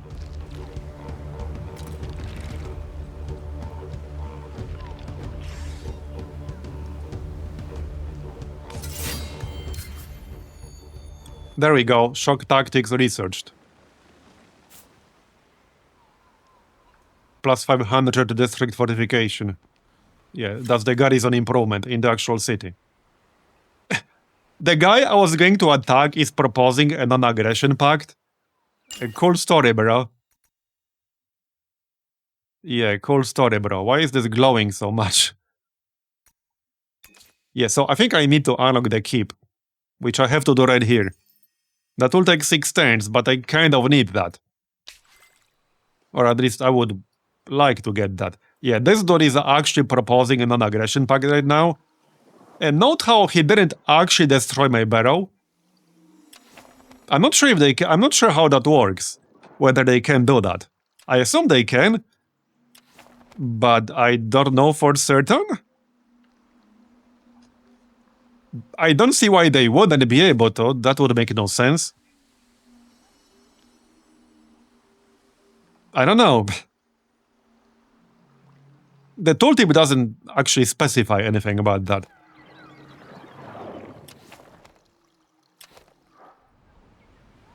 I assume he hasn't done it because we're not at war. Yeah, I don't actually want a non-aggression pact with him. I have no reason to accept that. So no, sorry, buddy. Not interested. Unsatisfied. Yep, not interested. Sorry.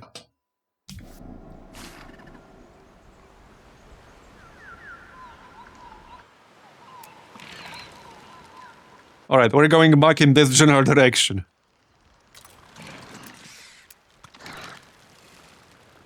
Another level up. What can you get? I could just get more actual attributes over here.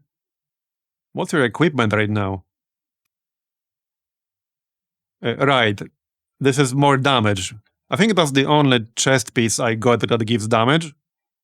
Everything else is basically tanky with some attributes. But this is the only one with actual damage. Outlandish Healing. Adds 15 health regeneration to non-hero minor faction units in the army. I'm not going to use too many faction units because we have a more efficient way to grow our army. So that doesn't make any sense. Adds 10% critical chance to non-hero ranged units in the army. Okay. Let's just improve this recovery shot. Yep. Yeah, let's do that. Done. It's going to be useful for sure.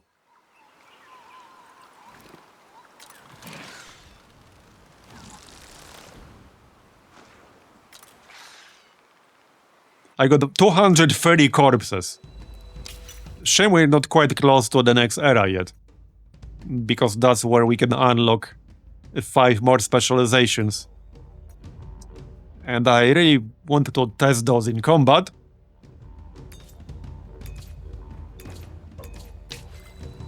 But alas, that will still take a while.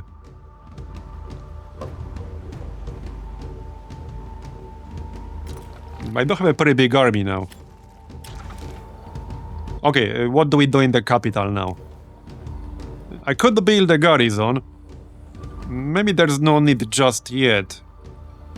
I can't build a keep yet, so we can't do that. Do I need communal habitations? Maybe I do. I mean, not really. We have lots of space here. What I need is like more food, actually. More food would be nice. We do have a lot of influence, so I can get more foundations. Okay, let's get more foundations. Plus 3 food over here. Okay, we can claim this one and get food over there.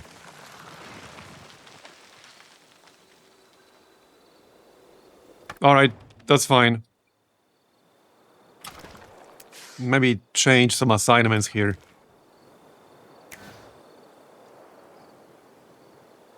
So, okay, it will grow on the next turn. I would like to build this faster. I don't think I will. I will if I switch most of them to artisans. Yeah, that doesn't make any sense. I guess 4 turns is acceptable. I mean 5 turns. Okay, 5 turns is acceptable. And grow on the next turn. Alright.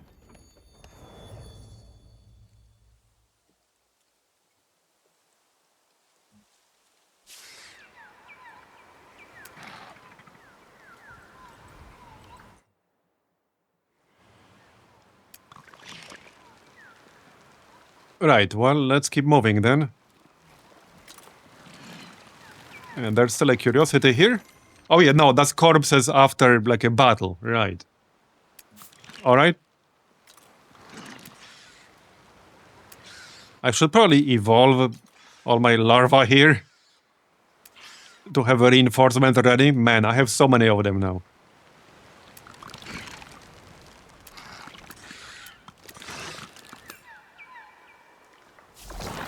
And like, I can still save corpses if I use my, like, gear.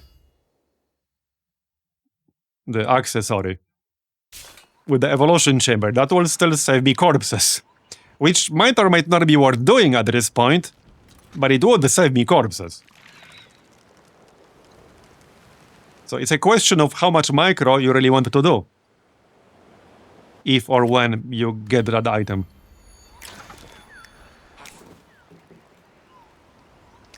What I can do is just detach one unit here, move the hero into this stack, and then equip the item, and then evolve all 4 larvae.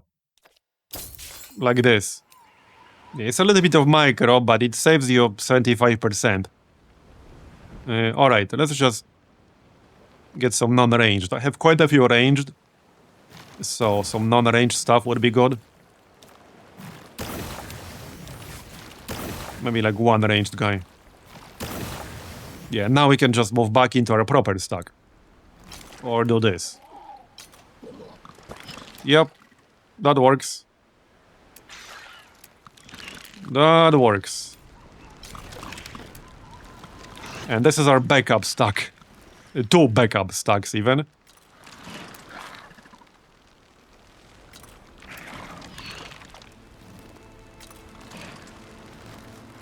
I wonder how many units the AI has at this stage. Kind of curious to see that. Oh, Monsoon. Okay. So plus 100% gains on battle spoils, -1 vision range, plus 20 health regeneration on units starting their turn in a non-allied territory. Minor factions become enraged during the monsoon and will attack anyone nearby. Right. Yeah, so this doesn't last super long. And this will reveal more land. Okay, so the closest minor faction is over here. Okay, dust, right here. I don't think I left anything that's not cleared in the back. Actually, technically, I haven't completely cleared the black hammers. So I could go back here and clear that. Hey, Marbozir. Yeah, it's going well. With that said, since the monsoon has just started right now, I might actually call it a day here. It will be a little bit shorter, but I had like 2 8-hour streams in a row. And this seems like a good moment to basically call it a day for today. But this was pretty interesting and quite fun. We are almost at 5 hours here. So I think that's gonna be good enough for today. I might still do some more here. Because we're not quite close to the turn limit. We'll see, I don't know yet. But this was quite fun, I do like this faction a lot. It's definitely a good one if you don't want to do too much city management. And you want to focus a lot more like on warfare. And I just like the mechanics overall, the barrels were a pretty fun mechanic. I like the evolution mechanic, it's a pretty interesting faction. I definitely like it a lot more than the other 2. But yeah, anyway, that's going to be it for today. So thanks everyone for coming, I appreciate it. And I'll see you next time. Bye bye, have a good one.